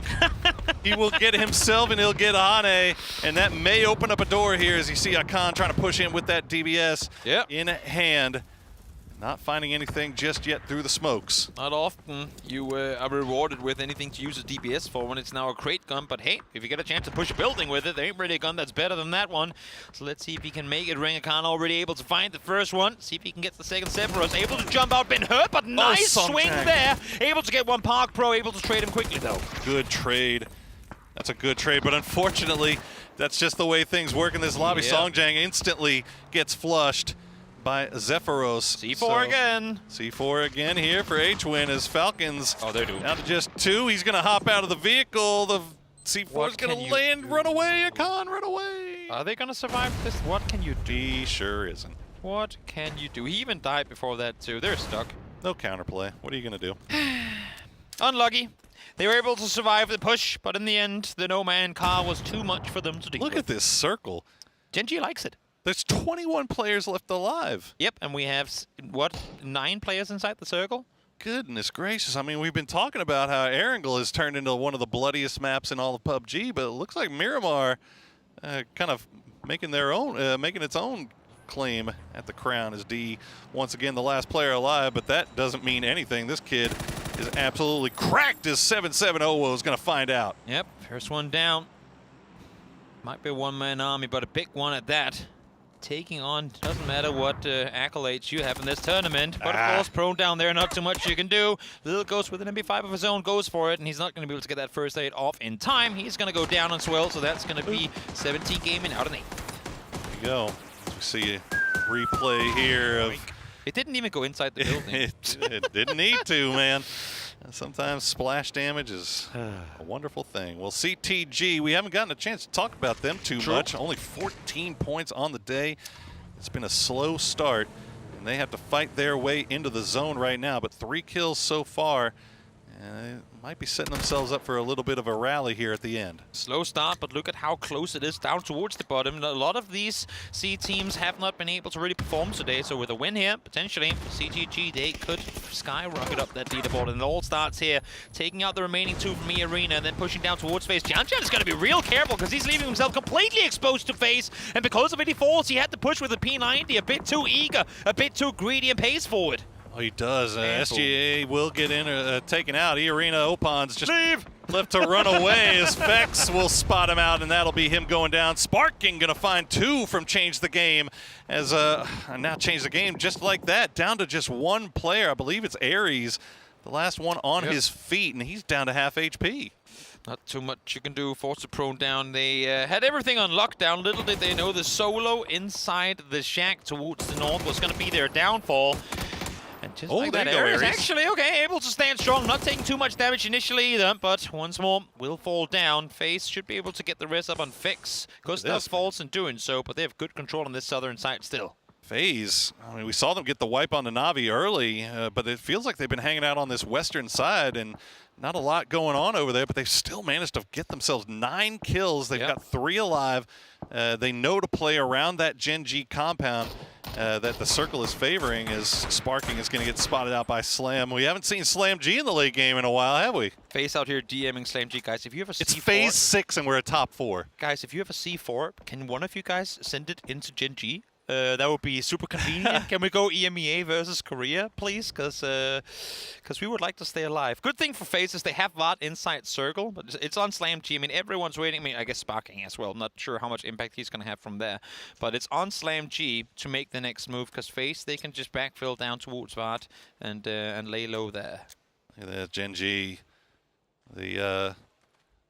The struggles of getting the good compound that everybody knows to avoid. You know, you're looking great for the late game here, but only 1 kill collected so far as Gyumin trying to make his way across the street. Yeah, they know that Sparking's there. Fex was, I think that was a bait vehicle, really, to get Sparking to peek. Might have been, yeah, for sure. But Sparking too smart for that. Headshot connected, literally 1 HP on the side of Sparking. Again, I mean, if FaZe just wants full control of this eastern side of the circle. There comes the cars. I'm not seeing any C4 trails, so not going to happen with that. A lot of pre-nades still being tossed out, though, as the pull-up comes through. Snail trail's not going to be there as grenades falling from Gen G, but not falling where they need to be. And Slam G now has the wall to play around. Tosi has one prepped and primed. It's going to get Arctic's very low, and now, Mogore will go down to Orca. Arctic's very low. Boostek's still alive, still playing around those vehicles. These utility from Gen G just way off as Tosi pushing with the MP5 blind. Doesn't even matter. Slam G will go down. And that fight right there, I was going to say the pull-up from Slam G, timing couldn't be better because they knew FaZe was occupied looking towards Sparking. They were the main threats to prevent a third party to come through, but for FaZe, they had a 10-second gap there from where they could have engaged that fight, maybe taking the win. But again, the threat of Sparking, him staying alive for as long as he did towards the north, forced them to stay slow on it. So Gen G not only able to get 4 points off of that, but able to keep all 4 players alive themselves. As FaZe playing it in slow here, wanting the circle over the potential pull-up opportunity against Gen G. This could be a massive, I mean, it already is a massive game for FaZe, who started off a little bit slow, as Sparking will donate himself over to the blue.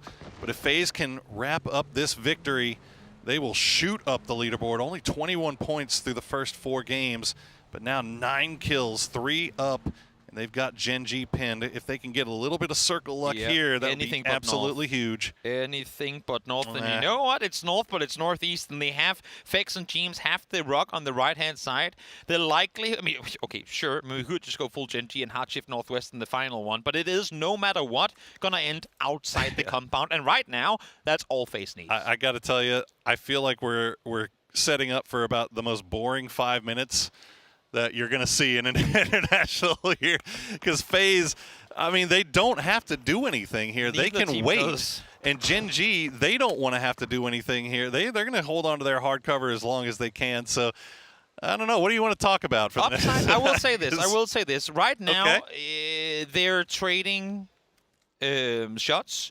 If FaZe, as long as VOD doesn't get knocked, FaZe is fine. That's it. I mean, as long as Gyumin can get knocked, Fex will be able to get the rest. The issue going the other way is if Gen.G gets a player knocked, look at this, they're all in each their respective building. If Gen.G gets a player knocked here, you can see Orca taking a lot of damage from Fex right now. If he gets knocked, that's when the transition between buildings gets dangerous. That's when Vard starts peeking, trying to get some of those off angles, right? So right now, I'd give the advantage to FaZe in terms of trying to take these peak battles. Having said that, Gen.G knows exactly where they have FaZe, where FaZe, they're playing a bit more whack-a-mole against Gen.G because they peek up from new windows every single time they look out. Yeah, I mean, that's the name of the game. Look at right the angle, here the cross here in the open. You can't. If there's a knock, he peeks. Can't get knocked here if you're Vard. Nope. He's waiting for a knock. He's waiting for a knock to force someone to cross through that open. As soon as they get a knock, if they do in one of those buildings, he peeks to get the crossing guy that goes for the rest down as well all of a sudden. That's a 3v2. They're leaving. Or at least repositioning. Yeah, I mean, I don't think they leave just yet. I mean, there's no point to. I mean, you got that hard cover. Satoshi, they're figuring out where the shooters are, right? And Orca. Yeah, they've only seen 2. Trading back and forth with them. They know that Vard is around. I'm not sure if they spotted Vard. I don't see their little Doritos looking down in that direction, though. I get the idea of having a guy cross the road and go south, but right now, I mean, they're just repositioning. You wait next circle. You wait next circle. If it hard shifts northwest, there's no reason to get greedy for it. Yeah, if it does go anywhere outside that compound, though, I like the idea of actually aggressively taking the fight to that southwest side. The danger is just then you leave the duo that you know is on the rock open, and this is perfect for FaZe. They couldn't ask for anything more, and now it's on Vard. Now he can fall. Now he needs to find them in transition. As soon as they get into those cars, as soon as those engines get up, he needs to peak. Only bad part is Bean spotted him.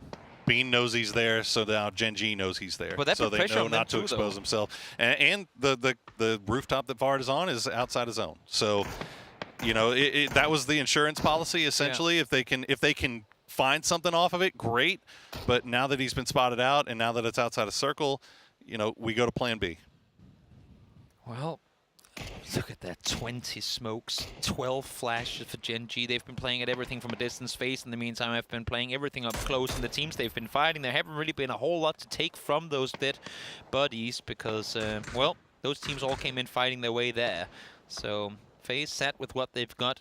Gen.G with plenty to work with. Those smokes going to be deployed soon. Again, you can see here, trying to make sure Vard doesn't catch anyone crossing.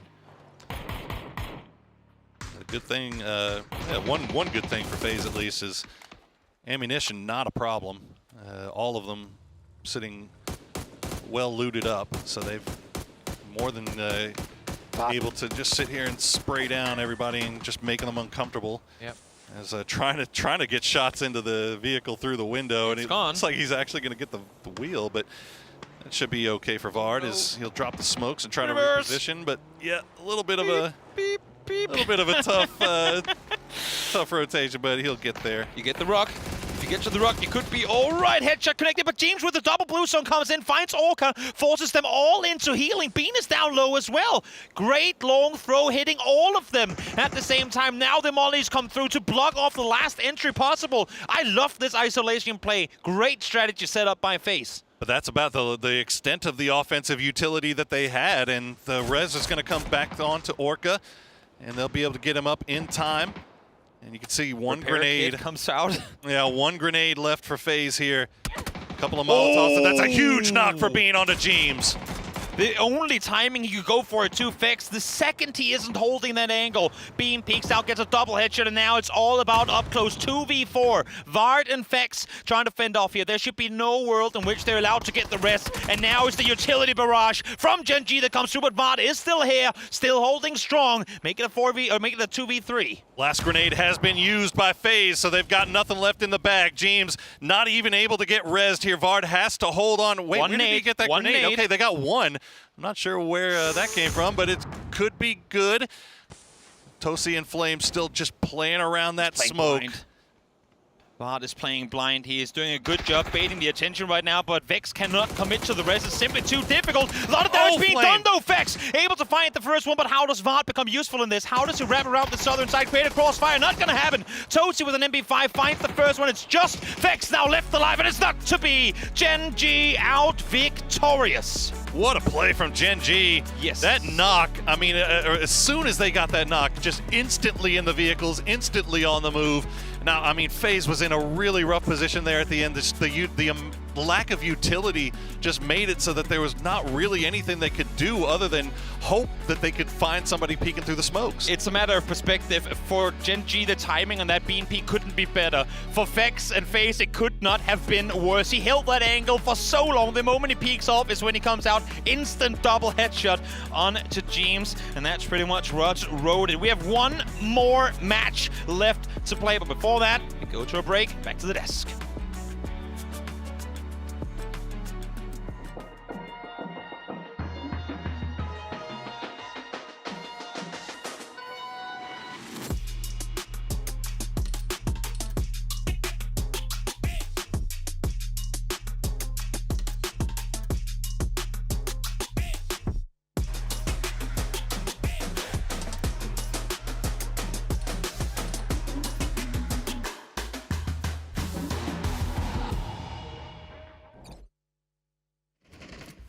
A big win as they dip their toesies in the chicken dinner and come away with a burner for Flamin' the boys. Now, they did get a compound. They were able to hold it when no one else had anything, but ultimately coming out with the win is what matters most. And they reinforced when they had to, right? They left basically the center compound that Vado took over. Yep. Left the back door somewhat open for FaZe, but they had to reinforce. They had to make sure there were 4 guys strong towards that late game.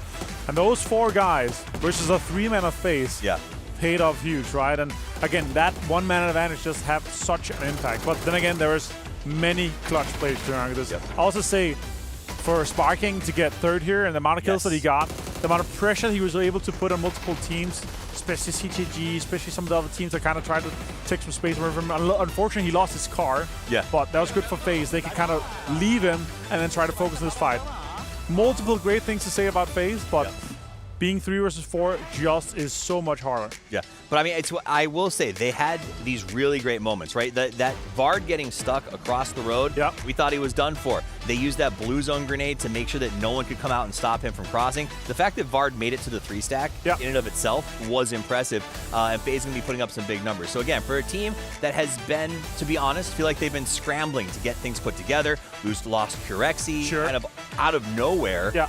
This is really cool to see that they are finally sort of enacting their strategy. I will say this though, if Gen G had to leave the compound a little bit earlier, or if they didn't get the 2 northern or somewhat northern shifts where they were still in the compound, or if Watt could have stayed on that off angle and they had to leave, so he didn't have to kind of give it away too much, that could have been an impact too. But here, I mean, Gen G, been impressed with them so far. We talked about them at the start of the day here. Now they're able to take this one home here, so that's going to be a huge amount of points to come their way. 7 kills along with the win, but 9 kills for FaZe is also massive for them on their first day of play here in group stage. I mean, again, we went into EWC with the story of Gen G sitting on their laurels. Do they deserve to be GPT or Gen PT, if you will?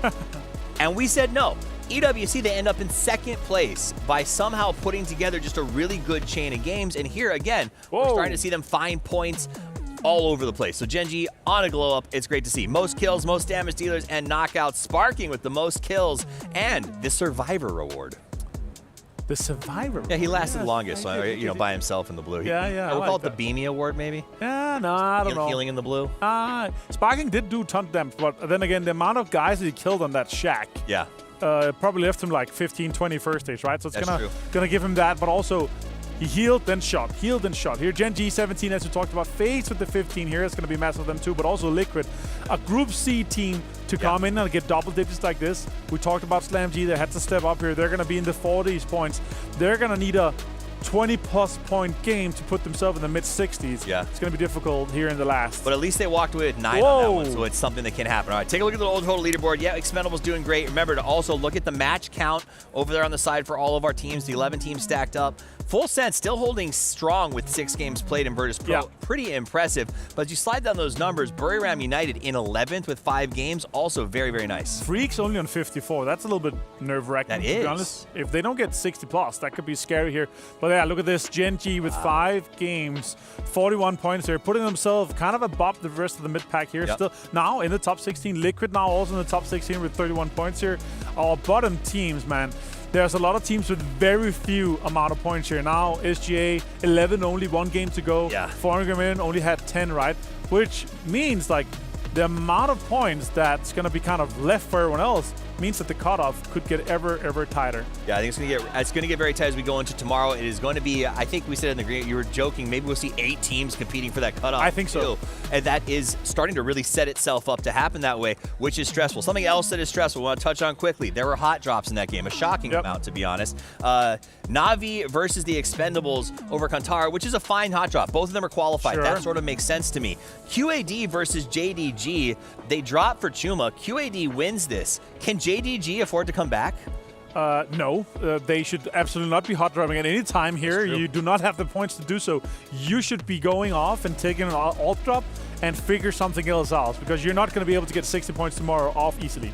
Absolutely. So we'll see if they have the hubris to continue doing it. Will they go back? Because I can tell you right now, QAD has no interest in leaving. It's time for us to get into our final match of the day. Let's get to the Dusty Dunes with Toby and Parasaurus. Thank you guys for chalking up this battleground for one final time here today. One final time for this Group B to try and see what they can do in order to get as many points possible. Will JDG and Alcatsia fight for Chuma once more? It looks like that might just be the case, Poro. I don't know about that from JDG. I agree with I know you. you still got 6 games to play, but you have had an absolute disaster of a day here so far, and you know that they're coming. Like Could be stretching, theoretically. Please be stretching. Theoretically, sure. But I don't know. I mean, I guess the excuse that you can make in your head from last time is that it wasn't Alcatsia that caused you the problems. It was Buriram. True. But still, I mean, 20 points through the day. That's not great, man. You're putting so much pressure on yourself for tomorrow. Ooh, and they're splitting thin here as well. I like to think of Chuma Zero kind of as a layer cake, and you leave one on the very top layer. That's Colt on his own, MP5 in hand, waiting for his teammates now to come up and join him. They're taking the fight to Alcatsia this time around. No more waiting around, no more playing it slow. If we want a hot drop, we got to take the fight to them immediately. Issue is, Colt, while I like the MP5, he's looking at a long-distance engagement, or at least some distance engagements right now, on his own up here. They have the circle, so they can wait around for a bit and have this one stall out. But this positioning, I mean, I'm not sure about it. I was had eyes on Impala. It looked like FaZe was getting real close to slam there as well, but it looks like they'll pull away and go south. So the only real early game battle here is going to be Alcatsia versus JDG once again. Now, no Buriram on the south side, but they do still have E-Arena very close. 17 also has a 7700 down here. So it's starting to attract a little bit of too much attention here if I'm JDG. And I mean, yeah, you're fighting over Chuma. Now it went from a hot drop to a cold drop. Of course, for good reason, Alcatsia is going to expect the white flanks, because that's been the case every single time these two guys have fought each other. But also, you're a dead center in the circle. Yeah. There is simply too much to fight for. You've been able to stay alive. You've gotten, quote-unquote, the good side of Chuma for this circle. Take advantage of it, lay low. If anything, let Alcatsia come to you, because you have a good game to play from this area of the map. And it looks like that's what they're doing. They're giving away that high ground. They're starting to make their way towards the low side of Chuma, loot up a little bit more. And I think a big part of that is exactly what you said. They're dead center circle. So I think that is the right play. But we had a chance to hear from TanVuu. Let's hear what he has to say. Thì em nghĩ đây là cơ hội để tụi em thể hiện bản thân của tụi mình là không có yếu. Bởi vì những cái giải BGS lần trước tụi em bắn khá là tệ và không có kết quả tốt. Thì em nghĩ đây là cơ hội để tụi em bứt phá và đạt được thành tích cao hơn. It's quick. Well, there you go. We can be better. They are better. Facts. Easy. Yeah. Well, it's been looking good so far. I mean, 81 points through 2 days. That is very, very good stuff from the Expendables. But again, it's group stages, right? It's group stages. Nobody remembers group stages. Everybody remembers what you did in the grand final. Exactly. JDG. Okay. I don't think this is a reposition play per se. This is them trying to just, leave. Yeah. Jumasera altogether. It is a hot spot, but not a spot from where you usually get a whole lot of points going your way. Issue is there's that 4 guys in a car, and both change the game, and they're actually providing into each other. Wenmo is on his own, able to find one, will be traded immediately after, but this fight is far from done. The remaining change the game players are here, and Luke from Liquid is here as well, feeding that info across to his teammates. So what was a mature decision in leaving might have just become the downfall of JDG altogether. Oh, and look at that. Yeah, as you said, Luke has that angle, and now Aries is coming over. Yep. Spaceman will get spotted out by Luke, and Cold out in the middle of nowhere. And Luke will pick that up. You gotta go secure that point if you're Liquid. You need them. Oh, yeah. Yeah, go ahead. Get that. 31 on the day so far. We'll turn that into 32. Hopefully. Nope. Hangy gonna steal it. Had one more shot to shoot, but there you didn't go for it. It's the way it is, isn't it? Yeah, they prioritized this. I get it. He was waiting for the pickup from Purdy. Now they're pulling up on this. They know that they had a 2v1 opportunity, but they're pushing in one by one.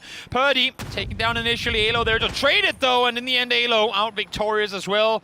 So Purdy, effectively working as the bait in that one, opens up the angles for aLOW to get too much needed kills. The short to mid-range god back once again as we see TanVuu actually going down in a vehicle explosion. So the Expendables running into some difficulties on their rotation in the north side. Yeah. As I think they just ran in between a Falcons and DN Freaks, kind of sizing each other up there on the north side. And they end up taking out TanVuu. Happens to the best of them. Of course, this is far up on the northern side of things, so you'd have to imagine that a rest should be possible at some point. See the aftermath of another vehicle explosion there as DN Freaks. They were set up for a camp initially, but opted to think better of it. Still a lot more to play for. They'll wrap down towards the south as well. All right. Looks like we still got a few teams on the outskirts making their way in.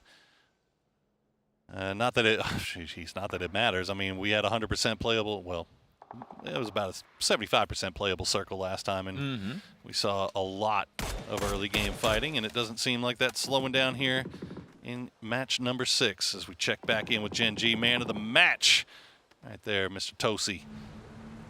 It wasn't much they had to do in that last game, but going up against FaZe in the position that they had could have easily been at a loss had it not been because they played it as smart as they did. So good on them. And while Tosi got the MVP overall due to overall damage and kills, I like to think of Bean being, if not the MVP, at least that honorable mention for that double hitch on the teams, because that's what allowed for that last rotation to take place. Yeah, that's the one thing you can really say about Gen G is that everybody is a contributor. There's nobody left. Oh, for sure. Nobody carrying the weight for the other boys. So all 4 guys firing on all cylinders. As we check back in with BagelPod, getting a little close to change the game over here on the western side. It's a long-range scrap, but Seongjang is kind of feeling himself. You got to figure after what has been a fantastic day here for BagelPod. Yep, definitely. Looking very, very poised at their 67 for grand finals. Would be hard to imagine the cutoff being any higher than that. So they can do whatever they want, but of course still want to come out and play well here in their final day of groups. On the other side of that coin, change the game. Not a great day.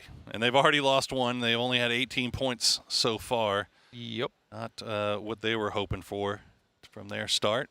But if they can avoid BagelPod's push here in the early side. You see, I mean, Aries on that long side. I'm not even sure if they know that Seongjang is here. I mean, he has been repositioning. Park Pro has just been forcing them to. Park Pro from range has been kind of keeping their heads down, so they have no real idea of what's kind of pushing onto them right now or where they're coming from. I will say what I like to see about this BagelPod roster without Pio is that I don't know, I feel like oftentimes when you have Pio on your roster, and this is not to take anything away from him because his accolades speak for himself, but his personal play style forces your team to play in a very specific way. Without him, they're more free, they're more able to go out and do what they want, and I like this somewhat more aggressive play style that we're seeing from BagelPod minus Pio.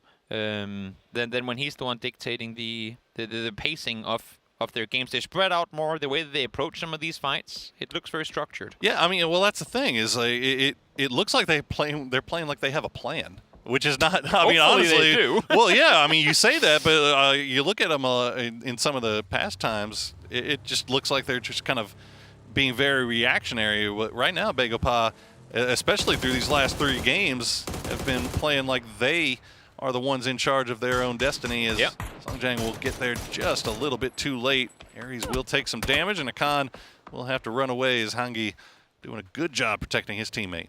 Definitely. Let's see here. Circle closing in, just a minute to go until it's going to be all the way there. TanVuu's back. TanVuu is, in fact, back. Do I get my -3 back? Yeah, I don't know. Wait, we were talking about this. Could he, if he lands now and dies, is that -6? Oh, boy. Could be. We'll see. I really hope not. If TanVuu gets me -6, man, I don't know if I'll be able to It's more because he's your captain, too. I know. Nonetheless, he's going to fly up towards... Honestly, he can probably fly all the way towards where he fell and get his exact crate back. Like there he is. Right. Okay. There he is, making his way far up towards the north to get his loadout back, get back in the game, and act like nothing happened. It's only us fantasy people that feel impacted by what... I mean, he did give 1 point over to his opponent, so there is that. But outside of that, no foul, no harm. Expendable spell, back to 4. At least they're alive for 9 seconds. No. Deal? No. Don't you even. Deal. Don't you even. Bomb sog head. Bad deal. Don't you even. As we... Oh, he hit him. No, yeah, the tire. Oh, that's rough. And it was the gold Mirado, the cursed one. That's why it's cursed. That's why it's cursed. Thames. Yep. Well, he's back, and he it's like nothing ever happened. Exactly. The only thing that did happen now was the circle popped. We're going down towards the central south, and Gen G, from a win of the previous one, is looking very good up in that church compound to come out with a lot of points in this one, too. Having said that, it is an area of the map that we know a lot of teams like to pull up on, so will be interesting to see how long they opt to try and maintain this split for. All right. All the good spots pretty much spoken for as it is right now. As you see Team Liquid, they're going to pull up, but you've got 17 and a split right above him. Xiaobei, it's like going to be shot at from range, and we'll spot out Sparking. The seat swap from aLOW will find him. And now 7700 left all by himself. Purdy trying to make the wrap around here. I like the idea of trying to get the off angle on the side. You could imagine 77 is going to try and fall back and... I mean, I say join his teammates. His teammates actually in the opposite direction, but this is where they had their vehicles parked. But he's now just making a run for it, trying to get to safety. And this is one of many, I think, splits trying to be punished. And this is exactly what they wanted to do. Cut off the exit route.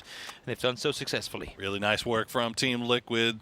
Grenade going to go just a little bit too long. Everybody got happy feet, not sticking around in the same place for too long. 7700 with that flashbang. Sparking coming from the other side, though, and 7700, there's just nothing he can do. Pinched from all directions as Liquid will collect their 4th kill here in the final game of the day, putting up the 35 points. This is exactly what they needed to do. Yep. Able to get something going to kick things off. aLOW with the triple ult. We're not saying anything about that. We talked trigger discipline, then we also talked just the casual tap of the shoulder. Boop. just seeing if his guns works. Are they playing? Oh wait, nope, they work. Okay, fine, thank you. Just making sure. That was good news. Good news for 17 there, as they already lost 2, and their other 2 were getting crashed there. But Gyumin having to stop down and go for the res onto Heaven. But Falcons knows, and they are going to make the push immediately. H-Win with the grenade prepped and ready to go. Gyumin will spot out Shrimzy. And it's just a peak battle as they go through, and Tiggleton will be the one that gets the knock and the flush, as Falcons also in a place where they need to find some points here in the final game of the day. I mean, honestly, this fight could be grand finals or not for DN Freaks. 55 is where they're set. They need more to guarantee their spot. They're going to be sat back watching tomorrow, hoping that whatever they get off of this fight can get them through. And right now, it all lies on the shoulders of Salute. And who better to try and make something happen? Gyumin knocked on one side. He has a chance to go for the rest on deal, but he opts to hold the ankle instead. Ooh, that's smoke. Blooming right when it needed to. As Tig will push on in. They know where they have him. Yep, they've got him pinned. This is going to be tough, but we've seen Salute do some crazy things in the past. It's been a little bit of a slow start for them so far. 55 points, not going to be enough, and that's going to be it for them. So DN Freaks are going to be left sweating tomorrow, hoping that 55 points will be enough. Yep, they very well could end up being the cutoff team. Whether that's going to be 16th or 17th, time will have to tell. Next circle, pups. Now we're going hot southeast. Every single team outside circle are going to be coming in from the northwest. They're all already hunkered into compounds, trying now to get out, get a wrap around. How do you push into the circle? Wrap hot northeast around. Go all the way south underneath the mountain in towards where FaZe are in the fields down low. This is going to be abysmal for everyone in and around Chumasera. Yeah, it is. I can see you're going to pop that E pickup, but they got Liquid right on their doorstep. Meanwhile, Begopa chasing SGA as they have already sent 2 down to the south. They're kind of split into 2 different directions. Hane, we're just going to have to hide here a little bit, and Begopa sees that Bronco. That is... Are they going to stick around? Say, come on, come on. Somebody else want to come out? Steal it? Steal it? No? Hane? Yeah. That is unfortunate stuff for SGA, as they will lose 1, and you see Heat just off in the distance. Meanwhile, Akasia will take the fight towards Team Liquid. D will get the knock on to aLOW, and they are trying to finish this before the helicopter arrives, but unfortunately it's here. From Korea fighting amongst one another to America's doing the exact same thing. Sparking finds one. Purdy finally warmed up, able to get the double here. Cowboy Rello down, able to, well, trying to go for the last one, but Roth ain't done just yet. Not just yet. Purdy able to get the heal on off. They know they have a 1 player left alive on the other side. Sparking with the wide angle. Peak Slim initially. Now go for the second swing around, and that's going to be it. Alcatsia done for. Liquid finally able to get something going today. Boy, they sure are. And the 8 kills already, 39 points. They continue to climb up. They've still got 6 games left to play, so a lot of time left on the clock, but they're going to feel a lot better about their performance after for sure this game is done, and they still have so much more left that they can do. Begopa, after taking out SGA's Heat as well, they've got Zephyros. Nice grenade from him will take down a Khan. Little did we know Hane was a trap all along, and Begopa suffered from it. They just left him up on that hillside, bait Begopa into it, and it worked out. I don't want to say to perfection, because they definitely took some casualties with it too. And as Purdy continues his onslaught on the opposite side of the circle. Luke gets the flush and a little ghost, and Begopa here too, able to fend off. Last game was all about Seongjang, now it's Gyuyeon trying to keep his team alive. Down to Taxter, and this is, I mean, this has just been a very bad day for SGA, no matter how you look at it. They've got 6 games to go tomorrow, as Seongjang will try to go in there with the ego crash, and will lose himself, and now Gyuyeon has grenade prepped and ready to go. We'll spot him out on the rock, but Bean will be the one that takes it away. So SGA, Incheon, they've got some VOD review ahead of them here at the end of the day. That's like a 1 kilometer kill as well. He's all the way towards the... That's... Oh, I hope somebody caught that. A bolt action from that distance? That is 1 kilometer. That's nasty. My, oh my, Bean. Good on you for getting that one. Circle couldn't be any worse. We're going effectively into the east and western edge of Los Leones here. Tickleton tried to get some space for himself in and around there, but TanVuu was there to shut him down. Yeah, Falcons' problems continuing here as they lose Tickleton. They still got 3 left up, and they have to fight their way into the circle, but unfortunately for them, change the game off to the east. The Expendables eyes on them to the west, to the south, and Slam G and now Navi starting to make their way up to the north. So this eastern side of the circle for Falcons getting a little bit crowded. Definitely, once again, a reminder of the cutoffs from what we've seen, where the 16th to 17th team cutoff has been in PGS's past. Only PGS 5 has got us into the 60s proper. Everything else has sat in and around those high 50s, and then 1 at the 60 in the previous PGS. So even more so the reason for DN Freaks now at 55, relying exclusively on the performance of other teams tomorrow. And the one good thing you can hang your hat on if you're a fan of any of these teams that have had a little bit of a slow start here today is every single team in this lobby has shown themselves numerous times capable of having one of those big pop-off days, those 50-point days. Maybe a little bit different lobby will suit them a little bit better, but that's going to be for tomorrow to find out. Right now, they need to focus on getting as many points as possible with 41 left alive. Yep, Slam G such a good start to the day yesterday, but they cannot finish at 42. Then that's them out for this tournament as Lorix, with a Panzer in hand, finds the double, gets another one to go as well. While Navi are sure to be through to the grand finals. He's going to steal the BRDM. Oh my God, Fairest. Wait, go over, pick him up, put him in there, drive him off to safety, and then get the rest. If he can make this happen, the that problem is would be Orca. a godsend rescue. But yeah, block him off. Yeah. You know what? Give him that flush. That's fine. No, he's even going to take it to him. Bean continues with the bolt. Good God, Bean. He's bolting everybody right now. Fairest, yeah, unfortunately the mission to try to save somebody going to fall short. Shrimzy, though, will spot out Arctics, and now Kickstart will finish that one off. So Falcons coming in at the greatest time to third party this one, but Fairest, I mean, that was a huge, huge knock, as it looked like they were about to get absolutely destroyed by Slam G. Unfortunately for him, he will kidnap a BDRM and stay alive for just a little bit longer for Navi. Yeah, exactly. BRDM escapes this one, and in good time too, because Falcons are coming running over the hillside. They're hearing Thomas the Tank Engine run around the city on the other side. It's like, yeah, you want to? Let's see if we can get a piece of that. Well, what they get a piece of is Slam G. They're down, they're out, and they will most definitely not be making it through to the grand finals. Yeah, 43 points, probably not going to do it, but all things considered for Slam G, first time on LAN. A lot of good things. Definitely. A lot of good things to be happy about, and a lot of things left to improve upon.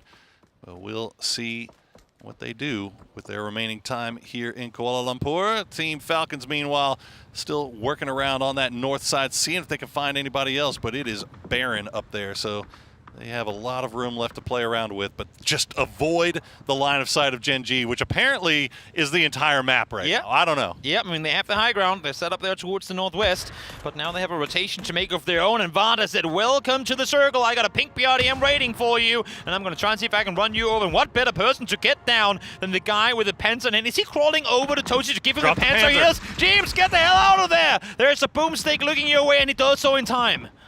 Indeed, and he'll try to send that grenade, and James will find Flame. And that'll be another kill picked up. But look at Team Liquid continuing their reign of terror. 11 kills, but Sparking will go down as aLOW now trying to take the fight to James. Multiple teams engaging in this one. Burram from one side, Liquid joining in, as well as one team thought they had the upper hand. They too get backfilled. And now Burram, the ones on the aggressor here. It's just aLOW left on the other side. And even if Liquid falls here, which they do, 11 kills before Phase 5 has closed in. A great game for them. Could have been more, but you got to count yourself somewhat satisfied with this one. Absolutely. Absolutely. You hang your hat on this game. 11 kills, you're feeling good. FaZe, meanwhile, it will keep 4 alive. They only get 1 kill off of all of that, which they is survive. yeah. I mean, but they survived, and they didn't get Panzerfaust, which is always a good thing. Everybody don't jinx it, but yeah, everybody has that goal in mind. Gen G, they were starting to try to make their way in, but they're down to just 2. And they are stuck out in no man's land once again. Yeah, once Falcons up to look that way. I mean, unless if they get pinned down from the east, which I don't think they will. Once they decide to look this direction, you'd have to imagine Gen G is done for. If not, then maybe Burram from the southwest can get that done. You can see here, they're living on the hopes of a smoke covering them as Rifts. Great shots connected with the FAMAS at a distance too, but Orca keeping him humble. Oh, that's a C4. That's a C4. Where are we going with this one? Who can say?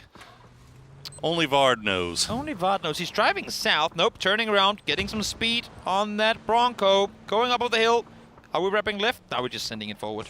Let's send it forward, see what we can find. Do a little C4 fishing.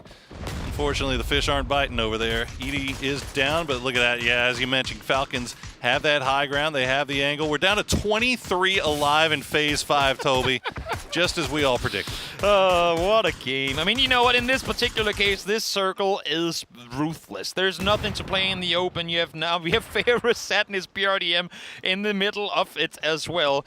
And it's just, there's nothing you can do, especially when a team like Falcons have this position up high. I mean, like we said, it's been a slow start for Falcons. It hadn't been a great day for them, but they are salvaging stuff here in the final game of the day. 9 kills now. You got to imagine more to come, as there is just nobody really pressuring them over there on that northern side. Shrimzy going to try to get in grenade range, see if he can land it. The long-range throw is right on time, but something blocked it, I have to imagine. Yeah, the old cop. Now it's completely gone for. The old vehicle, I think, is still on the side of that. Smoked Rifts, proning on down, staying put. What a grenade, though. Definitely. Good throw on that one. As TanVuu, good on him for getting back on the server. He's been getting a lot of kills ever since doing so. And now... Well, he better. He's got to make up for -3 from me for earlier. Fair enough. Fair enough. FaZe stays in their pothole. Falcons, I think for the rest of the server, going, oh, the high ground is out. Thank God, now we can actually maneuver around these fields. I don't know if Dimas was on a wide flank, then got tagged. He did. Okay, got tanked by one of the, attacked by one of the Arena players, and then dies to Blue because of it. He was trying to wrap around FaZe, get an off angle, but Arena shut him down on approach. Goes down to Blue, but Shrimzy had eyes and was able to pick off that kill. So another point in the bag for Falcons. That's going to be 10 kills for him so far. We're down to 6 teams alive and only 2 4-man squads left, and that's going to be Arena and FaZe. Important one for Arena here too. I completely forgot about that. Of course, this being their second day too. They're set at 54 with a chance to get a lot going here. They need, I want to say, for guarantee, 10 points. 10 points, you are in. I say that now and then they probably fall out at 64, but still, they should be looking good at 64. 62 and everything below there. That's where the danger zone starts to really take place. So for Arena, you got to get some more points over this one. Even though you're edge of the circle, this is a good chance for you to make that happen. Yeah, no, absolutely. I think you can't even get caught up thinking about how much or what the cutoff's going to be. Just get as many as you can. Shrimzy will finish off Ruse, and that'll be their 11th kill as Falcons remain 3 strong. But now they've got FaZe creeping up from that south side. The Expendables have that high ground. It's just Glories and TanVuu, but that's all you need. TanVuu now with 500 damage and 4 kills as he continues to wreak havoc in his second life in match number 6. I'm not sure if that was us getting over to him kind of mid-shot, so it looked weird on the ops perspective, but it looked like he just flicked the hell out of Kickstart there.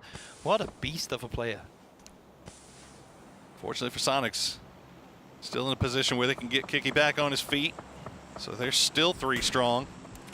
And you gotta keep looking at FaZe, trying to figure out what the plan is. Now, I mean, that's our 2 4-strong teams right next to each other, and now they have to move into the zone. You know what I like? Our BRDM thief has somehow made it into the top 5. Everyone's playing at a distance. No one can expend the ammo right now to try and shoot a BRDM, and Fair is like, boys, I'm chilling. As I say that, though, Glory's finally realizing, wait, that ain't a rock down there. There might be a player in it. And here we go. BRDM finally on the run once more. Yeah, you gotta get that big old butt behind that rock. Unfortunately, that rock's not gonna be enough to cover you, Ferris. As you continue to push in. Glory's not gonna stick around and waste the time on it, but Ferris staying alive. Yep. And that is all you can really do here. Got to push Snorlax out of the river. As he's just sat here, chilling, waiting. What better place to be than a top 5 at a global, not really having to do a whole lot, then swap seats every now and again. Links in hand of Fex. Let's see if he can get something going, penetrate those walls. Take him down. He is creeping forward on his own right now, but you saw TanVuu and Expendables up on the hill up towards the northwest. That's, I mean, as soon as he shoots, he knows the Arena is going to be within utility range as well. He wants to get further forward, and these smokes being deployed obviously is going to give the intel that someone's down here, and I think that's also part of the reason why he's backing off to some extent. Yeah, I think, I don't know if it was Gustav or Vard, but one of them spotted out of Arena and let Fex know that he is in rather precarious position here. They're trying to isolate. Yeah. I think it's what they're doing right now with those smokes being thrown up the hillside. They want to be able, they want to be able to push further forward without being shot at from the sides. Fex, you got the right gun for it. Why not make the push? And fortunately, Ferris, he's smooth on the trigger right now. He's making sure that he is just seat swapping or popping out. Not giving up a free kill here. That's a beautiful grenade. The backboards. It's not going to find a knock, but it is going to do a bunch of damage. If there's a hole-in-one in this game, that is when you lob it right in the middle. No. And the util keeps raining on in. FaZe falling victim to just that. Arena has been fighting at a distance for this entire game. Finally now within nade range, and they made him sing. 55 points still, though. They need more. They need to get off this hillside and get some points with it, too, because they are not safe here, tied with DN Freaks. And it looks like they might be out of that offensive utility, so need to go. They're going to go for the res on effects as Arena going to hop into the Broncos, make their way down. Good spray from Ferris. Will pick up one. H-Win's going to steal it away and collect another point for Falcons as Arena is falling apart here. Oh, they need just a couple more points, but can they get there? Ferris is doing an insane job of keeping them at bay. Jumps out and gets another one. Does not have to reload with the M249 in hand. Able to get the double on the approach. He is the single reason they're not making it right now. Hardly any HP left in Ferris as well as he hops back in. Feck's going to use the last Browns of that Lynx, but not going to... Actually, we'll find the knock on a Clories. TanVuu will trade it back, though. And now TanVuu can go for the res once again as Falcons are just sitting here watching all of this play out in front of them. They're like, this is great, man. We'll steal some of these kills away. We'll collect more points, and we'll be the only team left with 3 up. Opons, the newcomer to the global scene, their hopes of qualification to the grand finals lies on his shoulder. Placement points alone could be enough to send him through 56 now. Make it 57 for Arena as he closes further forward. He will fall. 57 has been enough in tournaments past, but will it be enough here? Arena fans will have to sit back and watch tomorrow, hoping that only the top teams sponge up points. It's going to be sweaty. It's going to be real sweaty.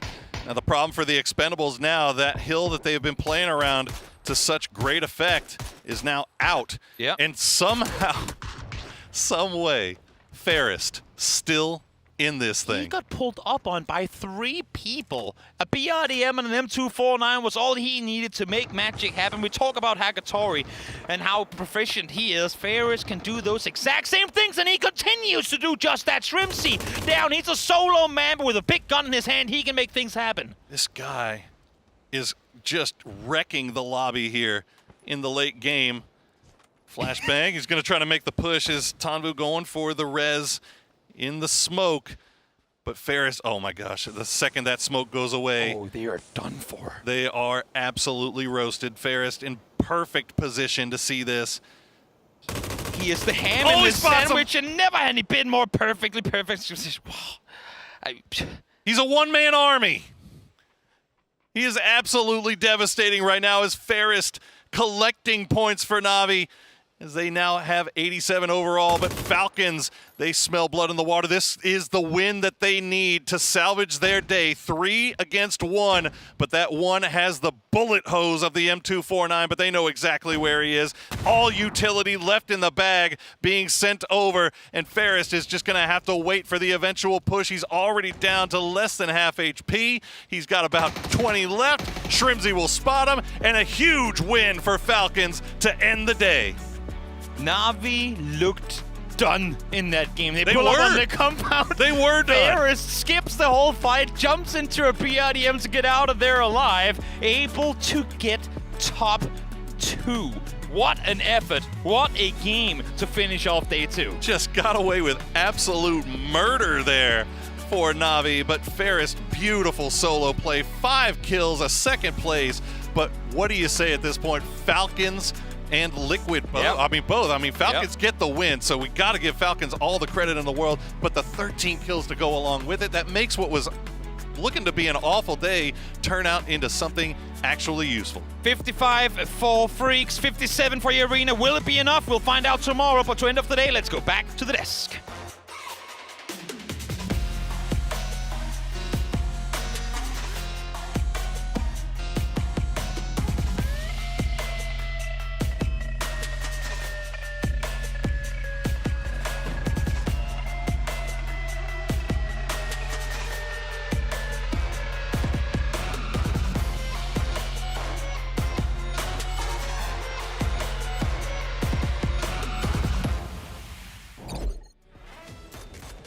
The final game is done, and the Falcons rise to the occasion as they, a little late, but now kickstart their run here in the group stages and get that win.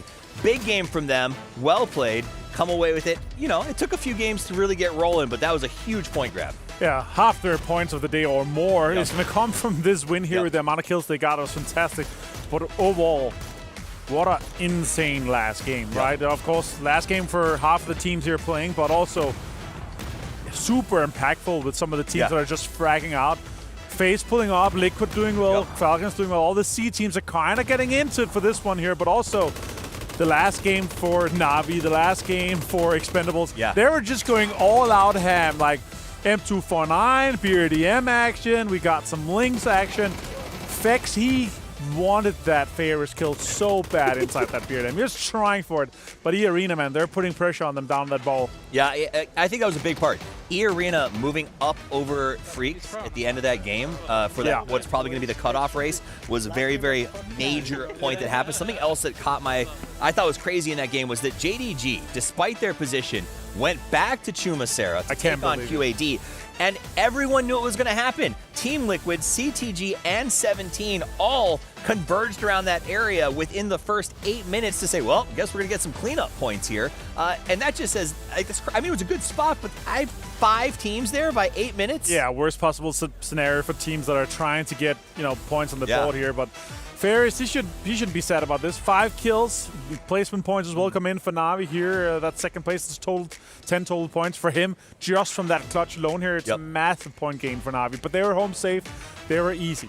Absolutely. Let's check in with Lisa over on the stage as she catches up with some of our players.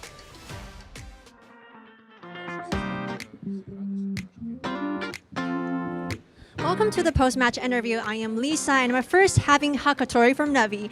Congratulations, Na'Vi is actually playing really well today in the top spot, and we know that it has come into a 2-day rest. So what is your plan for the 2 days? Any preparations into the final stage? Вітаємо вас з гарними результатами з другим місцем. Підкажи, будь ласка, які у вас плани на ці 2 дня відпочинку, що ви будете робити, як ви будете готуватися до фіналу? Зробимо висновки з цих ігор 12, та і все. Зробимо висновки, проаналізуємо, щоб підготуватися максимально і показати максимальний результат. We will analyze our current game. We will think about our mistakes and we will be preparing and adjusting our strategy for next games for a final stage. Indeed, good preparation for the final stage, and we can see that Na'Vi is really playing strong into PGS now. The 2 days, basically every matches, to perform well, and we're just really wondering that what adjustment did you do, like compared to some kind of previous tournaments? Ви дуже гарно грали ці 2 дні. Підкажи, будь ласка, як ви готувалися до цього турніру і що змінилося порівнюючи з минулими турнірами? Після невдалого виступу в Китаї ми змінили одного гравця, змінили споти. У нас було достатньо часу, щоб підготуватися. Щоб виступити так гарно. So after not really good performance in China, we have the new player and we definitely have some time to play together, to prepare, to change loot spots, to prepare our strategy according to these loot spots, and to show a good performance during that tournament. I did see some really good chemistries between the new teams. All right, thank you so much, Hakatori. Good luck on your future game. Thank you so much. Yes. And next, we are having Eaddy from Gyuyeon. Welcome to the stage, and also our lovely translator. Welcome. All right, welcome, Eaddy. And we know that actually on just first day, you ranked up 47 points. And since it's actually your first PGS ever tournament, so we are wondering that how far do you think or are you expecting to go in this PGS 9 tournament? ก็นะครับวันนี้เป็นวันแรกของการเล่นของเรากดไปถึง47 แต้มแล้วคิดว่าเราจะสามารถไปได้ไกลแค่ไหนในการมาเล่น PGS ครั้งแรกกับบุรีรัมย์ครับครับก็คิดว่าเราก็จะพยายามทำให้ดีที่สุดครับทำให้เต็มที่ที่สุดเพื่อจะเก็บแต้มให้ได้มากกว่านี้เพื่อจะทำให้เราการันตีพอยต์ในการเข้าไปเล่นรอบไฟนอลต่อก็ใช่ครับก็จะพยายามทำให้เต็มที่ที่สุด I think we're gonna just try our best just to get as much as we can for the points so we can guarantee that we can qualify to finals for PGS 9. All right, good luck into the final stage. And also we know that actually back to EWC 2025, you ended up 24th place, but right now you're just changing your whole mechanic. So we're just wondering that what really changes during this 2 to 3 months is it's very short time, but it was just transforming into a different style of teams. What has happened? You can just share with us.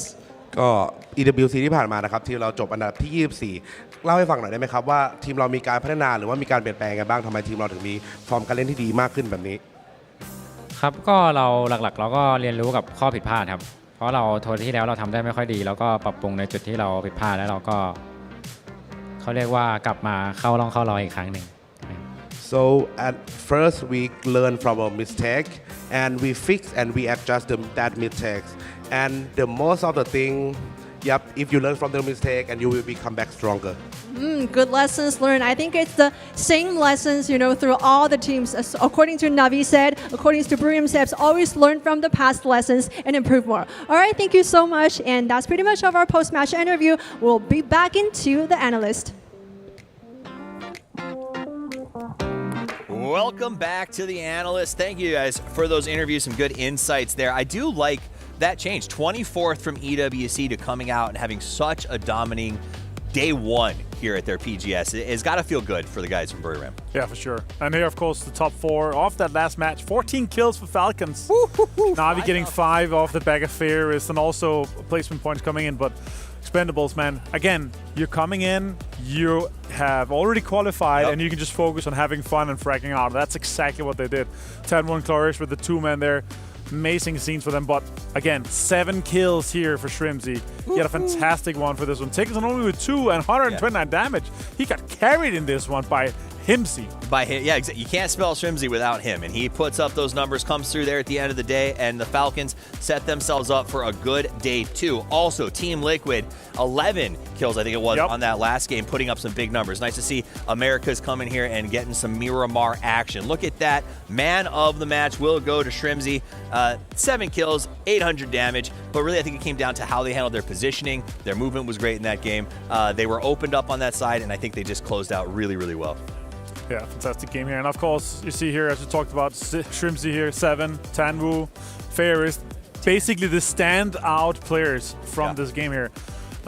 Nice to see Clory's up there finally. Clory's had a bit of a rough one. He got 2 points on fantasy yesterday. That was not good. No, horrible. This tripled here or more in this game alone. That's what it's about. It's about coming back and being better. All right, let's look at those overalls, total kills. That's why I was shocked when he got 2 points yesterday. How does that happen when your team is number 1? And it happens because TanVuu is playing out of his mind right now. Best player in the region? Yeah, I think so, for sure. I mean, for me, even a Nations Cup, he should have been MVP. Like, you're dropping that many kills. But 24 points here, Falcons, as we talked about. Expendables getting the 14. Basically, the teams in the top 3, all teams that already were qualified. But Liquid had a great day here. They're able to step up here. The 11 points just from kills alone was great to see.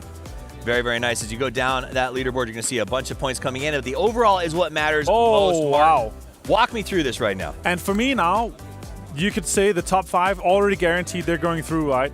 The cutoff point is going to be somewhere with the Arena and Freaks. And I actually think it's going to be with them out. I think the cutoff point is going to be 60 plus. I was saying you want to be 65 to 70 points today to be completely safe. Our top 5 is that. So tomorrow, I think we're going to be seeing something like 8-9 teams fighting for those last 3 spots. Yeah, and I think it's pretty safe to say SlamG will not be joining us in the grand finals. Not happening. It is what it is. It's their first one. They can bounce back at 10. That's the good news of this format. But it should be an interesting race. And for me, the fact that it is the Freaks that are very likely getting dropped out of this is shocking and frustrating for me, to be honest. Especially considering that they're in the lead together with Falcons on PGS points, right? To not have one of those big sponges come in and take a lot of points, potentially. I mean, crazy things to happen, but still, I don't see them in tomorrow. Like, it's going to be 60-plus cutoff point.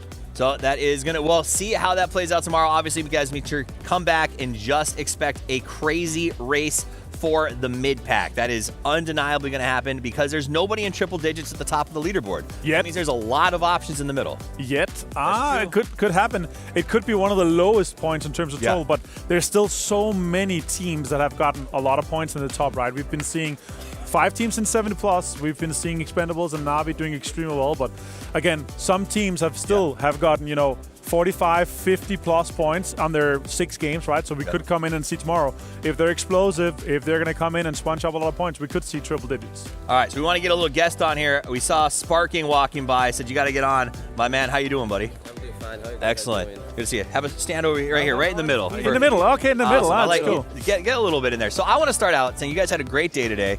I want to know, what does a getting ready for today look like for Sparking? What does the prep for a day like this that's got that stress look like?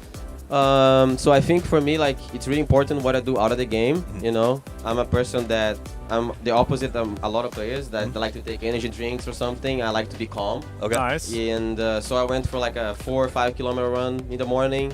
You know, ate some chicken and stayed chill. You know, listen to some good music, stay cool. Yeah. And focus, and that's it. And of course, the warm up in the game also matters, right? You know, play some DDM, some shooting range. So everything matters, but my main focus is to have my mind in a good spot. I can respect that. I want to talk a little bit about being the teams in Group C, how you think maybe it's difficult or what your preparation has been, because obviously, did you watch the teams you play yesterday with the rest of the team? Like, walk me through about yesterday and kind of preparing for today, having or playing against teams. 8 of the teams are already having points. Yeah, basically it's what you say. Like, the bad thing about playing the last day, it's like you're playing against a lot of teams that have nothing to lose, right? So you kind of don't want to be on their way, you know.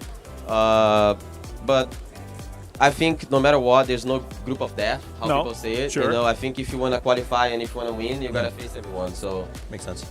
Today we had rough circles and we still had some good points. So tomorrow, if we keep playing like we're playing, I think we're going to make sure we get a slot. Awesome. Before we let you go, is there anything you want to say to the audience? Any shout-outs? Fans, family? Just say thank you to my family, to my friends, and everyone in Brazil that is, you know, up early to watch me. Vamos. And that's it. Awesome. Let's go Liquid. Nice. Let's go Liquid. Well, thank you very much for stopping by and chatting with us. I'll let you get out of here because you guys probably got some work for tomorrow. Awesome. Glad you stopped by. This is, for me, incredibly exciting to see Liquid playing at this level. They're a team that has deserved to be here all year. Second place at PGC. Barely missed the last PGS sequence because of DraftKings. We'll just say it. And this is a situation where having them back in here performing at form is very exciting for me as an America's caster. Yeah, obviously them coming in here, I will say it. Playing Group C is difficult. You're coming in, you're playing against teams that already have points, as I said. And I mean, coming in with the mindset like Sparking, the guys are just saying, you know what, that's just how it is. We're still getting the same amount of points, but facts are you're seeing teams kind of make crazy moves. And if you can thrive in that, and we saw that especially with Sparking, also Pretty Curdy had some great games today all for the guys. They clutched a few moments. They had some good placement points. And that's really what these guys do. They get points on games they are not able to win. And they still squeeze and maximize as much as they can. And that's really what I like from them. It's the consistency from Liquid. All right, and I also want to say someone who squeezes out everything we can are the folks who make this possible. Let's give a shout out to our sponsors and our partners, Krafton and Hero Esports, for putting this shindig on. And of course, OP.GG, the best way to overpower your game. All the stats that you need, especially if you're tracking what's going on right now. That's day 2. An absolutely overwhelming day 2. Not as explosive in terms of C4s as the first day, but what's your final takeaway? Final thoughts on today? For me, the biggest one is that already from game 3, you know, we have teams that basically have already qualified, and that impact and that amount of times where we see them poke or crash or third-party teams that are just having their second or third game, right? Yeah. That has a huge impact. For the teams to come in from Group C and thrive and survive through that, that's massive for me. So I think our Group C teams tomorrow being kind of having the back-to-back plays is going to be massive for them. So watch the Group C teams, especially. I think both Falcons, Liquid, and FaZe are going to have massive games tomorrow again. Absolutely. And my final thoughts are it is going to be chaotic tomorrow. Day 1 was nuts. Day 2 was unique. Day 3 is going to be unhinged as that middle pack battles it out. Make sure you guys are back tomorrow, same time, same place. Lots of great action. This is PGS9. And until we see you next time, play more PUBG.